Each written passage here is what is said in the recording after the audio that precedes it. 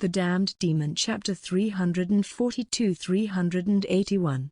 Chapter 342. A promise filled with insanity and desires. In the muted gloom of the eerie chamber, a scene of despair unfolded before Edmund. His eyes were uncontrollably quivering, beholding the horrifying sight before him, his beloved Sabina strewn across the floor, entangled in a snare of delirium that danced menacingly in her hazy red eyes. A broken bar. Her lips were curved into a twisted grin, and her tongue was hanging out as if she had lost it. He could hear the faint, shivering breaths escaping her open mouth. To think that she was violated so savagely until she couldn't even catch her breath, and as if that wasn't enough, her swollen red pussy was inflated with his absurdly thick, alien dick inside her while his cum kept dripping down her body. Phew. Your sister really knows how to show me a good time. It was wise of your sister to answer me before she could have died from feeling too good, right? Asher's chuckle sounded like the gonging of a drum from the depths of hell as he released the chains and threw her on the floor like some lowly object he used and was done with. His gaze, blazing with a fury untold, was tethered to her form. She was lying on the floor naked and with that alien dog's cum all over her body while languidly licking the cum around her lips into her mouth. Did he really lose her? Yet, as though a dark melody had reached its crescendo, a voice, dripping with sarcasm as cold and cutting as an icicle, punctured the tense air. Still, you must be swelling with pride, witnessing her resist this long. We're broken bar, I will kill you, broken bar, I swear I will, a broken bar. Edmund's jaws clenched, teeth grinding against one another like ancient millstones, each word lodged in his throat, choked by a rage too potent to be voiced. You shouldn't go about threatening the man who claimed your fiancé, Asher chided as he squatted before him, a sinister smile playing upon his lips, mirroring the chilling malice flickering in his eyes. With a suddenness that was disconcerting, the predatory grin on Asher's visage suddenly froze, transmuting into an expression as cold and unfeeling as stone. A hand, stealthy and deliberate, snaked into Edmund's hair, yanking his head backward and exposing the vulnerable column of his throat. That's precisely the face I wanted to see, Asher murmured, his voice a venomous whisper that slithered through the tense atmosphere, a face showing your helplessness and despair. Yet, during all those years, when you and Oberon tortured me together again and again, I didn't even have the luxury of expressing them, Asher added with a cold smirk, and your attempt to cripple me down there as well, thinking it would cancel my marriage with Rowena, was indeed ingenious, Asher continued, his smirk widening into a sinister grin.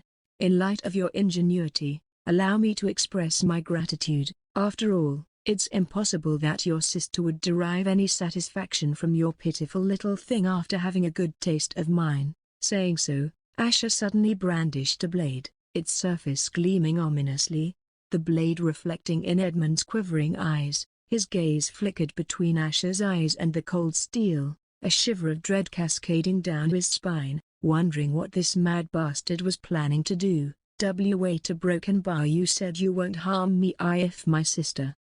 SHLCK. A tense silence thickened the atmosphere, suddenly shattered by the crisp sound of steel slicing through air, followed by a wet thud. Ugh! The ground beneath vibrated ever so slightly, drinking in the chorus of a guttural scream that tore through the looming silence. Edmund's visage, contorted in a dance of unimaginable pain and shock, mirrored the horror before him. His precious stick fell to the ground with a grotesque thud, severed cleanly, the aftermath of Asher's swift and precise action. Blood spurted from the wound in angry jets, staining the earth with its dark, life-giving essence. Ugh!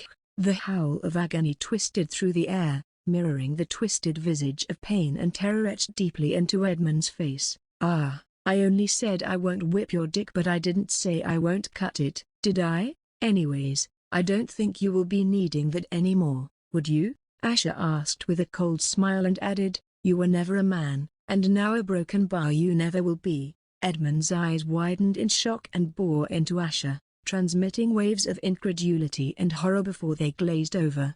He could only stare, the terror paralyzing his throat, unable to even let out a curse. The lights of consciousness flickered and dimmed until the horror and pain of losing his dick rendered him unconscious. Asher observed, his gaze cold and unfathomable as the icy depths of a forgotten abyss, watching as Edmund's head slumped forward. His lips curved slowly, feeling satisfied that he finally took care of this. Edmund was someone who was quite licentious and used his dick to make himself feel good every day, but now, without it, he will just be a shell of what he was. I should be killing you for doing that to my brother. A broken bar. The velvety darkness was broken by the haunting lilt of Sabina's voice, delicate yet imbued with a venomous seduction.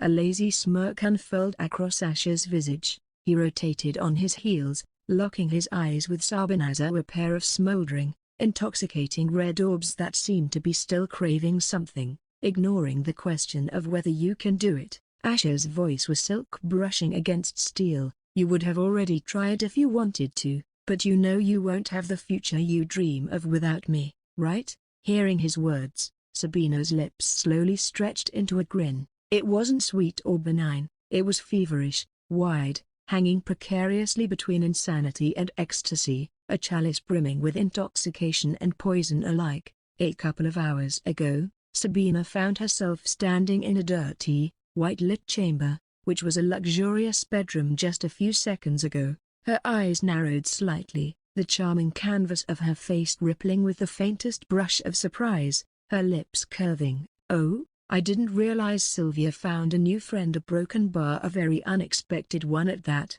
You shouldn't bully my cute junior like that. Like a mirage shimmering into existence, one of the chamber walls became translucent, revealing Asher's silhouette, smirking with a gaze that carried an unfathomable depth. You mean you are the only one who can bully her? You are one to talk, he retorted, a taunting lilt to his voice. But don't worry, I didn't bully her into helping me. She was happy to help out a friend. Sometimes, you should try being nice for a change. A broken bar. Sincerely, of course. Sabina cast her eyes around the dim, glowing runes, displaying hurt with a flutter of her ghostly lashes. A delicate hand placed over her heart. I am feeling quite hurt that you are doing this to me. I thought we were friends too. Asher's gaze narrowed into slits, eyes flickering with a cold, calculated glint. Well, a broken bar. Last time I checked, a person wouldn't come up with schemes to sabotage their friends. Since I can't be easy to kill, the only option was to put a leash on me, like one of your toys.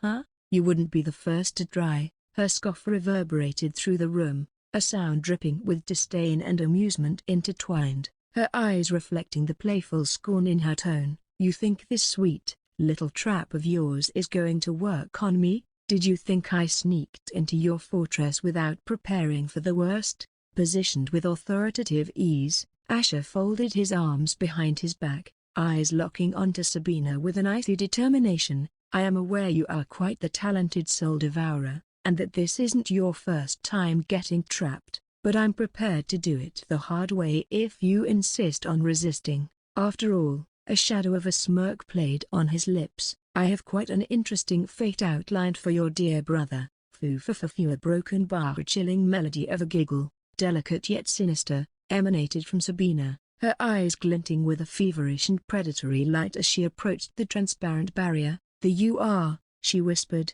a grin slicing across her face, the Asher I've been eager to meet. Did you sincerely presume I'd unknowingly saunter into your trap, navigating alone through your fortress teeming with your loyal followers? Asher's gaze intensified, sharpening into a focused glare, beads of suspicion and contemplation weaving through his thoughts. He had indeed found it peculiar, her seemingly effortless surrender into his lair, almost willingly falling into a setup he planned differently in his mind. As far as he knew and from what he heard from Nader, Sabina was quite the intelligent one, unlike her brother. So, why not educate me about your mysterious ploy? Asher retorted nonchalantly, a subtle shrug rippling through his shoulders. Sabina's lips curved further, unfurling into a smirk brimming with secretive amusement. Did you think I wouldn't discern the slave seal you've branded on your maid during her brief kidnapping by me? With an acknowledging nod, Asher responded, a mystery indeed. With knowledge of the seal, sparing her life wasn't your style. Yet, you released her, fully aware she'd return to tell everything to me. "What game are you playing, Sabina?" Eyes glimmering with unspoken plots, Sabina grinned wider, almost devilishly. "You're an alien in every way, and maybe that's why there's an undeniable allure to you, pretty boy. Without threatening your lovely mate, compelling you to confront me, how else would I secure your undivided attention? Or making you cook up some very interesting plans to punish me for what I plan to do with you?" Asher let out a chuckle of disbelief as he thought in his mind, realizing how crazy this woman was. She planned all this so that he would come after her and show her a very interesting time. "You are more insane than I thought." Asher's voice, laced with a mirthless scoff, flowed through the room. Sabina's lips quirked up, painting her visage with a smile that oscillated between angelic charm and devilish intent. Her fingers, delicate and yet brimming with concealed power, traced the translucent barrier separating them. "And you must be equally or more insane if you are really planning to do whatever you have prepared for me and my brother." His gaze, sharp and discerning, questioned silently, "So, your brother's well-being doesn't concern you?" With a sigh, Sabina's expression shifted, flickering into a facade of disappointment, her eyes casting shadows of unspoken emotions. "Edmund has always been an irksome presence in my life. Marrying him would condemn me to a dreary existence of mundane responsibilities and the tiresome duty of motherhood." "Damn, you are cold. Not that you can be blamed, but," she paused, her gaze sharpening, "I cannot permit harm to befall my house. That's a line I would never cross." Asher arched an eyebrow, prompting clarification with a simple, "What do you mean?" Sabina's eyes narrowed, twinkling with an indomitable will and unspoken plans. "While I may despise my brother, the duty to perpetuate our bloodline and groom the next generation still falls upon my shoulders. But that doesn't necessarily mean Edmund should be the one to share in this responsibility with me." Her gaze, fervent and intense, locked onto Asher's as she added, "Promise to bestow upon me your seed, and not only will I be content, but my house wouldn't have any objections either, at least after it happens. After all, you possess the coveted immortal bloodline, and I can already see a very pretty future for you ahead. Our silent partnership will be beautiful." Surprise flickered across Asher's face, swiftly replaced by contemplation. Sabina was playing a very dangerous game, playing both sides but not without safeguarding her interests and those of her house simultaneously. Her voice, nonchalant but chilling, broke through his thoughts. "But let me warn you, if things don't transpire as planned, I won't hesitate to come after you.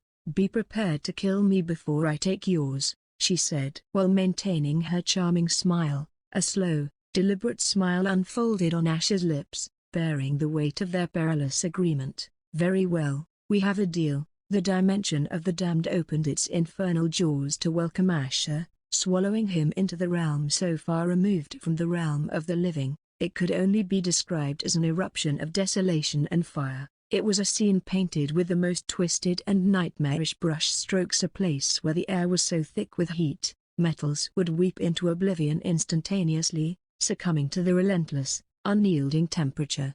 Above, there was no sky, no cerulean expanse painted with clouds or stars. Instead, a fractured mirror hung, an endless ceiling reflecting the hell below. The land, if it could be called such, was a churning image of green-spewing volcanoes, each eruption sending a cascade of molten rage across the rocky surface. Green flames flickered on their gnarled branches of trees that bore no leaves, casting eerie shadows that flickered with malevolent intent. In this chaotic expanse, lakes of the same viridescent lava pooled, illuminating the desolate space with a glow so unnerving, it could only belong to the damned. From time to time, Asher always had a feeling he was underestimating this mysterious dimension and that he had barely touched the tip of the iceberg to discover its mysteries. As he stepped into this realm, it seemed as though the dimension itself sought to claim him, his flesh and skin flaking away as if kissed by an invisible, insatiable fire, leaving behind only a skeletal frame. It was charred to the blackest black, and within its hollow eyes and around its form danced flames of dark green, a hellish and haunting light that mirrored the condemned land around him. His gaze, now glowing points within the skeletal visage, shifted towards a structure in the distance, a cocoon bathed in an ominous glow. It pulsated wildly, the light within flaring and flickering like a heart ready to beat its last or perhaps its first. Smirking inwardly, Asher moved forward. "Seems like you are ready," he mumbled, his voice echoing within the vast nothingness. Approaching the cocoon, without hesitation, his skeletal hand, wreathed in those haunting flames, shot forward, striking the surface of the structure. With a sound akin to shattering glass, the cocoon fractured, lines spreading across its surface before it shattered completely. Amid the settling dust and the collapsing shards of the broken cocoon, a figure began to manifest, imposing and tremendous in its nightmarish majesty. It was a grotesque mix of man and dragon, a silhouette carved from the depths of despair and forged in the cauldrons of hell. His skin was a blend of black and volatile magma, a sheet of shimmering scales and burnt flesh. Half his visage was flesh while the other was a charred black skull. The terrain of his body mirrored the volatile, rugged topography of the damned dimension, spiky and rough, encapsulated in an eternal dance between solidifying rock and flowing magma. Wings, vast expanses of blackened, magma-drenched membranes, unfurled with power that seemed to pulsate through the accursed atmosphere, casting shadows so deep they looked like chasms into the abyss. But for all his intimidating, monstrous grandiosity, the creature immediately sank into a position of deference upon sensing Asher's presence. His submission was absolute, an unspoken allegiance born of unendurable torment and subjugation. "Aganon, how does it feel to be damned?" The question, hanging in the sulphurous air, spilled out of Asher's bony mouth with a cold, deliberate slowness. Aganon's head, a cathedral of scars, scales, and burnt cranium, lifted gradually. The eyes that met Asher's were fiery chasms of dark green, swirling with emotions so deep and dark they were almost unfathomable. Yet, no words fell from Aganon's lips. Silence, thick and oppressive, cloaked the space between them. "You sought to enslave my kingdom, to chain my wife and her people to the whims of you and your kingdom," Asher continued, his voice a steady, unfeeling murmur. "Yet here you are now, damned for an eternity. Every second of your existence will be a torrent of unending agony, your soul fracturing over and over until there's nothing left to break, a broken bar, nothing but an empty shell." He took a step closer to the kneeling, imposing figure, eyes narrowing. "You'll serve me, with every fragment of your being dedicated to fulfilling my wishes, and through it all, you'll bear witness to your own despair, but incapable of expressing the depth of your pain on that face of yours or whatever is left of it." In response, Aganon remained silent, yet for a fleeting moment, the flickering flames within his dark green eyes seemed to waver, reflecting an ocean of unspoken torment. On the last week of the quest, the muffled sound of rapid footfalls echoed through the verdant expanse as two women dashed through the wild paths of the forest. Their clothes, crisp and white, were stained with the ink of the earth, bearing testament to the ordeal of their quest. Their breathing was ragged but determined, matching the urgent cadence of their strides. However, their eyes were vigilant, making sure to watch their surroundings and look out for anything hostile. The long tendrils of the one's blue hair flowed like a chaotic river, matching the tension on her face. Her eyes, brilliant and bright like the midday sky, flickered with unrest. "Amelia," she gasped between breaths, a nervous timbre threading her voice. "Are we truly nearing the place?" Amelia's nod was firm and resolute as she parted away the chestnut strands of hair that was falling over her face. "Yes, I had overheard a few strong groups talking about their favorite safe zone in this mini dungeon. I bet we are very close, and let's pray they are camping there. We can't risk ourselves running for too long in the open." A semblance of relief brushed over Rachel's features, eyes momentarily closing as her hand instinctively clasped the pocket of her pants, safeguarding what was within. "This Devia we stole from that villain is our only shield, but it would only matter once we get home safely. After that, he wouldn't dare to come after his, lest his prized possession fall into the hands of his demon enemies." Amelia's smirk bore the sharpness of a blade, eyes glinting. "Indeed, no demon can resist, and they would not hesitate to carve him open for it. It's a good thing I also took the phone, which had those photos, just in case." though we have no reason to worry even if he made copies, but it's a pity we couldn't get Emiko and you out. It is a broken bar. Rachel nodded, feeling bad for those two poor girls. Images of her days as that villain slave flashed in her mind, the embarrassing things she had to do to lower his guard, get on his good side, and finally steal his devia. She winced as she remembered how she volunteered to put a vibrator inside her pussy since he suggested it might make him happy, but the worst part was he wouldn't let her remove it and make her walk around with it still inside while carrying out menial duties like cleaning the bathroom or setting his bed. It was so frustrating when he only kept watching while the vibrator was wreaking havoc inside her, creating an unbearable itch she couldn't do anything about. And the most humiliating part was that she was beginning to lose it and had no choice but to ask that villain to do something about it. Only upon hearing her plea would he make a move and take out the vibrator to fuck her until the itch wasn't bothering her anymore. Rachel didn't know if she should feel disgusted at herself for asking for it and feeling good in the process. No matter how much she wanted, he had a way of making her body bend to his will.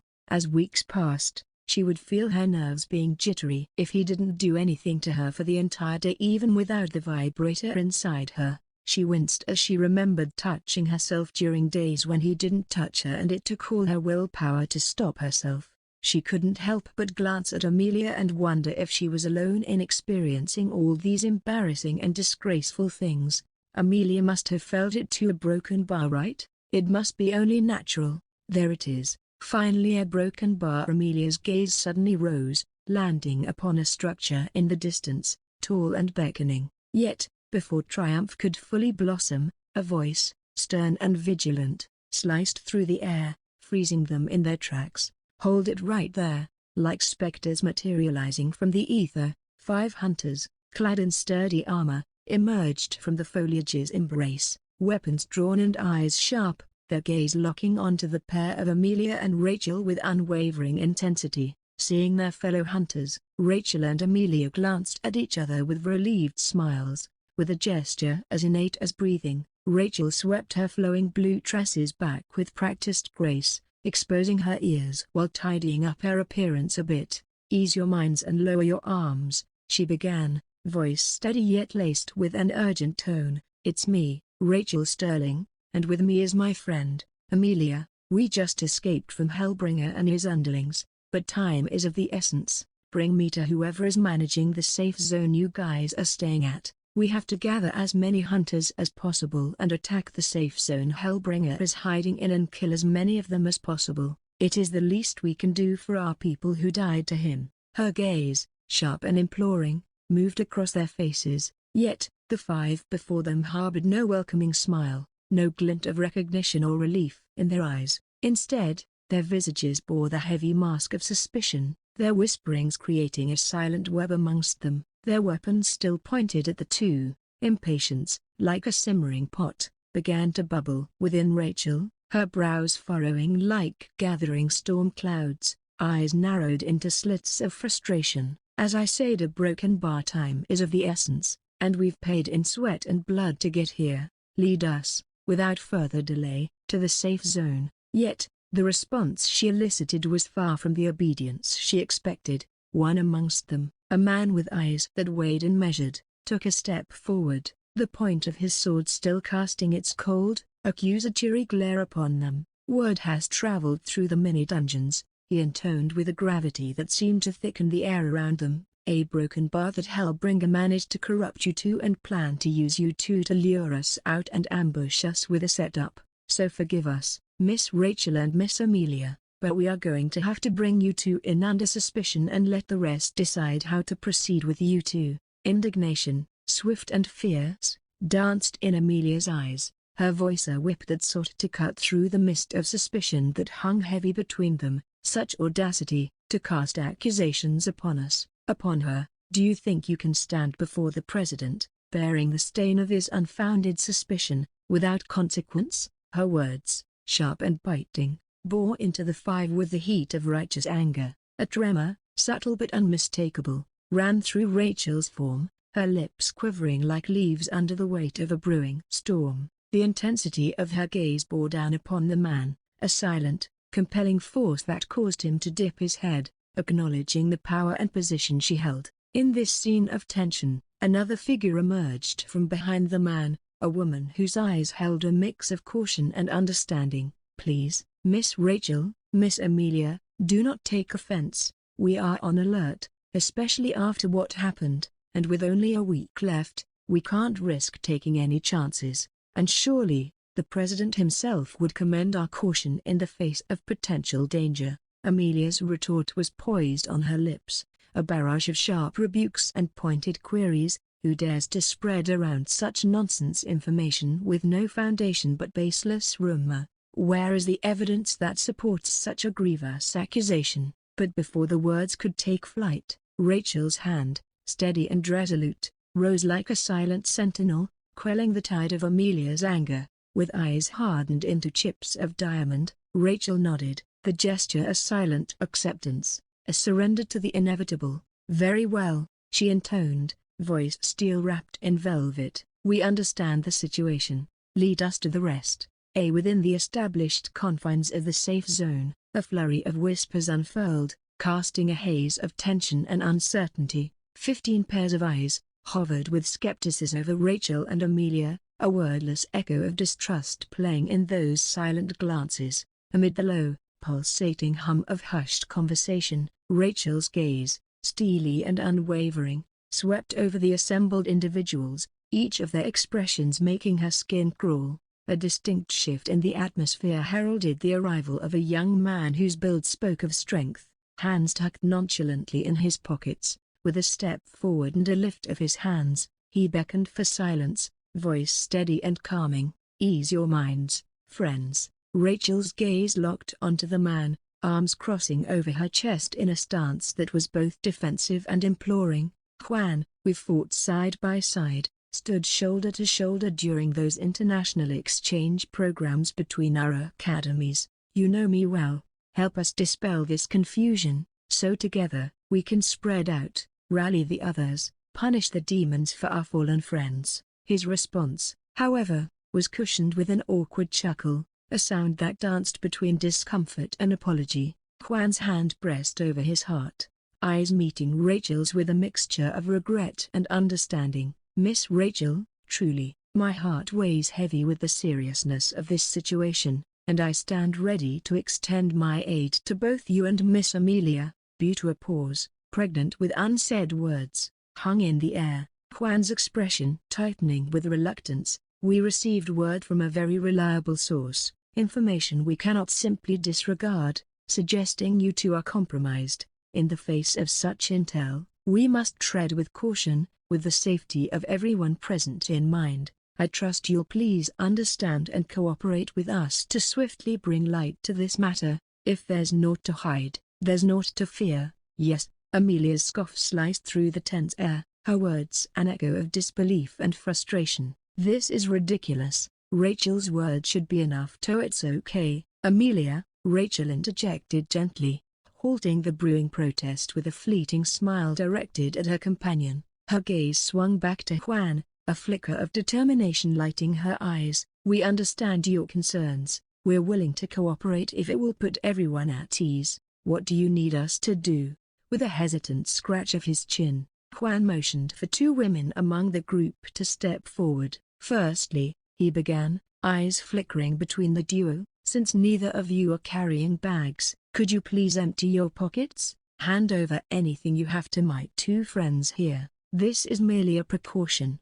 Whatever you hand over will be returned if it's harmless." Amelia shook her head, her gaze a blend of incredulity and defiance. "Why should we empty our pockets? If we had some dangerous intent or concealed weapon, wouldn't we have utilized it already? Stop treating us like criminals. We're distinguished hunters." Juan exhaled a weary sigh, eyes beseeching. "Miss Amelia, I implore you, let's not complicate matters further. Refusal only casts further doubt, and that helps none of us. There's nothing incriminating to hide, is there?" Amelia's eyes darted towards Rachel, a ripple of anxiety flickering within them, reflected in the tremulous pupils of her companion. The outline of a phone, barely discernible against the fabric of Amelia's pocket, caught Rachel's eye, sending her heart into a frantic cadence. Her eyelids dropped, veiling the storm within. The memory of something that villain had said earlier began to echo in her mind. You are just like your father. You care about your face more than your own morals and values. You are willing to kill, to destroy, and ruin everything as long as your image is intact. You are no hunter. You never deserve to be one. Rachel's fists tightened as she shook away his voice from her head while mumbling inwardly,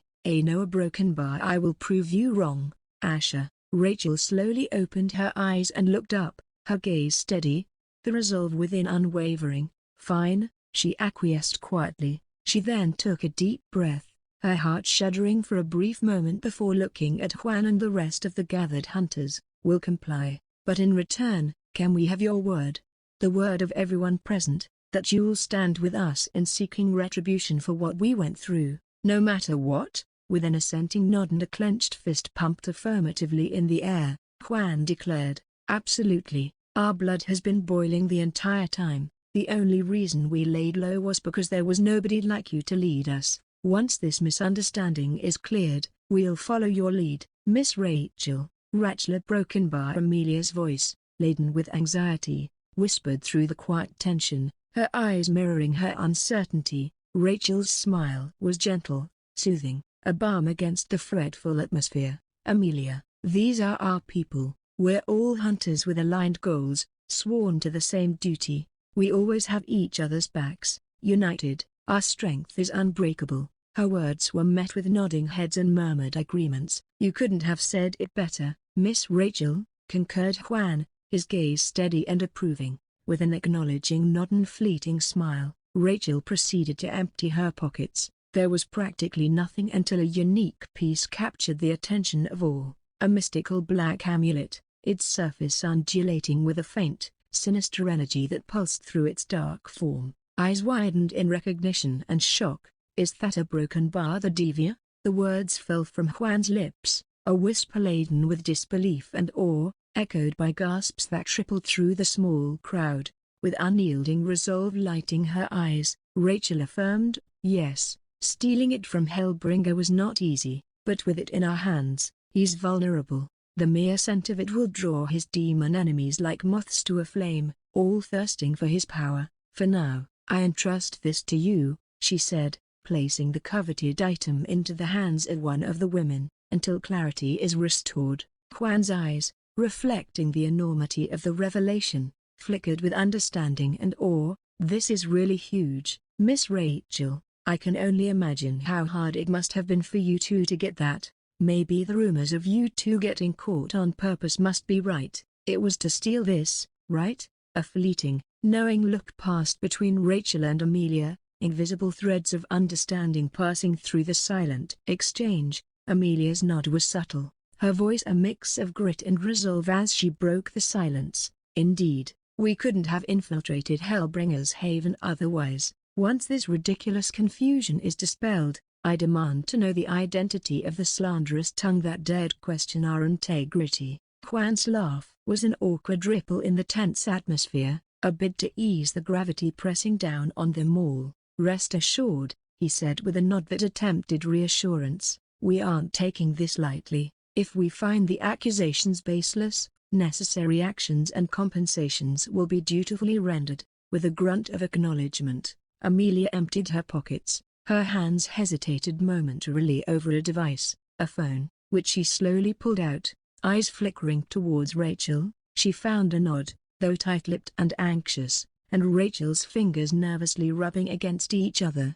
Juan's eyebrow arched in visible surprise. A phone? The incredulity in his voice mirrored his expression. Whose might that be? It's a broken bar, another item we stole from Hellbringer, Amelia replied, stiffness coating her words, painting a veneer of calm over the undercurrent of anxiety rippling through her voice. A chuckle of disbelief escaped Juan's lips. A demon with a phone? That's a broken bar. Interesting. I should definitely take a look at it. May I? With a sigh that whispered through the tension, Amelia relinquished the device, placing it into Juan's awaiting hand. How dumb of him. It only has a pattern lock. This should be easy for me to figure out. Juan mumbled as he caressed the screen with his forefinger as if to discern something. The subtle tension in Rachel's form intensified, her fingers pressing into one another, heartbeat a throbbing drum against her ribs as she awaited the unfolding of the next moments with bated breath. As Juan navigated through the device, his expression became bewildered. "What on earth?" he muttered, making Rachel hold her breath. "There is nothing here." Juan added as he presented the screen for both women to witness. The gallery was an empty chasm, devoid of any contents. A sigh of relief fluttered within Rachel's chest, feeling an immense burden lifting, unfurling its tight grasp from her heart. With a flicker of her gaze towards Amelia, she found an equal sense of bewildered relief reflected in her eyes. It seemed like Amelia also had no idea how all of it got deleted. Was it possible, Rachel wondered with a seed of doubt sprouting within, that villain had eradicated every piece of evidence? But why? Did he make copies? However, before any solid conjecture could take root, a distant hum resonated through the atmosphere. Heads turned as if drawn by invisible strings towards the source of the sound, eyes landing on a sightstone sphere lying innocently on the ground. Within its confines, it projected an image, a shocking image of Rachel and Hellbringer, an elite hunter and a notorious demon, their lips locked in an intimate embrace. "Oh my God, what in the name of the angels?" A broken bar gasps shredded through the hush, shock rippling through the assemblage like a stone disturbing still waters. The image was a silent scream, a hunter and a demon entwined, an illicit and forbidden dance of love painted for all to see. The image changed to show another where she was posing with him in a very raunchy way while looking at Hellbringer as if he were her world. The images kept changing to show one after the other, making everyone unable to take their eyes off it. It was like seeing each image was sending waves of shock through them, shattering the image they had constructed of a certain someone in their minds. And then the image changed again to show a video of Rachel deep-throating the demon's grotesque dick and even swallowing his cum. "Ugh, you, how disgusting." Somebody shut it down. For Rachel, it was as if the ground beneath had given way, her heart plummeting into an abyss of fear and disbelief. Her eyes, wide and brimming with a cocktail of emotions, snapped towards the display, taking in the damning evidence. A torrent of whispers swirled round them, each word a needle pricking at her already fragile composure. "What is the meaning of these?" A broken bar. Rachel. Juan's voice cut through the murmurs, sharp and demanding, unlike before, casting a shadow over Rachel's face with its intensity. Rachel found her voice, a threadbare whisper brushing against the tense air. "Yeah, broken bar. I don't know how a broken bar. This isn't what it looks like." She had prepared herself for this when Juan went through the mobile. She spent so many weeks under that villain who kept mocking her and making her feel bad for what she did to Amelia, and facing Amelia every day and seeing her risk her life again despite what happened only made it harder to endure guilt. So she had sworn to herself that she would never commit such an evil act again, and to do that, she was willing to right her wrongs by facing her problems head-on so that not even he can have a hold on her anymore, while redeeming herself to become worthy of holding on to her last name and being a hunter. She was determined not to live in fear for the rest of her life and not give demons like Asher a chance to corrupt her into doing evil things. But when these projections of images suddenly sprang out, it took her by surprise. She felt her heart pounding in her chest, a drum of anxiety and desperation echoing through her ribcage. The air was thick with accusation, eyes gleaming with suspicion and betrayal, pinning her down with their intensity. "So the info we got was accurate, huh? You've been corrupted by Hellbringer longer than we thought?" Juan's voice was stern, a rigid edge of disbelief and accusation weaving through his tone. "She was planning to lead us into a trap," a voice from the crowd called out, laden with accusation. "I can't believe we looked up to her," another voice chimed in, dripping with disappointment and disgust. Rachel's face twitched at the sharp words, feeling like slashes across her resolve. Her chin trembled, but she quickly pulled herself together, raising her voice above the mounting whispers. Please, let me explain."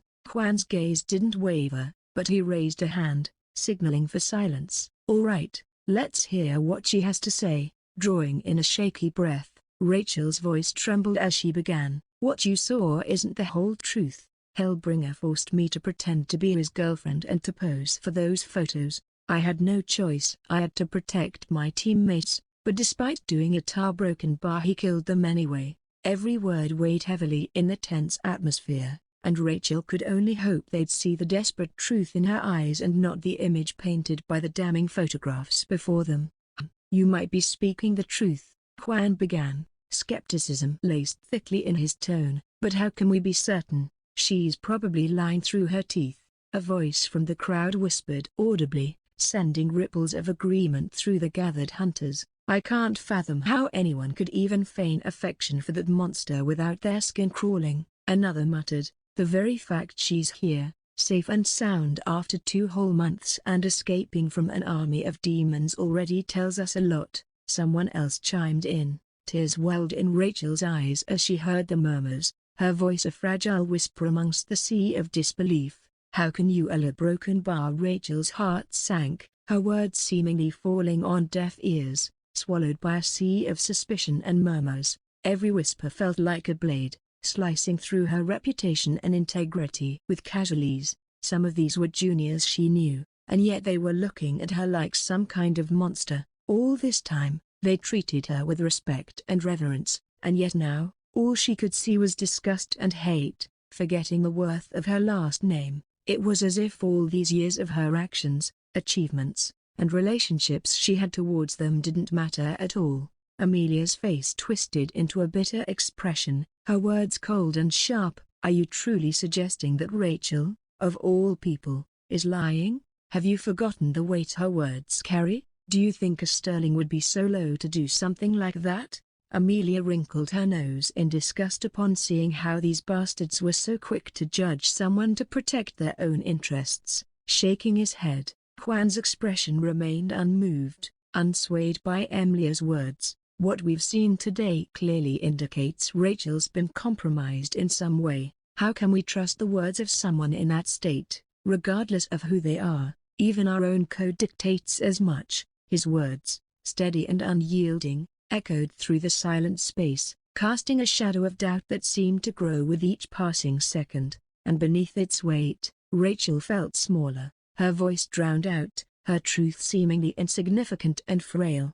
Her voice cracked but remained steady, mirroring the resolve in her shimmering blue eyes. How can you all doubt me like this, ignoring the fact that my father is the president? I proudly and honorably served our world and our people ever since I became a full-fledged hunter. I put my life in line every time to protect us, and I guided so many juniors to do the same. How could you all, even for a second, think that I would disgrace myself by doing such things on purpose? Is that how little you all believe in me even when there is no solid evidence to disprove my words? Clap a broken bar, clap a broken bar, clap. The air hung tense, charged with anticipation, when an unexpected sound cut through a series of slow, deliberate claps resounded, slicing through the tense atmosphere. Startled, eyes flickered, finding the source. A tall man, draped in a brown cloak, his face half hidden, advanced with applause resounding in the still air. He ceased clapping, lifting his gaze, his lips curving as he spoke. Quite the speech, Rachel. His voice was steady, a hint of mockery woven through the solemnity. But let's not muddy righteousness with lies. It's a bit disheartening, hearing that and experiencing betrayal from my fiancé or ex-fiancé, I would say. With a fluid motion, he drew back his hood, revealing pallid skin stretched taut over sharp features, green eyes dimmed yet carrying a subtle darkness within their depths. His hair was no longer neatly combed but disheveled and dry. Rachel's heart skipped, eyes widening in recognition, voice barely above a whisper. Victor, you are alive?" Heated whispers rippled through the clearing, as eyes darted between Rachel, Amelia, and Victor. His scoff cut through the atmosphere, cold and tinged with disdain. "Shock on your face says it all, doesn't it, Rachel? Do you feel cornered because I, whom you thought you'd used and discarded, am still breathing?" Rachel, her eyes wide and hands trembling, adamantly shook her head, pointing an accusatory finger towards Victor, voice sharp yet shaky. "That's not true. You tried to kill me first to save your own skin. Amelia saw it all unfold. Amelia, with fire flashing in her eyes, nodded vehemently in agreement. Indeed, I'm not sure how you managed to crawl back from the brink, but you need to stop spewing lies, Victor. Could it be Broken Bar you are the reliable source who spread these vile accusations about us? That's enough. Before either Rachel or Victor could retort, a thunderous voice cut through their exchange. Juan's eyes were ablaze with anger, his gaze like daggers directed toward Rachel and Amelia. How dare the two of you tarnish Sir Victor's reputation with your lies? Rachel was taken aback, a gasp escaping her lips as she witnessed the change in Juan's demeanor. The crowd mirrored his hostility, their eyes now fixated on Rachel with suspicion and disdain. The shift was palpable, leaving Rachel internally questioning how they could believe Victor over her when he was also held captive by Hellbringer. Juan, all of you are Broken Bar. You're being deceived. You have to believe me. Please be Broken Bar, Rachel implored, desperation edging her voice, her eyes darting between Juan and Victor. But as her gaze landed on Victor, she caught a subtle, triumphant smirk playing on his lips. A wave of fury and disgust rolled through her, yet she was powerless against the tide turning against her. Juan's scoff echoed, resolute and dismissive. That's enough, Rachel. Sir Victor suffered unimaginable tortures, humiliations, for an entire week because of your actions, and as if that wasn't enough, nasty rumors were crafted about deeds he never committed, purely out of spite. They then threw him out, thinking he died. But how could someone as great as him die so easily? He returned to us, bearing the truth of the events transpired, a truth apparently quite different from your made-up story for obvious reasons. What a Broken Bar! Rachel felt her nerves twisting upon hearing this ludicrous story. In a whirlwind of disappointment and fury, Rachel's eyes dimmed, a mixture of sadness and anger pooling in her gaze as she observed the hunters that had once placed their trust in her now aligning themselves with Victor's falsehoods. Juan, sensing the shifting tides, sidled up to Rachel with stealthy steps, whispering low enough for only her ears to catch, "I mean no disrespect, Miss Rachel. Victor reached us first with a compelling tale, seeking our aid to apprehend both you and Miss Amelia. In return, he promised us a bright and enticing future." However, a Broken Bar. Juan's eyes, cunning and calculating, narrowed slightly, a sly smile playing on his lips.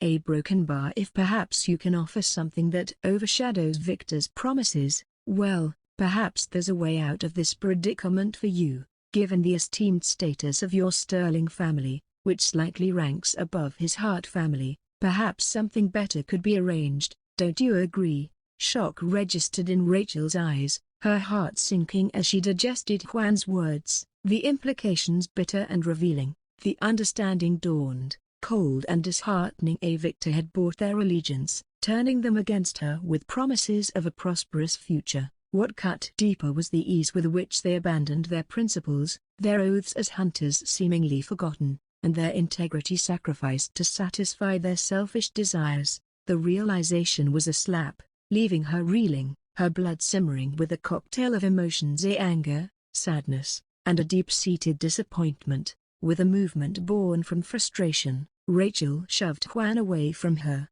The man staggered back, surprise written all over his features as Rachel's voice, sharp and condemning, sliced through the tense atmosphere. "Each one of you, standing here, willing to sell your loyalty for promises and future gains, is a disgrace to the proud lineage of hunters. You tarnish our code, sully the noble deeds of those who came before us, throwing away your honor for personal gains." A brief, flickering silence washed over the group at Rachel's words, their eyes averting, unable to meet her gaze, faces filled with a hint of shame, a shadow of guilt. Even Juan, whose previous confidence flickered, stumbled upon a grunt, an uncomfortable, trapped sound. Ha! Broken Bar. Cutting through the tense quiet, Victor's laughter rang out, cold and derisive, echoing within the confines of their makeshift congregation. "What a splendid speech again, Rachel," he scoffed, stepping forward, green eyes sharp and mocking. "Sleeping with one of the most evil demons, and still you assume you can stand there, lofty and untouchable, preaching to us." Hearing his words, Juan and the others regained their previous energy and looked at Rachel with scorn. Rachel's hands clenched at her sides, fists tight, her nails digging into her palms. She inhaled sharply, steeling herself. "You're right," she admitted, voice steady though it cost her. "I've fallen far, but today marks a change. From today on, I will try my best to atone, even though it can't erase my past mistakes." Her eyes, shimmering with unshed tears, flicked to Amelia, apology written clearly within their depths. "Amelia, I lied to you, and I'm truly sorry. That day, I did try to kill you to save myself. For that, you should never forgive me." Amelia's eyes widened, a pained expression forming on her face as she whispered, "Rachel." Broken bar. Victor's mocking laughter filled the space again, contempt dripping from every syllable as he retorted, "Quite the fall from grace, Rachel. Who could have known you even tried to do something horrible like that to your best friend?" With a hard swallow, Rachel fixed her gaze upon Victor, eyes hard, resolve stealing within them. "You may revel in my wrongs, Victor, but neither you nor anyone here holds the right to detain or judge Amelia or me." Her voice rose, steady and clear. "We are leaving." With a final, lingering glance filled with a complex pool of emotions, Rachel turned, ready to leave with a heavy yet unburdened heart. "You think you can just walk away after all that?" The chilly drawl of Victor's voice halted their steps, the timbre of it tinged with malicious amusement. Rachel spun around, eyes wide with disbelief, taking in the tight circle the 15 hunters had formed around her and Amelia, a silent, oppressive ring of hostility and suspicion. They were now bearing weapons, their intentions clear and dangerous. Her fists clenched upon feeling their killing intent slowly filling the air. Unable to believe this was happening, "Victor," Rachel bit out, her tone icy, frosty eyes narrowing on his figure, "what is this?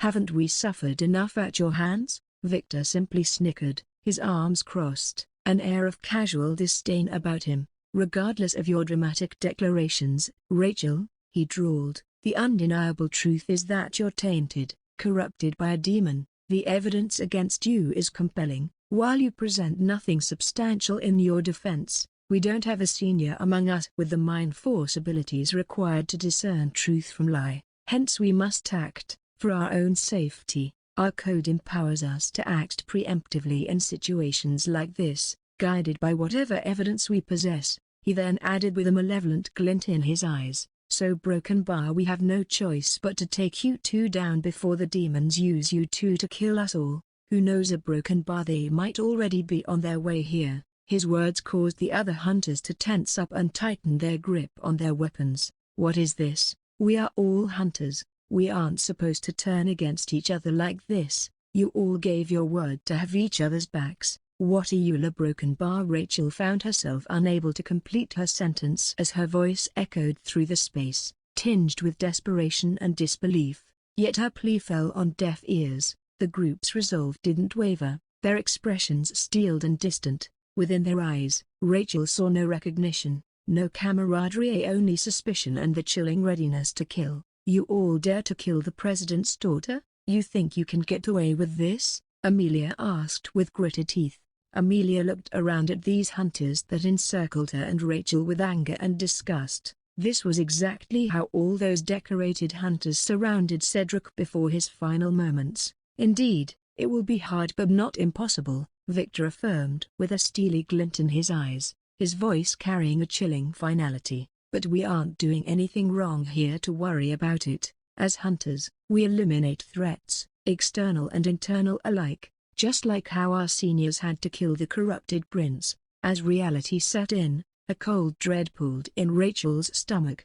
These were her comrades, people she considered her brothers and sisters in arms, yet at this moment, they stood ready to strike her down. She could see some of them showing reluctance and nervousness, yet their hands were still on their weapons, and their lips sealed. The very notion sent a shiver down her spine, and suddenly, her heart trembled upon realizing something. The tremor in Rachel's voice was unmistakable as she posed the question, a question born of a dawning, dreadful realization: was Golden Prince truly a Broken Bar corrupted? She blinked, her eyes shimmering with unshed tears. voice barely above a whisper, yet laden with the weight of a suspicion too horrific to utter louder. Victor's laughter, devoid of humor, reverberated through the tense air. "Ha ha, look at you. Don't tell me you were in cahoots with the corrupted prince before he died?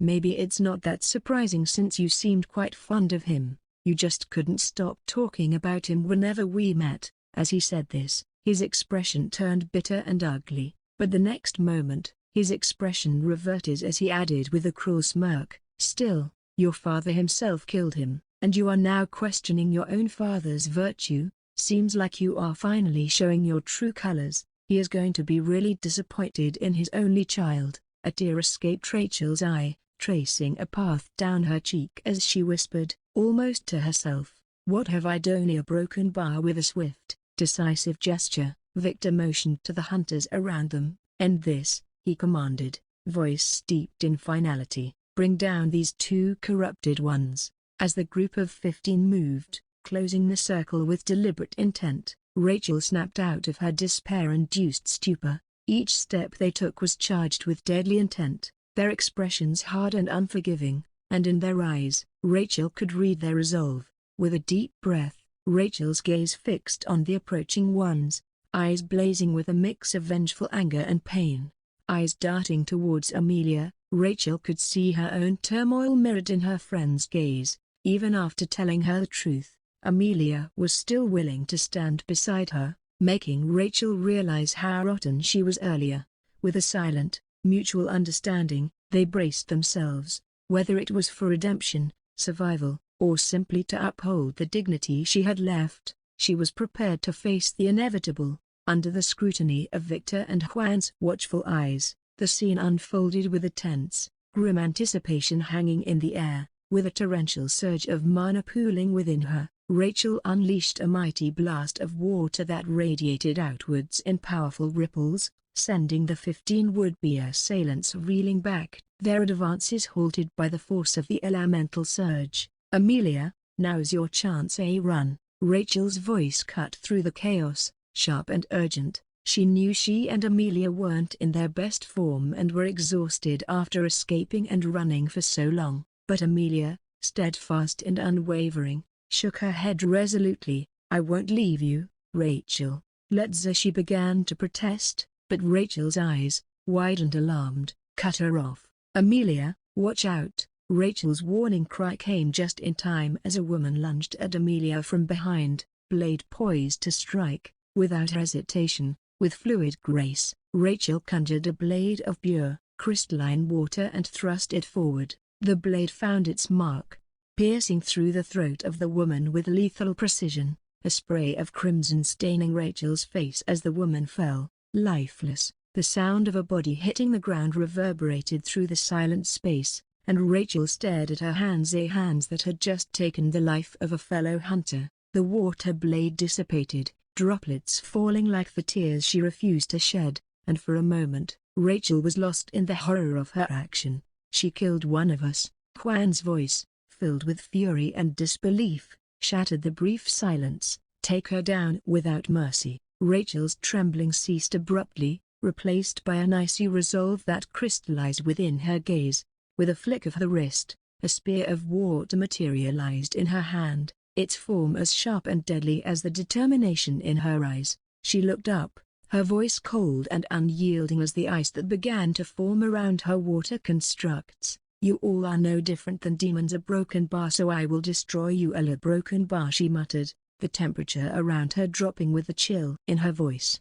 The battlefield had turned into a cinematic showcase of elemental powers, the sheer scale and raw power on display a mirror to the strength of Rachel and Amelia. Rachel, with the intensity of her gaze, focused on her adversaries, summoned a massive water turtle. The earth rumbled under its small movements while its elemental eyes bore down on everyone before it, making them feel insignificant. The sheer size of the construct was a spectacle, with its shimmering, transparent shell reflecting the light around them. Its jaws, formidable and swift, snapped menacingly, severing the heads of those who dared approach Rachel with terrifying efficiency. "That's Galleon the Unbreakable. She has already mastered the Sterling signature move," Shouts of shock and terror passed among the hunters as they tried to dodge and evade. However, not every one of them was lucky, as Galleon's jaws were too fast and extended forward to snap off their heads. And as if to make things worse, besides Rachel, Amelia was a storm incarnate. Her hands danced with swift, precise movements as she blended the elements, save fire, water, air, and earth. The ground rumbled and quaked as pillars of stone rose, only to be shattered by gusts of wind that also fueled the fire in her palms. This fire mingled with water, creating superheated steam that scalded and blinded their attackers. Each move she made was a whirlwind of destruction, leaving scorched earth and toppled trees in her wake. From their vantage point, Juan and Victor observed the unfolding devastation. Juan, clearly impressed despite himself, commented, "The rumors of the prowess of the president's daughter and her best friend didn't exaggerate. The two of them together is a nightmare to deal with, but she wasn't this good earlier."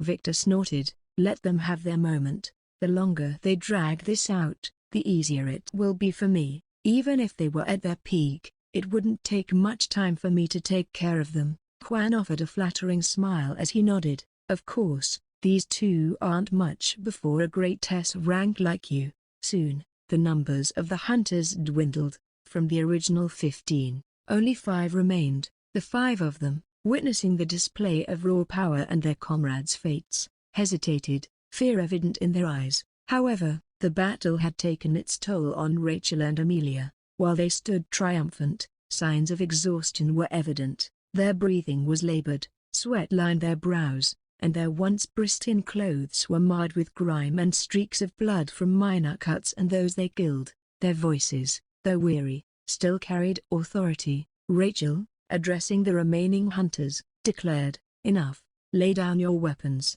and we can talk. No more blood needs to be spilled." Rachel knew there could be no more talking, but she didn't have enough mana left to go on, and she could see that Amelia was the same. She gritted her teeth, determined to not die to this injustice. She can't let them kill her and go home and portray her as a corrupted hunter and destroy everything she had stood for. Victor, a smirk playing on his lips, leaned in towards Juan. "It's your move, isn't it? They're hanging by a thread. Finish the job." Under the gaze of Victor, Juan squirmed slightly. Was it really wise to kill the president's daughter and a young miss from a high-class family? He was expecting Victor to scare them to death to make them confess and not to actually kill them. "What, you want to forever remain an A-ranker? Didn't I tell you I am going to take care of the aftermath?" Victor asked with a smile as he gripped Juan's shoulder. There was a flicker of hesitation in Juan's eyes, quickly extinguished by the flames of ambition and nervousness. With a shaky nod, he agreed, "All right, I will get rid of the corrupted ones." Rachel, despite her weakening state, stood firm, locking eyes with Juan, whom she knew was a formidable mid-level A-ranker and stronger than the rest she had defeated. However, there was no fear in her gaze, only a piercing clarity and conviction. "Juan, remember this, karma is relentless. You and Victor won't escape the consequences of your actions no matter what happens. Then we will just have to make sure it will never catch up with us." Juan's eyes sparkled menacingly, electric blue currents of energy swirling around his palms. Without another word, he thrust his hands forward, unleashing a torrent of vicious, snapping lightning towards the weakened duo. The air cracked open with the sound of thunder as blinding bolts descended upon Rachel and Amelia. Each streak was a dance of destruction, a cacophony of raw, unbridled power that lit up the gloom with its furious glow. Rachel and Amelia couldn't dodge in time, nor did they have enough mana to defend themselves. Ugh! They were engulfed in a blaze of electric fury, their screams piercing the charged air. When the lightning subsided, the pair were on the ground, smoke rising from their charred clothing. Blood dribbled from the corners of their mouths, their bodies twitching spasmodically from the aftereffects of the electric onslaught. Rachel's eyes, once vibrant and full of life, were now dimmed, flickering like a candle in the wind. Amelia was no better off. Her fiery spirit seemed extinguished, leaving behind a fragile shell. Victor said from afar, his eyes glowing with a dark light, "Well done, Juan, but they are still breathing. You should learn how to finish them off properly." A broken bar. Sorry for that. Juan winced before his gaze became determined. His hands, crackling with fatal energy, were poised to unleash the final blow upon the vulnerable Rachel and Amelia. Rachel closed her eyes, her nerves still shaking with anger and indignation at going to die like this, under the hands of a hunter, while her name would forever be disgraced in the eyes of the others. Yet, just as she was waiting for death to claim her, a discordant note sliced through the tense atmosphere. Whiz! A sinister ring blade, aglow with eerie dark green flames, whistled through the charged air, lodging itself with ruthless precision into Juan's throat. HRRK, a gasp, choked and gurgling, escaped his lips as his eyes widened with shock and pain. Blood, as dark and rich as wine, spurted from the wound, bathing the ground in a macabre shower. Rachel's eyes flickered open at the unexpected interruption, widening in disbelief as they fell upon the blade's owner. Emerging from the dimness, his gaze as cold and dark as a winter night, was Asher. His presence, ominous and commanding, bore down upon the clearing, washing over the corpses before him like a tide of impending doom. Were broken bar. Rachel's voice, barely above a whisper, trembled with a complex mix of relief and apprehension. In the twisted fate of their lives, who could have foreseen that she would find solace in the sight of a demon, especially him? Behind Asher, Imako, and Yua trailed, making Rachel feel surprised to see them as well, though her vision was becoming blurry and she felt too tired to keep her eyes open. With a subtle gesture from Asher, they moved forward to tend to the wounded Rachel and Amelia, their hands glowing with the soft, healing light of their powers. Victor, meanwhile, was a picture of paralyzed fear. His eyes, once brimming with arrogance, now flickered with the unmistakable glint of dread. Each step back he took seemed laborious, weighed down by the gravity of Cedric's arrival. Suddenly, he made a desperate dash into the embracing darkness of the forest. Each of his strides bore a frantic energy, launching him forward with bursts of acceleration that left indentations in the earth. Asher curved his lips upon seeing Victor disappearing into the forest. In an instant, Asher's form vanished from the spot. The forest's ominous silence was broken only by Victor's pounding footfalls and the ragged cadence of his breathing. But his eyes widened as a sinister grip suddenly enveloped Victor's shoulder, a vice of unrelenting strength that propelled him to the ground with spine-jarring force. Ugh! A groan escaped his lips as he found himself staring up at the sky, the clouds obscured by the looming silhouette of Cedric. Panic flashed across Victor's features as he scrambled upright, hands raised in a gesture of placation, his voice tremulous yet insinuating. Look, I did my part, didn't I? Rachel and Amelia were captured, just as you wanted. Can't we just a broken bar forget the past and start anew? I was never involved in what happened that day, so you have no need to hold that against me. A broken bar, right? Asher's laughter, cold and devoid of true mirth, sliced through the tension-laden atmosphere. He shook his head, eyes locking onto Victor's with a predatory intensity. The past can never be forgotten. It has its way of hunting you down, and you were aware, weren't you, Victor? You knew all along what your sister and the others planned to backstab me, yet, you chose to stand aside only because you were actually scared you might not make it out alive just like those 20 of them. Victor's throat worked convulsively, the visible bobbing of his Adam's apple betraying his mounting fear. He stumbled back as the ground beneath him seemed to tremble with foreboding, and he let out a shaky attempt at negotiation. The broken bar. The WHA planned it all, Cedric. I was but a pawn in their grand scheme. It's not like I could have altered the course of events. And what about our deal, huh? A sound, halfway between a chuckle and a sigh, spilled from Asher's lips, laden with disdain. With a burst of speed that barely registered, he closed the distance, his hand snaking out to clamp around Victor's throat with an iron grip. Really now, Victor, he taunted with a glint in his eyes. Did you genuinely harbor the illusion that you'd walk away from this unscathed? But I think deep down you already knew that. Still, despite knowing the odds, you just couldn't help but hold on to that slight but hopeless chance of survival. That's so you, but don't worry, I am not going to kill you. Victor's eyes flickered with a flicker of hope at Asher's words, but it was extinguished almost immediately. I won't grant you the mercy of death, Asher whispered, his voice a soft yet menacing tone. I promised you eternal damnation, and that's exactly what you'll receive. Terror gripped Victor, seizing him in its cold, relentless hands. Before he could even muster a plea, Asher's ring blade wreathed in dark green flames. With a core of shadowy malevolency sank into his chest. Ugh! The forest was suddenly alive with the echo of his agonized screams as the flames consumed him, a melody of pain and despair that reverberated throughout the place, and the next moment, Victor's presence vanished from the realm of the living. Victor found himself consigned to a horrifying, fiery purgatory, entrapped within a realm that defied logic and mercy alike. A barren wasteland of jagged rocks and molten dark green lava lay sprawled in every direction, the air saturated with the bitter stench of death. Ugh, Cedric, but he didn't have the luxury to take a look around as the heat was insufferable, pressing into him from all sides, searing his skin, melting his flesh, but refusing to grant him the release of death. His guttural screams reverberated through the desolation, a harrowing sound of pure, undiluted agony. As lava converged upon him, it began to envelop him, to build a cocoon of molten rock around him that imprisoned his charred form. Yet his screams, persistent and haunting, permeated through the infernal prison until they were forever silenced.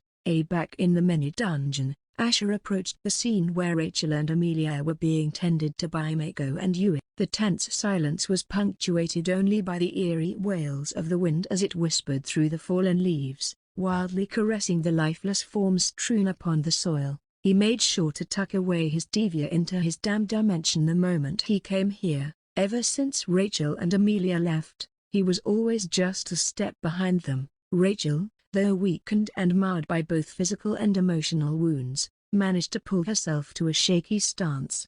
Her eyes, once vibrant with determination, now harbored a hollow grief as they flitted over the bodies of all these hunters whom she had put her faith in only to be betrayed. Upon laying eyes on Asher, she closed her eyes, a single tear escaping to trail down her dirt-streaked cheek. "Kill me," she uttered, her voice barely a whisper yet laden with a heaviness that betrayed the turmoil within. "And get it over with."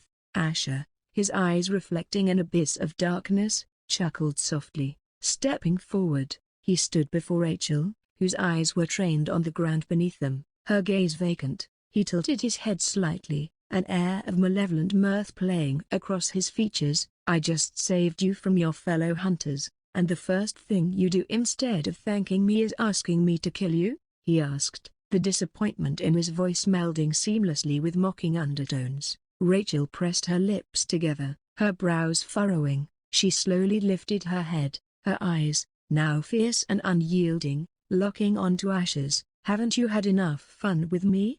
Her voice was cold, a blade thinly veiled by velvet. "I never thought you would use Victor to do this to us. You are so despicable." Nodding almost imperceptibly, Asher leaned in slightly. "Maybe, but because of what I did, you were able to see the reality of what your own people are like. They didn't even hesitate much to betray you. Hell, they were ready to kill you just for some personal gain. It must suck to realize that you put your life at risk for these kinds of people as well." Rachel's lips quivered, barely perceptible, yet revealing the hairline fractures in her composed exterior. Her voice, scarcely above a whisper, eked out, "Why do you care?" A broken bar. Asher sighed before his arm shot out and wrapped around her waist as he pulled her into a tight embrace, making her body press against his. "Let me go." A broken bar. Rachel winced as she weakly struggled to push him off. "Now is not the time to be angry at your master, but I do care, as I promised you before our relationship started.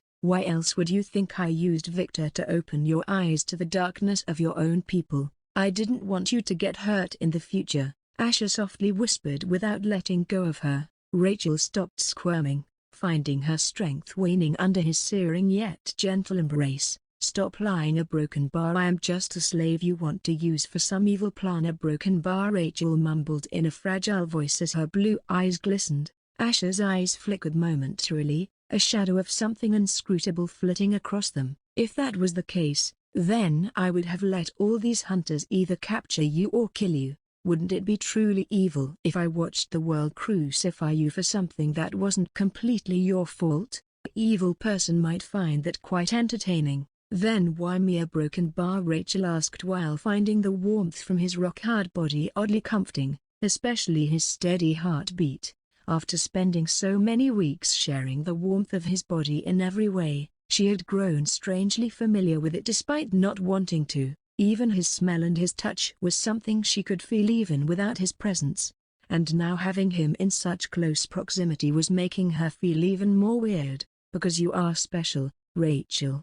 You have the power to end this corruption among hunters. You think demons are the worst? Asher scoffed, stepping back. You have no idea, or maybe you have some idea now, but don't you want to find out how low they can go, especially your father? At the mention of her father, a spark ignited in Rachel's eyes, a volatile mix of pain, rage yet at the same time doubt. Stop talking about my father like that. A broken bar, she weakly said, though this time her voice didn't have the strength unlike previous times she said it to him. A disbelieving scoff escaped Asher, breaking the tension-wrought silence, his eyes holding Rachel's with a dark intensity. Even after everything that happened, you still want to believe your father is the honorable and upright man everyone believes him to be?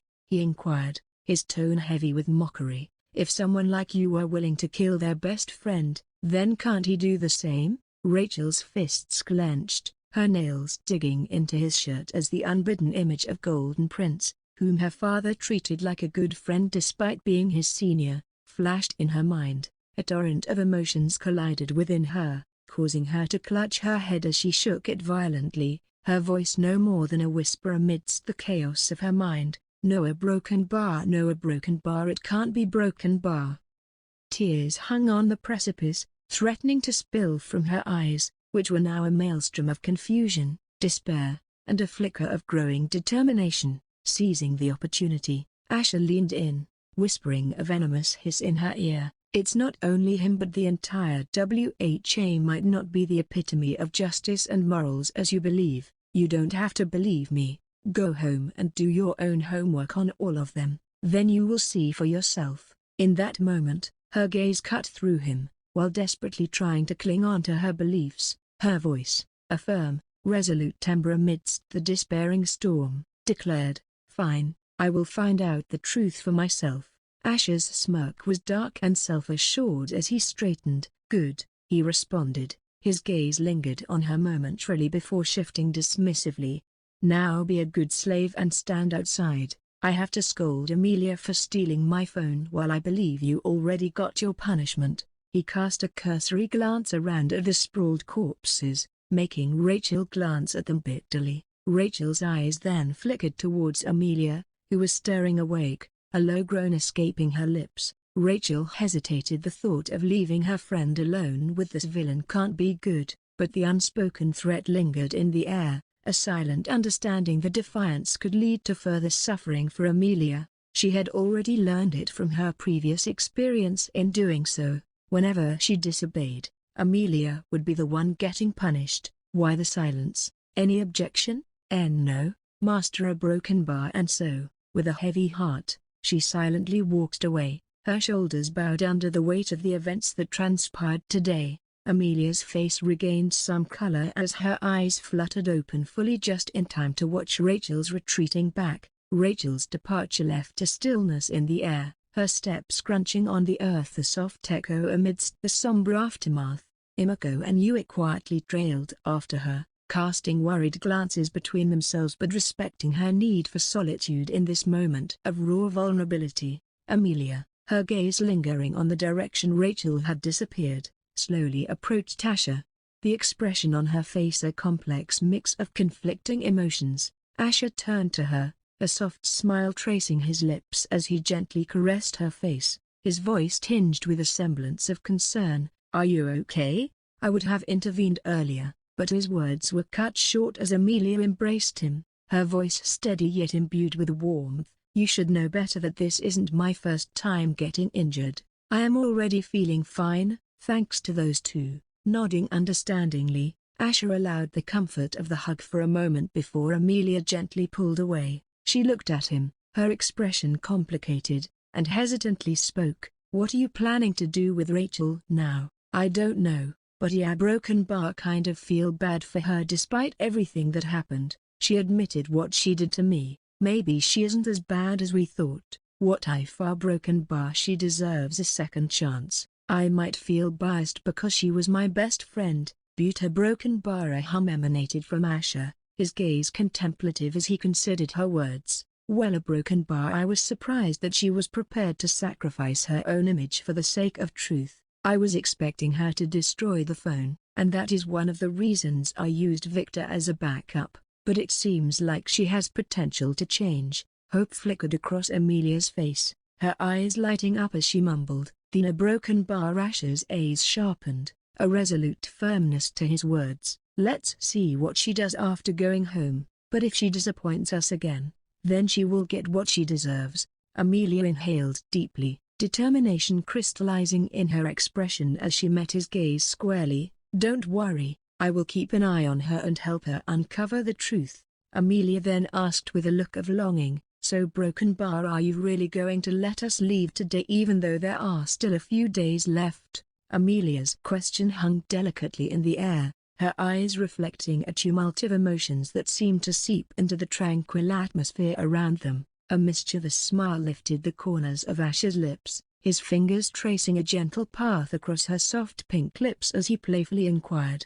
"Why, you still want more after we both had a good time for all these weeks? Or are you enjoying my punishments more than I thought?" A blush infused Amelia's cheeks, her gaze dipping downward as she mumbled, timid yet edged with a distinct sincerity, "I just a Broken Bar don't want to leave you. Once I go back a Broken Bar, it's not like we can meet up other than seeing you in a doll, which feels strange." Asher's chuckle was soft, resonating with an unspoken understanding as he responded, "It's not like I want to, but it will be better if you and Rachel leave along with Imako and Yuya and let the other hunters know that the rumors of you four getting captured were false. I will also set up things from my side so that any rumors about you people getting captured would be rendered useless." Nodding, Amelia's smile was wistful yet laced with a reluctant acceptance. "Yeah, our Broken Bar, you are right.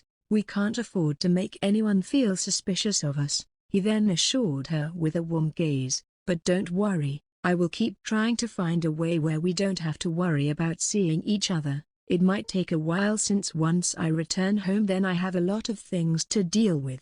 "Homie, a Broken Bar," Amelia mumbled, not expecting him to ever speak about the demon realm as his home. She pressed her lips together before asking, "Do you a Broken Bar really love the Demon Queen?" "I'd a Broken Bar without her, I would have been truly lost," Asher said as his dark yellow eyes softened briefly. Amelia's lips curved into a complicated smile upon hearing his answer without any hesitation. She felt happy that he found someone to fall in love with after what happened with Era, but at the same time, she couldn't help but feel envious and curious about this demoness who managed to first capture his heart after what Era did to him. "She must be a very exceptional woman then," Amelia said with a smile as she looked up at him. Asher lightly smiled as he nodded. "She is, and so are you. I wouldn't have trusted you if that was not the case." Asher, a Broken Bar. Amelia felt her heart warming up, feeling happy to hear his sweet words, and raised her feet in search of his lips.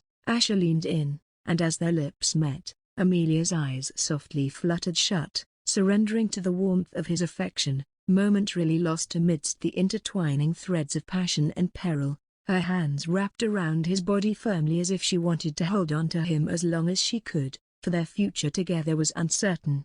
A week later on Zoltha, a disconcerting silence permeated the streets of the Bloodburn Kingdom. Underneath the palpable tension, an ominous energy clung to the air, winding its way through the narrow streets and enveloping the historic structures in a tangible dread. The citizens, once bustling with vivacity, now retreated into the shadows, eyeing the approaching spectacle with a mix of trepidation and curiosity. Prince Draken, the 79th Prince of the Draconese Kingdom, made his way through the center of the town, his stature formidable and his presence commanding an indomitable respect, or at least, a cautious distance. He, along with a middle-aged Draconian dressed in elegant robes just like Draken, was seated on an open dark red chariot which seemed to be made out of the finest metals. He, along with his army, a formidable entourage of Draconians, all armored with gleaming, dark scales and wielding weapons forged from the rarest ores,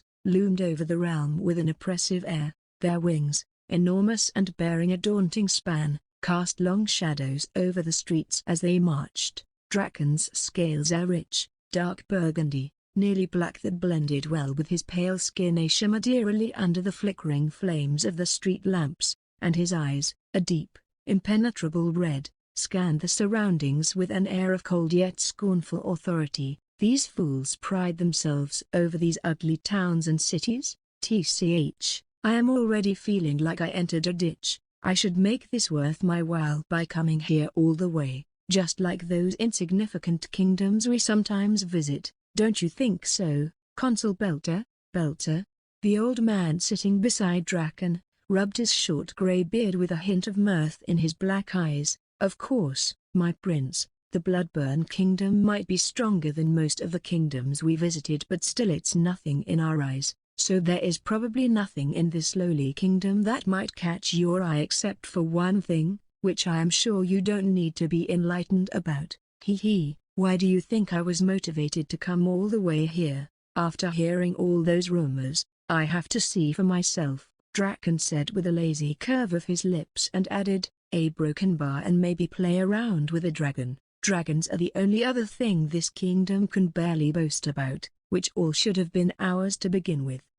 Draken snorted. The people around watched their chariot pass, though they made sure to stay out of sight lest they catch his eye. Everybody knew how Prince Draken was one of the favorite sons of the Draconese king and was very close with Prince Aganon, who was one of the two sons of the Draconese queen consort.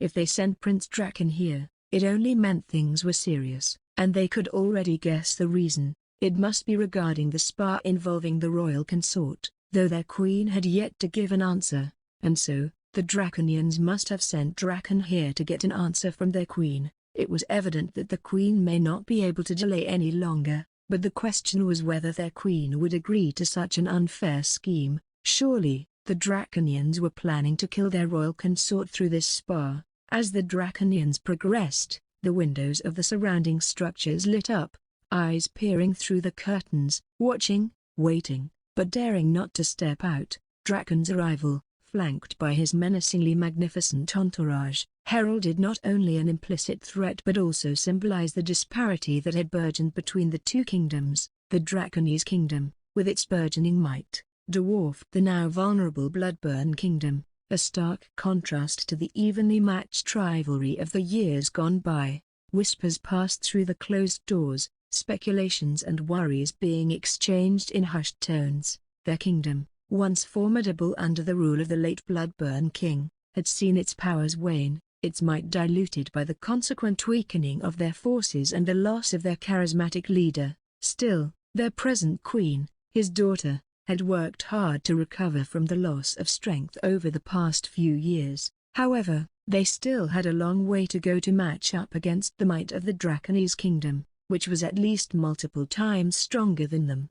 The intense atmosphere only thickened as the entourage made its way toward the Dragonstone Castle, the very heart of the Bloodburn kingdom, where decisions would be made that could very well spell out the fate of their kingdom. The austere silence that lingered heavily over Dragonstone Castle shattered abruptly, pierced by the arrival of Draken and his entourage. Siren, attired in sweeping black robes that whispered of subtle elegance, maintained stoic cordiality. Behind him, a line of maids and servants stood, their forms bent in a deep bow, eyes downturned, though a shiver of unease danced visibly through them. Welcome, Prince Draken, Consul Belter. I am Prince Siren and the royal advisor to our esteemed Queen Drake. Her Majesty awaits your presence within, Siren articulated with a poised grace. However, Draken sneered, his voice a toxic drawl dripping with undisguised contempt. Is this a jest, Advisor Siren? This prince travels leagues to grace this not-so-big kingdom,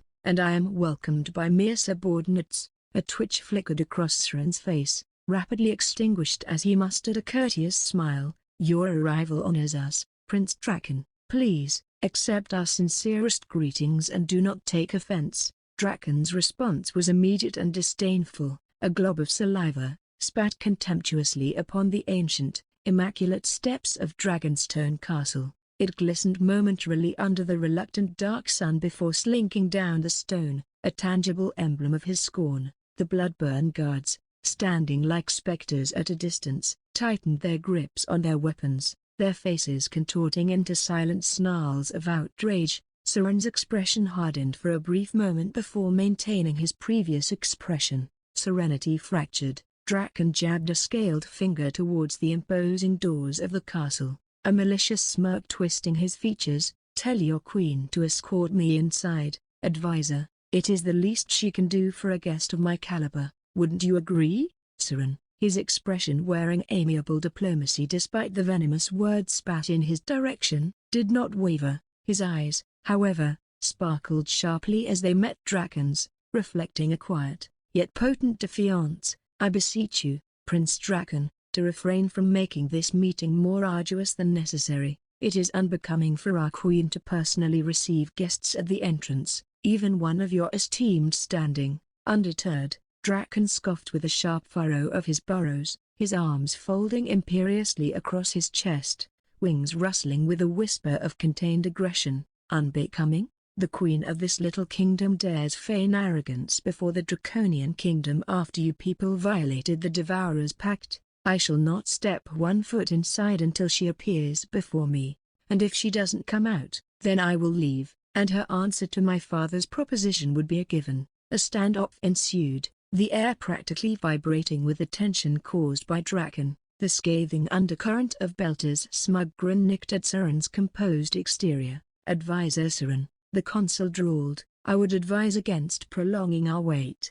Prince Draken is laden with responsibilities far outweighing a broken bar visit." A taut nod from Soren, and he murmured, "A few minutes of your patience, if you will." Within the stalwart walls of the castle, Rowena stood regally upon the grand staircase, an elegant vision swathed in a gown of deepest black. Her crimson eyes flickered, icy yet aflame, as they gazed afar, toward the formidable doors separating her from Draken. Rebecca was ensconced beside her, her own gown cascading luxuriously off her smooth shoulders, her uncanny red eyes ablaze with a fiery indignation. "That impudent brat," Rebecca seethed, her voice a venomous hiss. "How dare the Draconian brat demand you to escort him inside? Not only is he a junior, but his status is far below yours. If only I could teach him a lesson. He won't forget." Never before had any one of them tried to do something like this. "They are getting too bold these days." Rowena's response was but a quiver of her aloof expression, a silent contemplation that veiled the tempest of her emotions. Even as Soren, hurriedly, made his entrance, his bow deep and apologetic, "Your Majesty," he began, his voice strained yet steady, "I deeply apologize. You must be aware of the prince's insolent demand." I endeavored to dissuade him, yet he remained stubbornly adamant. "My advice in this situation, distasteful as it is, might necessitate a compromise on our part." Rebecca's eyes flashed, her voice sharp and edged. "Apparently, you didn't try well enough, husband." Soren cast a sharp glance at Rebecca before looking away. Rowena's eyes held the universe of thought swelling in her mind, the crimson in them flaring like a coiled serpent, deliberate and deadly. The Draconians, she mused,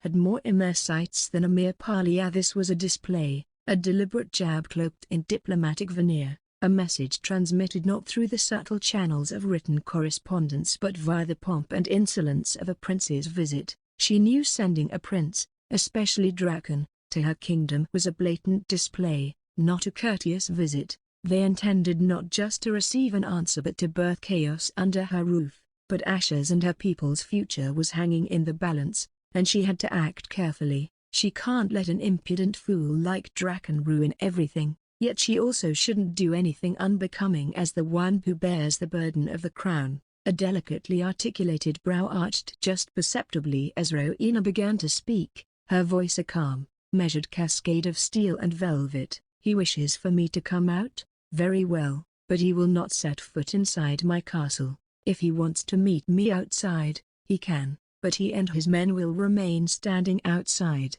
Rebecca's brows arched upwards, while Soren expelled a resigned sigh, his gaze fixed upon the queen, a quiet respect lurking there. He couldn't have expected her to react in any other way, though this could make things worse. Rowena, her posture regal and movements graceful, emerged from the dark maw of the castle, the gigantic dark gates swinging open with an ominous creak. Behind her, 5 blood-born guards, their armors dark as the abyss and gapes a cascading waterfall of crimson, followed with deadly silence, their faces hidden beneath visored helms. The tension that hung in the air was as tangible as a tautly drawn bowstring. As Rowena descended the wide staircase, every step she took echoed subtly across the silent space. Her long, black hair flowed behind her like a shadowy river, her gown seeming to drink in the light around her, casting her in an ethereal silhouette of somber magnificence.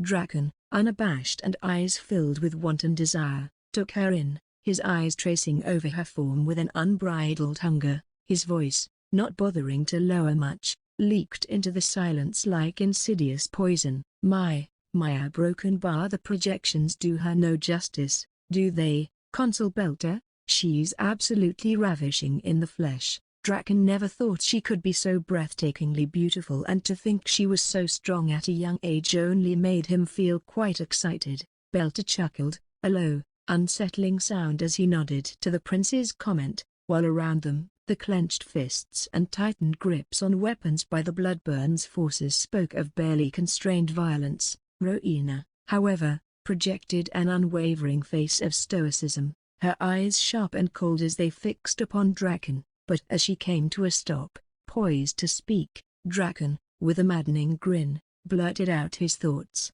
"I must say, I didn't anticipate the queen of a kingdom like this to exude such a broken bar charm. Your consort is indeed fortunate, considering everything," he said, his tone layered with condescension and mockery while crossing his arms. Rowena's eyes, though frozen, betrayed a flicker of unyielding fire beneath the icy exterior. She allowed him a moment, listened as he continued with a leer, "How about you guide me inside, into a broken bar private chamber, where we can discuss further." A collective, almost inaudible intake of breath permeated the space as Draken's hidden vileness hung heavily in the air. The eyes of Rowena's loyal guards, molten with restrained rage, stayed fixed on him, ready to strike at a mere signal from their queen. Eradicator's hand was already pulsing with her killing intent, ready to draw her heavy sword any moment, but since their queen seemed to ignore Draken's words, they continued to remain in their position. Rowena, her eyes reflecting the deep calm of an undisturbed ocean, intoned coolly, "It's quite unfortunate, Prince Draken, but our conversation shall remain here, despite the inconvenience. I already have an answer for your kingdom, so your stay in my realm will not be prolonged." Draken's expression contorted, a visage of disbelief and simmering rage, his finger lifting to jab accusatorily towards the unyielding queen. "Are you refusing to escort this prince inside your castle? Is this the manner in which the Bloodburn Kingdom greets its guests with blatant disrespect and humiliation?" Belter chimed in, his voice a strict, unyielding tenor. "Queen Drake, our journey has been nothing short of arduous. The very least you could grant us is the courtesy of your renowned hospitality, or were we mistaken?" Whoosh! But his words snuffed out, overtaken by a creeping shadow that blanketed the scene, elongating to eclipse both Draconian entourage and Bloodburn subjects alike. Eyes, previously aflame with anger, now widened in incredulous terror as all gazes were involuntarily drawn upward. Descending through a parting veil of dark clouds was a dragon of such magnitude and majestic splendor that even tales told in hushed awe across lands failed to encapsulate its true grandeur. Its scales shimmered like a cascade of molten gold, reflecting the rays of the sun in dazzling patterns. Its horns, an imposing and formidable crown, twisted toward the skies, and eyes, deep pools of crimson, regarded those below with a timeless, omniscient gaze. Draken's entourage, including Belter, dwarfed by the creature's incomprehensible might, were rendered statuesque, their voices mere whispers against the wind that trailed in Flowerless's wake.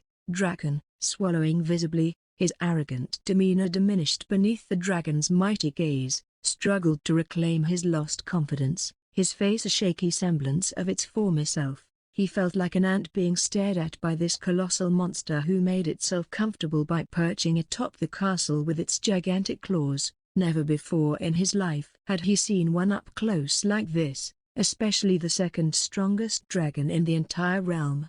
Legends say that it can even raise an entire kingdom to ashes within just an hour. Worry not about Flowerless, she often finds herself accompanying me. Rowena's voice, steady and unbothered, pierced through the awestruck silence without a flinch in the face of her beast companion's domineering presence. Draken audibly cleared his throat, his neck tensing beneath the weight of a pride unwilling to be swallowed. His eyes flit with internalized wrath, the Flowerless looming large above, a living reminder of a power he could neither contest nor belittle. Belcher, sensing the electric danger sparking in the air, leaned closer, his words a discreet whisper meant for Draken alone. Perhaps, my prince, we should simply hear her out, and promptly take our leave. It would be futile to, but Draken, his jaw set rigidly, pushed Belcher aside, his voice regaining a semblance of earlier confidence. Why, Queen Drake, why can't we discuss matters within the confines of your castle? Rowena's voice, a tranquil yet frigid stream, responded with a resoluteness that seemed ingrained in the very stone upon which she stood. This castle, Prince Draken, carries within its walls the essence and will of our ancestors, our history, and has been the heart of our kingdom since its birth. Given the broken bar history shared between our bloodlines, it may not take kindly to your presence within. It is for your own welfare that I suggest we converse here. Beneath the open sky, fury, like a palpable entity, danced within Draken's eyes, his voice barely masking the tremor of indignation. I neither know of nor care for these silly tales. Escort me inside, for you are the ruler here, and as such, you control your little castle, do you not? Unblinking, Rowena's response was as firm and unyielding as the stone upon which the castle was erected. It's not so simple, Prince Draken. Though I reign, not even I have utter dominion over this ancient structure. Your entrance might invoke its wrath, which I may be powerless to quell. Draken, scoffing, his voice laced with a reckless bravado, countered, then let it be. If I am harmed, my kingdom will lay the blame squarely upon you and your disobedient castle. Draken was confident she was merely bluffing to scare him and that she wouldn't dare to let anything or anyone harm him while he was in her kingdom. Who cares if she was far stronger than him? In the end, his kingdom can cover her kingdom with just its palm. And with a resolve, tempered by both confidence and an enraged rebellion, Draken stepped forth, attempting to breach the invisible line Rowena had drawn. But as quickly as his foot advanced, a bloodborne guard, a dark silhouette against the dragon-illuminated backdrop, intervened, standing as an immovable barrier before the audacious prince. You dare stand in my way? Draken's command sliced through the tension-strung silence, a demand heavy with the threat of consequences yet to unfold. However, the bloodborne guard continued to stand unfazed as if Draken's words fell on deaf ears. Saren furrowed his brow upon seeing Draken purposefully making things difficult and complicated. He had no idea how long Rowena was going to tolerate him, and once she stops, then all hell would let loose. Draken's smirk, which had lingered so persistently, flickered only slightly as the bloodborne guard's impassive gaze shifted to Rowena. Her nod was both brief and cold, a silent concession allowing the draconian prince to forge ahead. As he strutted towards the towering doors of the castle, a victorious sneer on his lips, Rowena quietly began to follow, her gown whispering against the stone beneath her feet. Saren, his brows knitting in concerned contemplation, approached, voice laced with a restrained anxiety. Your Majesty, may I know what you are planning to do? Rowena's eyes, locked on Draken's retreating form, didn't waver, but her voice, as frosty as ever, slid into Saren's ears.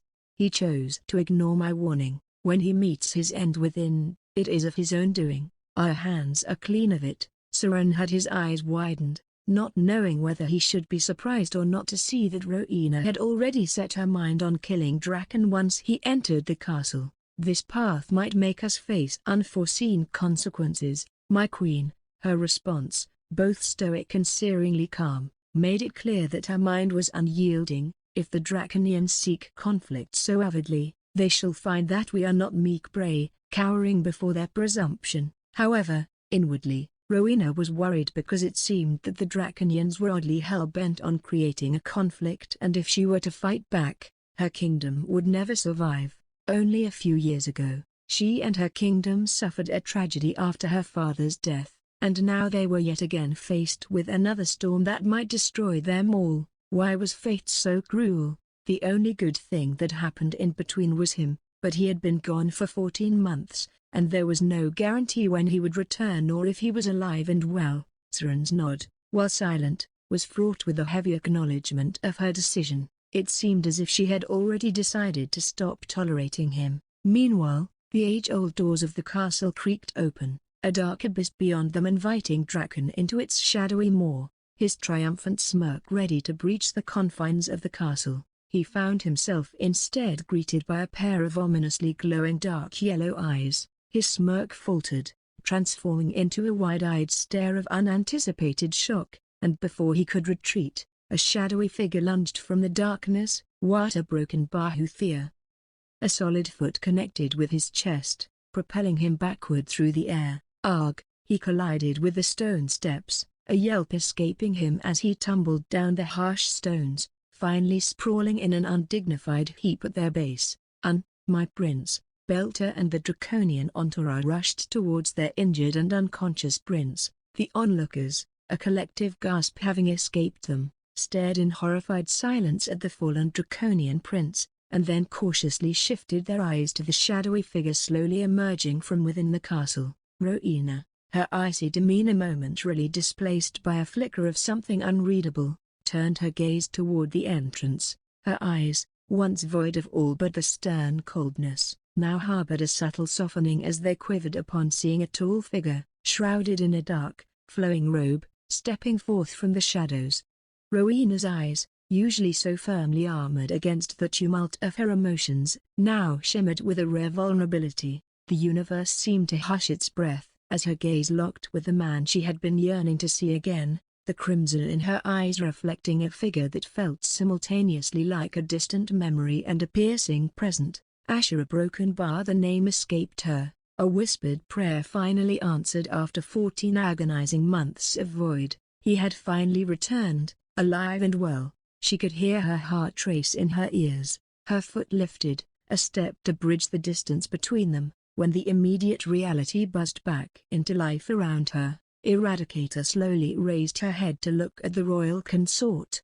The red slit in her eyes briefly flickering. The guards' eyes flicked among each other, their armor barely concealing the tumultuous mix of shock, excitement, and anticipation. Whispers and mumbles of their royal consort's astonishing return rippled through their ranks, disbelief mingling with the words. The rising star of their kingdom, returned from the quest of the worthy all of a sudden, and not merely returned but seemingly with a frightening power that sent Draken, a peak soul reaper, sprawling with a mere kick. Siren had his brows raised but wondered why his son chose to stay inside. He also couldn't leave to find out at a moment like this. However, he was also taken aback by the sheer strength Asher just displayed. However, behind the shadows of the door, a pair of uncanny red eyes were trembling violently. To see that he not only returned alive but became so strong as well made her grind her teeth.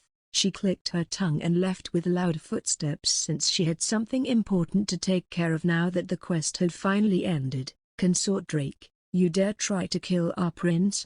Belter's roar, edged with outrage and disbelief, shattered the moment, his finger trembling as it pointed toward Draken, now crumpled and bleeding from the mouth at the foot of the castle stairs. It seemed as if Draken was barely alive, his ribcage almost shattered. If the kick had been a tad stronger, Draken could have died on the spot. However, his eyes were trembling with shock, and he wondered if he was imagining it or if this alien actually dealt such a serious blow to Draken with just a single kick. Such an increase in strength within 14 months was absurd. If anybody could have gotten the Devia, it should have been Aganon, but this also made him realize the quest of the worthy had finally come to an end and that Aganon and the rest must have also reached back. The queen consort and the king would definitely be making the rest of the kingdom busy for the coming weeks. Meanwhile, every pair of eyes swiveled toward the unconscious draconian prince, a collective realization dawning in them.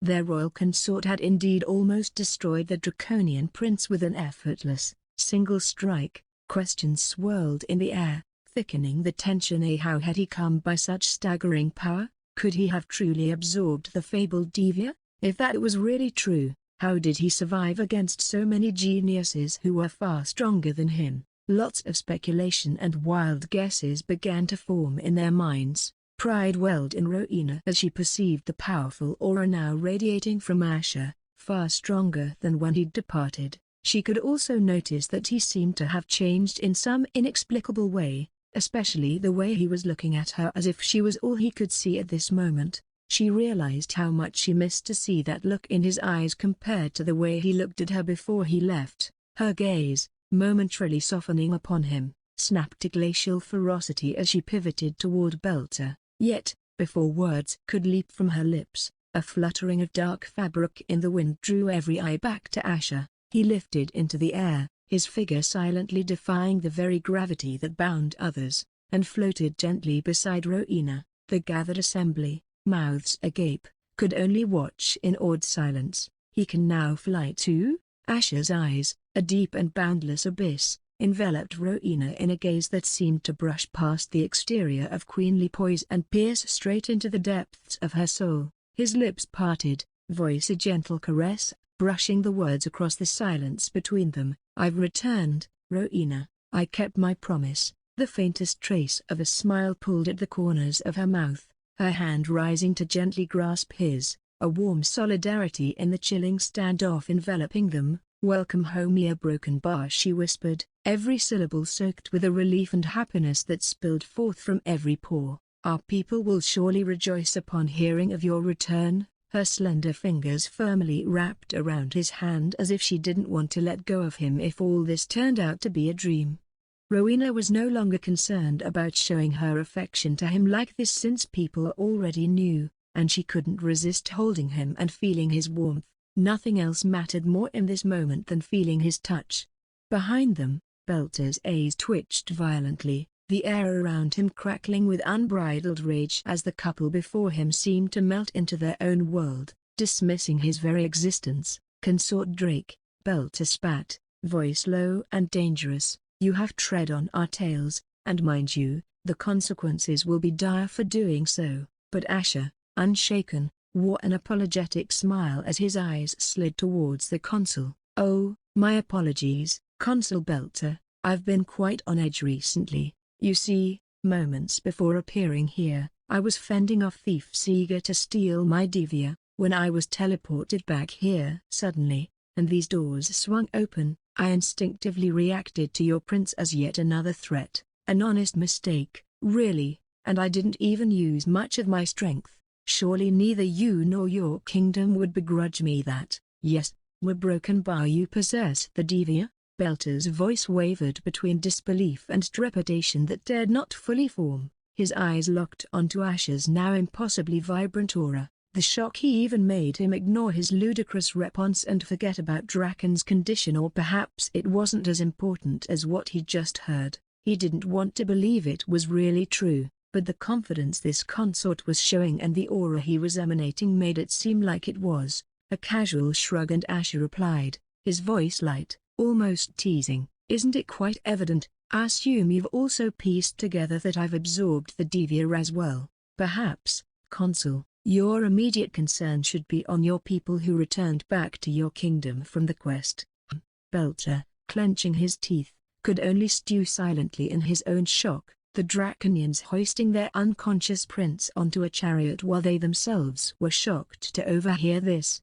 They were all expecting their Prince Aganon to return home with the Divya and not this alien from the Bloodburn Kingdom, who was weak enough to die from a single breath from Aganon before the quest started. As for Rowena, she felt like her heart was soaring through the skies to see that he did indeed manage to earn the Divya and even absorbed it already. It was a feat nobody had accomplished in history, and she was sure now he would be forever immortalized in the annals of history for this feat alone. Only someone like him could have achieved something impossible like this. She felt that enduring the wait for 14 months was worth it, but at the same time she felt her heart weighing down in her chest, wondering what all he had to go through and how much he had to risk his life to get it. Belter's eyes, practically drowning in disbelief, managed to regain his senses. His voice, though shaky, clung desperately to a semblance of defiance. Impossibly broken bar. Even assuming you did procure Divya, absorbing it within mere months a broken bar. Nobody could do that, not even the great devourer himself.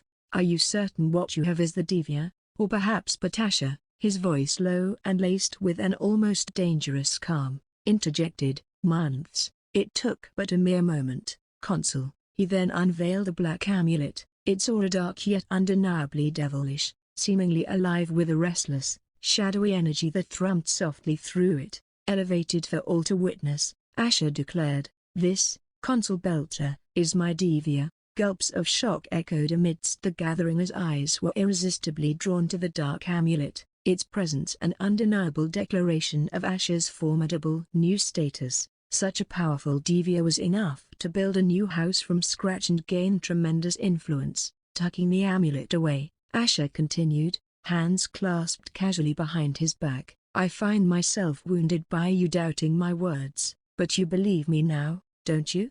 Belter's eyes blinked rapidly, as if attempting to shudder away a nightmare, but the potent image of the Divya remained etched before him. His mind screamed the urgency of returning to his kingdom, yet Asher's voice again permeated the tense silence. "But you sought an answer from my wife regarding a spa, did you not?" Asher inquired, a brow arching questioningly, while Belter's brows knotted in simmering frustration, and Rowena regarded Asher with concern. Asher's grin held a certain confident charm. "Inform your king that I accept. I will let him know the date later." Asher, a broken bar. Rowena's voice was a soft murmur, a tender ripple of worry, but she held her silence further, recognizing the resolved gleam in his eyes. Belter, though rattled, managed a rough, grating harumph. "Your response will be conveyed to my king." His gaze shifted to Draken, his motionless form a stark reminder of the day's events, before landing back on Asher.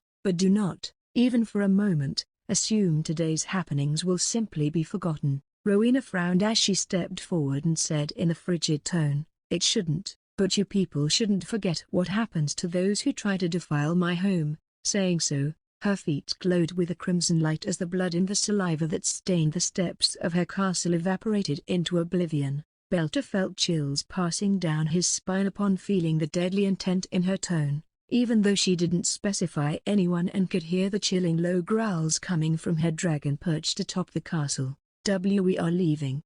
Belter mustered whatever strength he could gather towards his throat as he ordered his men to leave, but only later on, after calming down from the shock of what they just witnessed, would they realize that their Prince Draken was far more injured than they thought. Most of his mana circuit was gradually burned away over time, making it really difficult for them to notice until later, and this meant he would have a deformed mana circuit, making him not much better than a cripple. Asher narrowed his eyes upon seeing the Draconians leave and knew this was only the beginning. He wondered what fate had in store for him in the future. He then gently caressed Rowena's hand as he turned to look at her. "Shall we go inside? I have so much to share with you."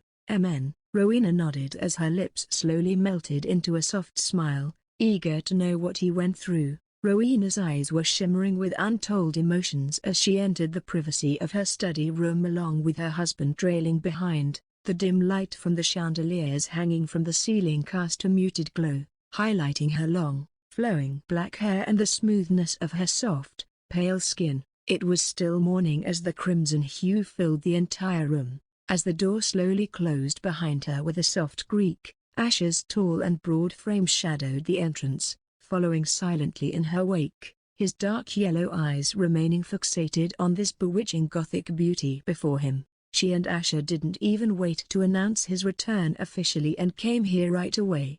Her mind was racing with so many questions, and she was having a hard time deciding what to ask first. But she was also worried about him taking the blame for what happened to Draken, especially since he also had agreed to the spa. He skillfully crippled Draken in such a way that they wouldn't realize it until later. She felt moved, knowing he did it for her even though she would rather take responsibility than him. He had just returned, and she couldn't bear to let any trouble find him already. She turned, her black dress whirling gracefully, concern rippling across her face. "You should have let me handle Dra," she began, her voice low and gentle, but she was abruptly silenced. Without warning, Asher closed the distance between them, his arm snaking around her slender waist in a swift, possessive move. He pulled her close, sealing their lips in a fervent, passionate kiss. Rowena's eyes widened momentarily in surprise, but then they fluttered shut,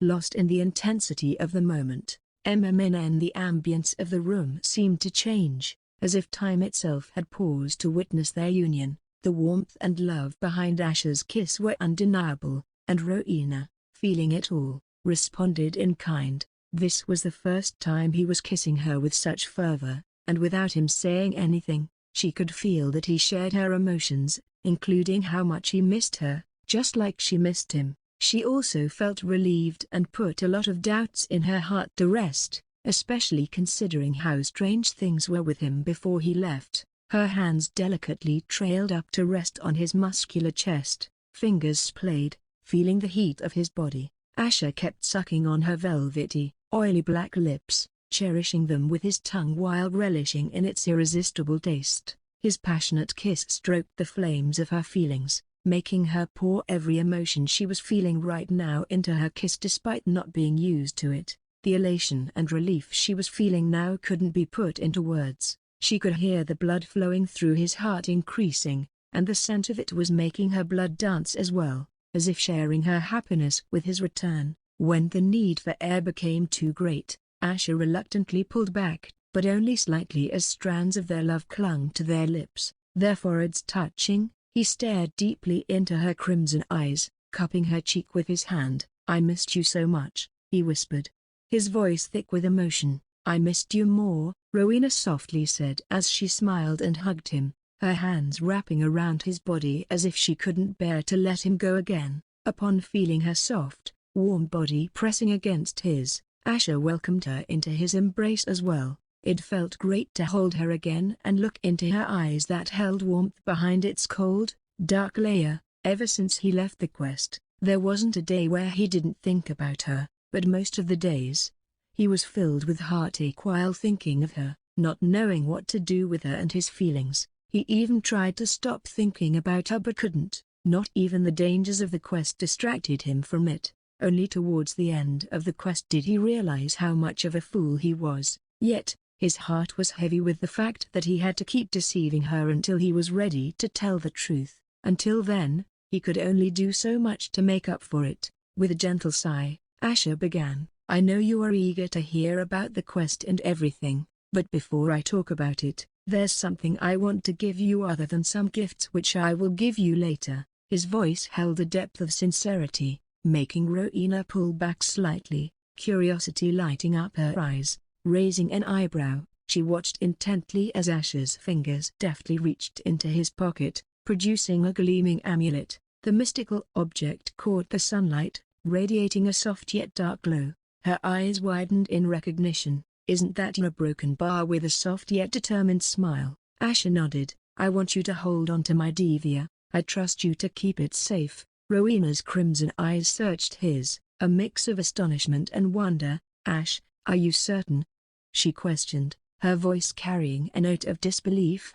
"People who possess a Divya hide it themselves. They'd never let anyone know of its whereabouts, not even their own kin. It wouldn't be wrong to treat it as your lifeline, and I believe it would be best if you hide it yourself and never tell anybody else, not even me." He nodded affirmatively, looking deep into her eyes. "I know, except you are my lifeline," Asher admitted. "That's why I want you to hide it. And besides," he added with a playful chuckle, "I'm terrible at hiding things. It'd honestly be safer with you. I have no reason to doubt otherwise." Rowena sighed, a blend of exasperation and fondness. As a broken bar, she felt her heart filling up with inexplicable emotions upon seeing that he wanted to trust her with it. She knew he wouldn't take a no for an answer and will only come up with silly excuses. Taking the amulet, she clutched it close, her fingers wrapping around it firmly. "I promise, I'll guard this with my life."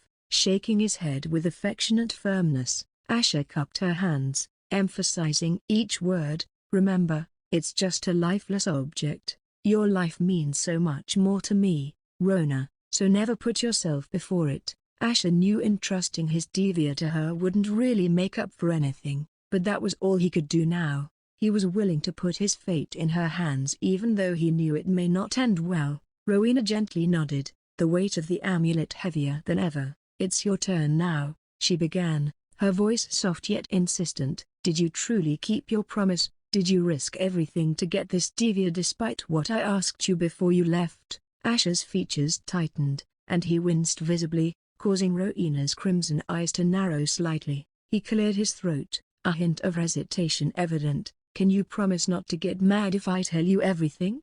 he ventured. Rowena's response was immediate and sharp. Asher a broken bar feeling her piercing gaze. Asher raised his hands in a placating gesture as he chuckled. All right, I'll tell you." Taking a deep breath, he began recounting the perilous journey during the quest, but as Asher delved deeper into his story, Rowena's gaze grew heavier with every passing revelation. She felt a lump in her throat each time he described a dangerous encounter, especially when he spoke of his run-ins with hunters and almost losing his life before the werewolves and the draconians. Each account was a vivid reminder of the near-death experiences he faced, and the very real possibility of losing him forever, and there was nothing she could have done about it. Asher's voice, which had remained even-tempered throughout his retelling, finally wavered when he described the last, most harrowing event. However, he had to leave out the part where he fought with his past self and could only describe it as a moment of enlightenment,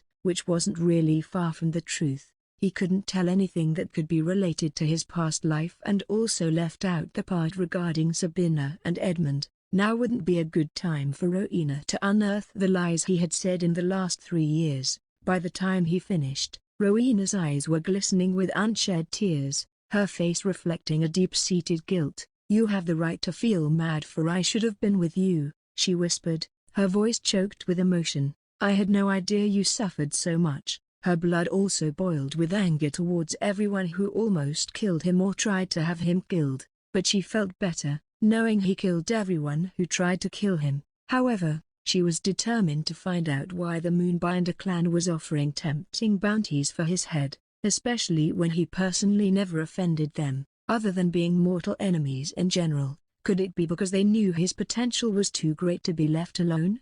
Or could it be something else too? With a gentle motion, Asher tilted her chin up, forcing her to meet his gaze. "Rona," he murmured soothingly, "don't blame yourself. You already know our home needs your presence. Also, if you hadn't stayed behind, I wouldn't have been so motivated to get back. And honestly," he added, a small smile playing on his lips, "every challenge made me stronger. I wouldn't be the same man standing before you if not for them." Rowena stared at him, her crimson eyes swimming with a mix of relief, gratitude, and lingering worry. She nodded, her gaze softening as memories of her father's teachings echoed in her mind. "You are right. My father always said that trials and tribulations shape a warrior," she began, her voice gentle and introspective while Asher's eyes flickered for a moment. Rowena added, "They mold and harden the spirit, making it unbreakable. I won't deny, Ash, that hearing your ordeals pains me, yet, I am proud that you faced them and emerged stronger. No one else deserves the Divya more than you." Asher looked into her eyes, the weight of gratitude and love evident. His smile was bittersweet as he confessed, "The thought of you helped me get past them, but I didn't make it through alone." He paused, emotion coating his words. "Those 3 and Khaleesa gave it their all for me." Rowena's warm smile returned. "I had a feeling they'd have your back since you chose them, except for Sati, who I already knew wouldn't fail her duties. She and your maid fulfilled their duties, but I solo went to great lengths, it seems, so I will handsomely reward her for that. And as for Khaleesa," she mused with a hint of a smile, "I'll think of something special." Asher's expression shifted then, a shadow passing over his face. "Rona, about Tai Sola and Sisha Broken Bar." His voice lowered slightly, and he took a deep breath, preparing himself. "There's something you need to know." A broken bar. Rowena's eyes searched Asher's as his confession unfurled, the air between them heavy with tension. "What are you saying?"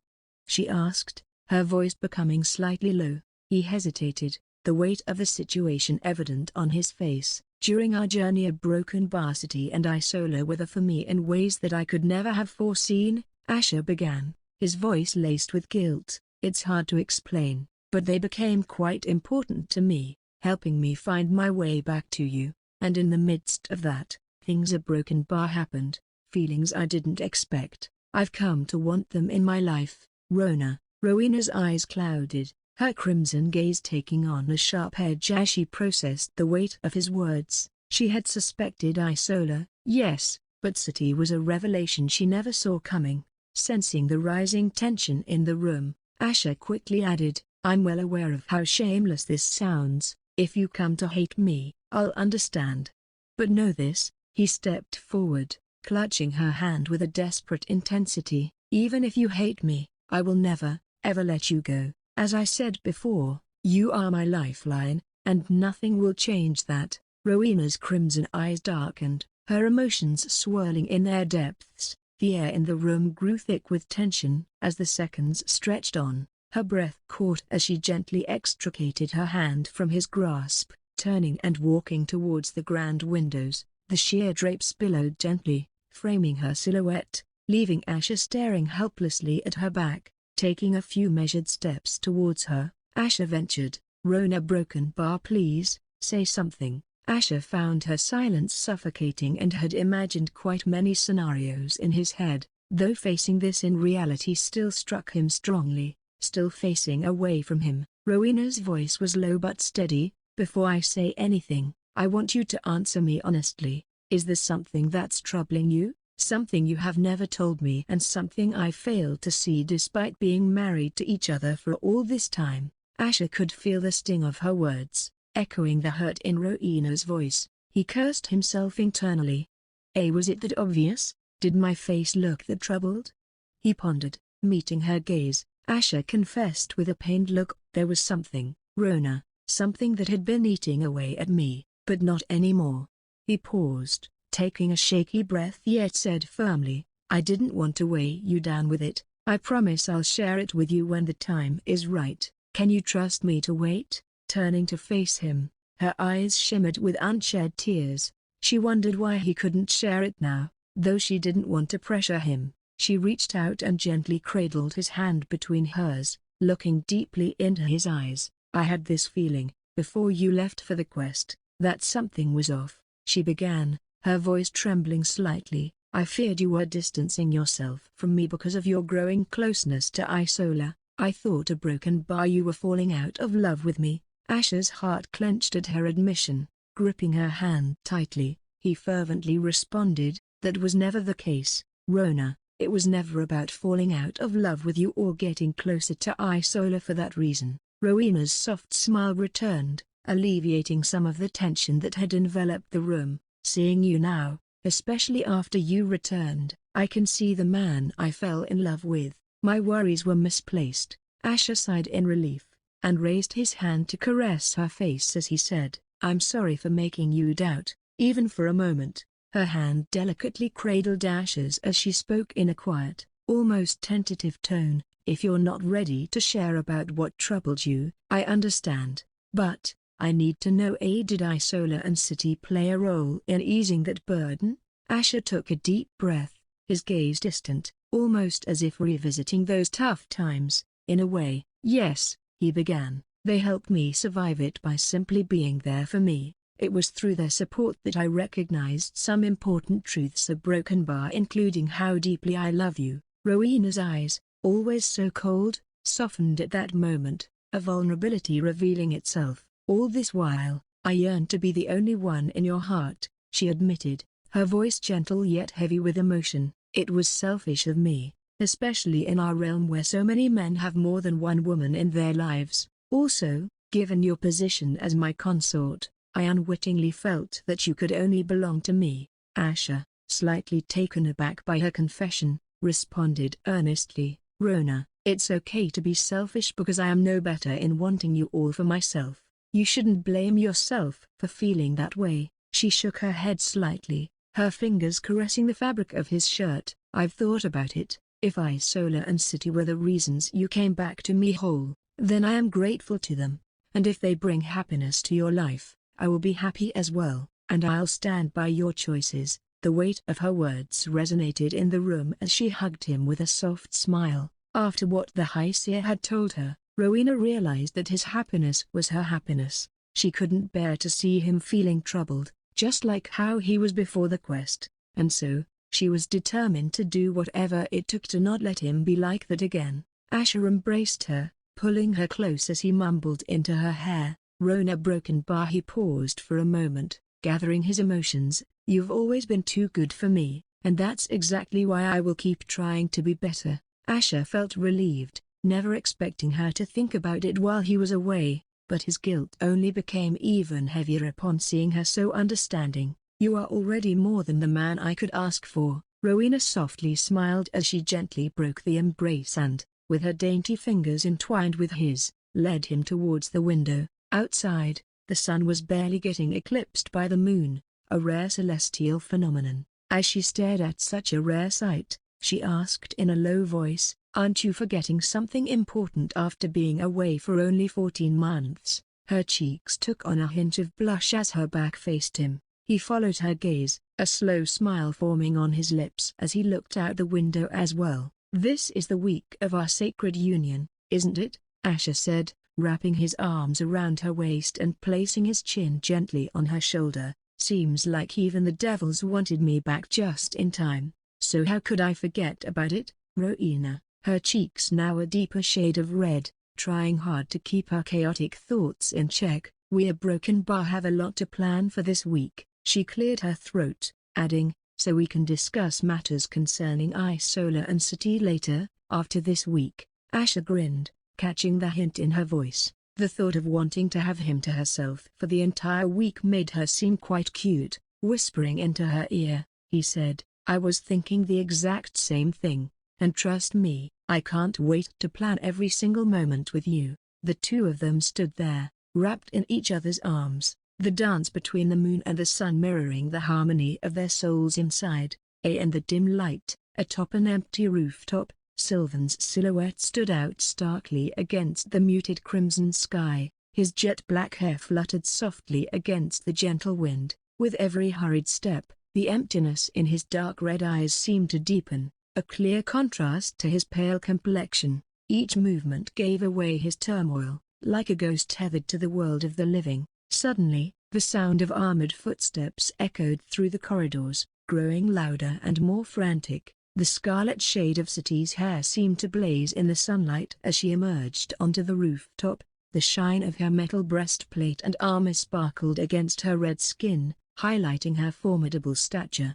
Her dark blue eyes were filled with a mix of desperation and determination. "Sylvan, please wait," she called out worriedly. The weight in his chest made Sylvan pause, and he slowly turned to face City, his gaze distant. "I don't think there's anything left to be said, City," he replied, the edge in his voice cutting through the tense air between them. Biting her lip, City's voice trembled as she said, "I'm sorry, Sylvan, I wanted to be the one to tell you." "Note her Broken Bar not like this." City winced as she remembered the moment they returned from the castle, moments before they got teleported. Asher teased her by pulling her into an embrace, and when they suddenly arrived at the castle, Sylvan was only a couple of feet away and saw the compromising position she was in with Asher. She had momentarily forgotten they would be returning to the castle, and getting seen by Sylvan like that caught her off guard, making her feel bad. Sylvan's wistful expression bore into her,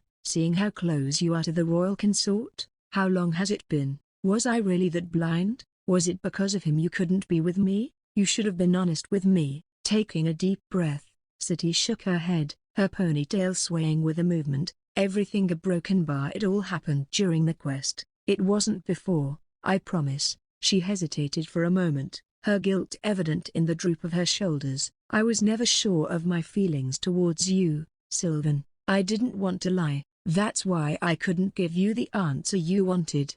Amidst the delicate hues of the sun, Sylvan's eyes searched cities, seeking clarity amidst the whirlwind of emotions. His voice, gentle yet tinged with pain, questioned, "So, within 14 months, he earned your affection?" Cities A's momentarily lost their focus, becoming distant as memories rushed in. "I never intended for it to happen, Sylvan." "Yeah, broken bar. I didn't think I'd feel this way about him, but I couldn't stop myself even if I know I can't be with him considering who he is," she admitted, her voice shaking with sincerity. A soft, bittersweet smile played on Sylvan's lips. "If you truly fell for him, then he must be the right man for you." He paused, taking a deep breath to steady himself. "I'm sorry for misunderstanding everything. I just a broken bar. I never realized you never saw me in that light." Guilt washed over City as she took in Sylvan's calm acceptance. "You have nothing to apologize for.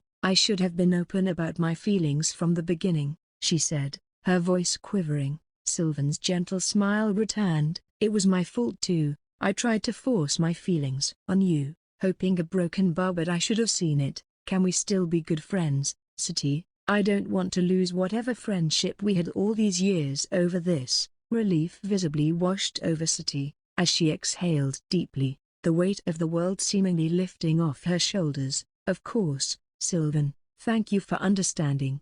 She offered a subtle smile, appreciation shining in her eyes. Yet, as her mind drifted to thoughts of Asher and the Queen, a shadow passed over her face, her eyelids drooping slightly with the weight of unsaid thoughts and the complex web of emotions she was entangled in. The air in Bloodburn Kingdom was thick with a blend of elation and whispered secrets. Every street, every corner, and every marketplace thrummed with a contagious excitement. Not too long before they were holding their breaths upon the arrival of the Draconians, but the return of their young warriors cheered them up right away. Dark and majestic banners were hung in abundance, and vendors peddled limited edition memorabilia commemorating the return of the valiant lords, ladies, and warriors from the quest of the worthy. As families of the returned nobles and warriors celebrated, there was an inevitable undercurrent of sorrow as several houses mourned the irreplaceable void left behind by those who did not return. Yet, through the blend of joy and sadness, the atmosphere was electric. "I heard young Lord Sylvan returned with a devilish blade that can cut through mountains," a woman whispered excitedly to her friend as they watched a parade of nobles pass by. "And our young lady Sabina? I heard she retrieved something called the Phantom Stone that can catch people off guard and trap them for centuries. That's really scary but powerful."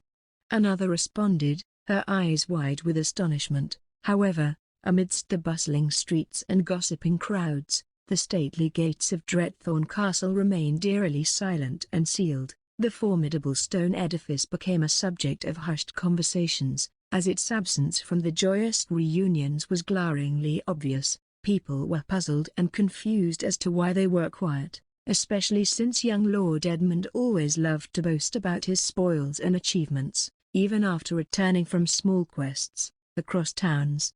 The Bloodvein Castle of House Valentine was awash with rich, cheerful music, echoing the sentiment of a kingdom in celebration. A banner above their entrance declared, "A hearty congratulations to our valorous Valentines." Outside, a group of commoners congregated, their faces alight with curiosity. "Heard young Lord Jill brought back the tears of Melagordon," a man with a scruffy beard remarked, his voice filled with admiration. Yet, the story that truly held the kingdom in its grip was the unbelievable feat achieved by their royal consort, Asher. "Heard he knocked Prince Draken flat on his back with just one kick," an old man boasted to a group of wide-eyed children. "That's the least exciting part. Rumors say he even slayed Prince Aganon, the strongest young genius of the Draconese kingdom. Can you believe it?"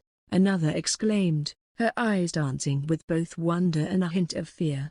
A younger lad with twinkling eyes, caught up in the story, whispered dramatically, "They say his veins pulse with the blood of devils. How else could he absorb the devious power so swiftly?" His companion shivered. "Makes you wonder if he's truly born to be an immortal. Is he an offspring of a devil?" "Of course, he must be. He single-handedly caused so much destruction to the Draconians, which none from our kingdom had ever managed." and considering his alien looks and charms, he was surely born in a higher realm. The devils must have sent him to us to save our kingdom. Our late king surely must be laughing from the seven hells, an excited middle-aged-looking woman said with a gleeful look. I also heard he thoroughly humiliated the S-rank hunter named Victor, who killed and tortured so many of our people. I wish I had been there to watch such a satisfying scene. Sigh. Not every day we get to see an elite hunter in such a state, a young woman said with a disappointed sigh. Don't be sad, kid. Now that he has absorbed the Divya, so many of those bastard hunters are going to get torn apart by our immortal consort in the future. We are so lucky to be alive at a time like this, an old man said with a wide grin. Such tales and rumors transformed Asher into a figure of near-mythical stature overnight. There was no doubt his name would forever be etched in the annals of history. Whether it was admiration, awe, or fear, everyone in Bloodburn Kingdom had something to say about the royal consort, and his feats had already spread far and wide outside the Bloodburn Kingdom. The vast hall of the Drethorn Castle seemed to close in on itself, the high vaulted ceilings amplifying the tension in the room. Every breath seemed like it echoed 100 times. The opulent dark blue drapes and the glowing chandeliers contrasted sharply with the chilling atmosphere. Crack! A thunderous sound of the marble floor shattering echoed, followed a voice, through low, felt like the sting of ice. What a pathetic fool you are, Lord Thorin Thorn hissed, a towering figure with a hawk-like gaze as his uncanny red eyes flickered with cold fury. Esther Thorn remained composed and imperious as she looked down upon Edmund with a blend of disappointment and ire. Her arms were crossed, though her eyes were eerily cold, a pitiful sight to behold. Edmund's posture was one of complete defeat. His face had lost all color and his red eyes were shivering uncontrollably. His eyes, once proud and haughty, now darted about nervously, haunted by the recent memories and shame, the images of Asher violating and torturing his sister and then cutting off his dick kept replaying in his mind, and the physical and emotional scars ran deep. This, coupled with the chilling auras of his mother and father boring down on him, was making him feel suffocated and terrified, unable to even utter a word. He must be the only young lord to return without his manhood while losing his woman. Now that Sabina has lost her virginity, she will never be his. He also can't reveal that to anyone lest she kills him first. As of now, she was his only hope to prevent getting beaten to death by his father. In return, he had to take the blame for confessing everything to Asher. Hidden behind a pillar, Jarius Thorn suppressed a chuckle, basking in Edmund's humiliation. His voice barely above a whisper, he said, "Who would have thought, a smug asshole like you brought to your knees and lost your dick? Who is the loser now? How fortunate of me to take up the consort's offer." He stifled a grin, taking pleasure in his elder brother's downfall, but thinking how his brother's dick was cut off and taken hostage by Asher, Jarius shivered while telling himself to never fall into his bad books. Sabina, who was standing beside Edmund, tried to come to Edmund's aid, her voice quivering slightly. "Please forgive him, father. Edmund has much to learn." But surely Thorin raised a hand, silencing her. His words dripped with icy precision. "Sabina, you cannot keep cleaning up his mess. His recklessness has put our entire house in jeopardy. With Asher returning after absorbing the Divya, he will be completely untouchable in this kingdom, and the sacred union between him and the queen will happen soon. And thanks to your brother's foolishness, Asher now holds the future of our house hostage. We can't even reveal such a grave crime because of what your brother did to him in the past. Do you understand the weight of this folly?" The imposing hall echoed with the eerie, tangible sound of Thorin's fury, as his mana enveloped the room. Invisible yet overwhelming, the force slammed into Edmund, pinning him firmly to the ground. With every second, the pressure grew more relentless, the very air around him constricting. Gasping for air, Edmund's face was pressed against the cold, unforgiving marble. The taste of his own blood filled his mouth as he struggled to find his voice, his pride reduced to pitiable whimpers. "A son who drags our name through the mud and jeopardizes our legacy is of no use." Thorin's chilling voice cut through the oppressive silence. His eyes, devoid of warmth, seemed to see not a son but an obstacle in Edmund. From his hidden vantage point, Jarius couldn't help but wonder if this was truly the end for Edmund. His elder brother had committed grave mistakes, yes, but to be executed by their own father, the very thought sent shivers down his spine. However, it wouldn't be the first in the history of this house. Sabina's voice rang out, trembling with urgency, knelt on the floor. "Father, please, let him live, I promise, under my guidance.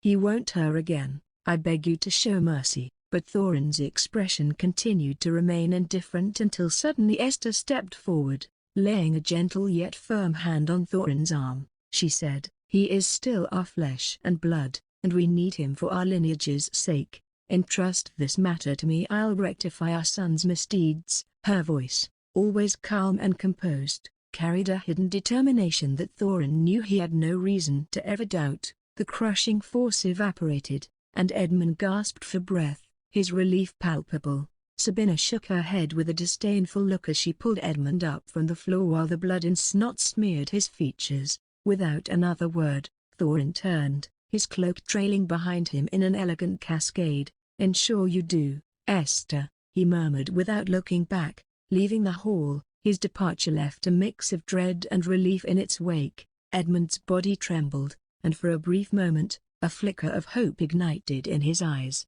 Lifting his head weakly, he locked eyes with his mother. His voice quivered with emotion as he whispered, "Mother." A broken bar, a tear trailed down his dirt-streaked cheek, hoping for a gentle touch, a soothing word, or any sign that there was still love beneath that stone-cold face of hers. Esther paused, her pale red eyes piercing into him. For a fleeting second, Edmund hoped she might show a hint of compassion or warmth, but instead, her gaze was as cold and unyielding as the marble floors of the one he was standing on. Turning her attention to Sabina, Esther commanded, "Lock him in his chambers. Make sure he doesn't see a sliver of the outside world, and if he even thinks of sneaking out." A broken bar. Her gaze slid back to Edmund, eyes hardening. "I will cripple his legs myself."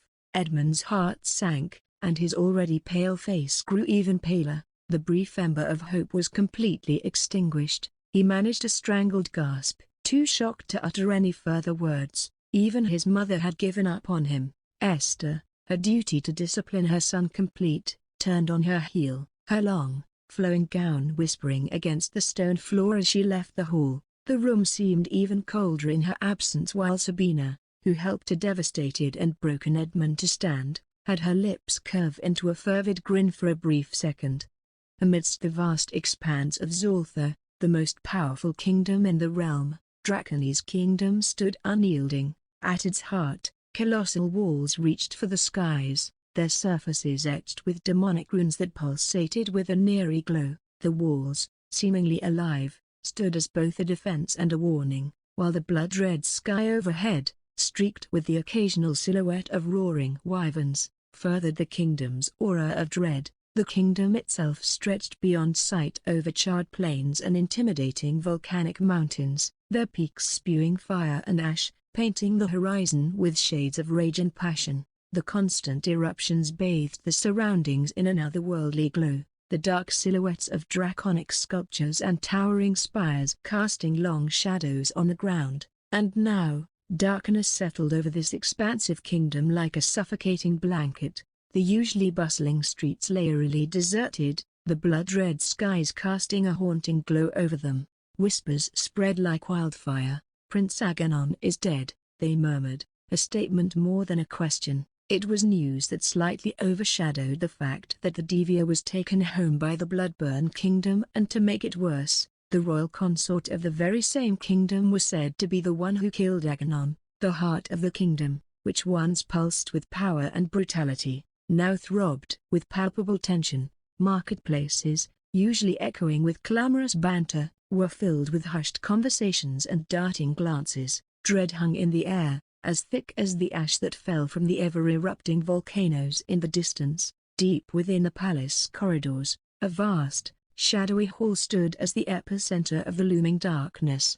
Bathed in the faint glow of mana light, a menacing beauty sat in regal stillness. Her face was delicately sculpted, a harmonious blend of soft curves and regal sharpness.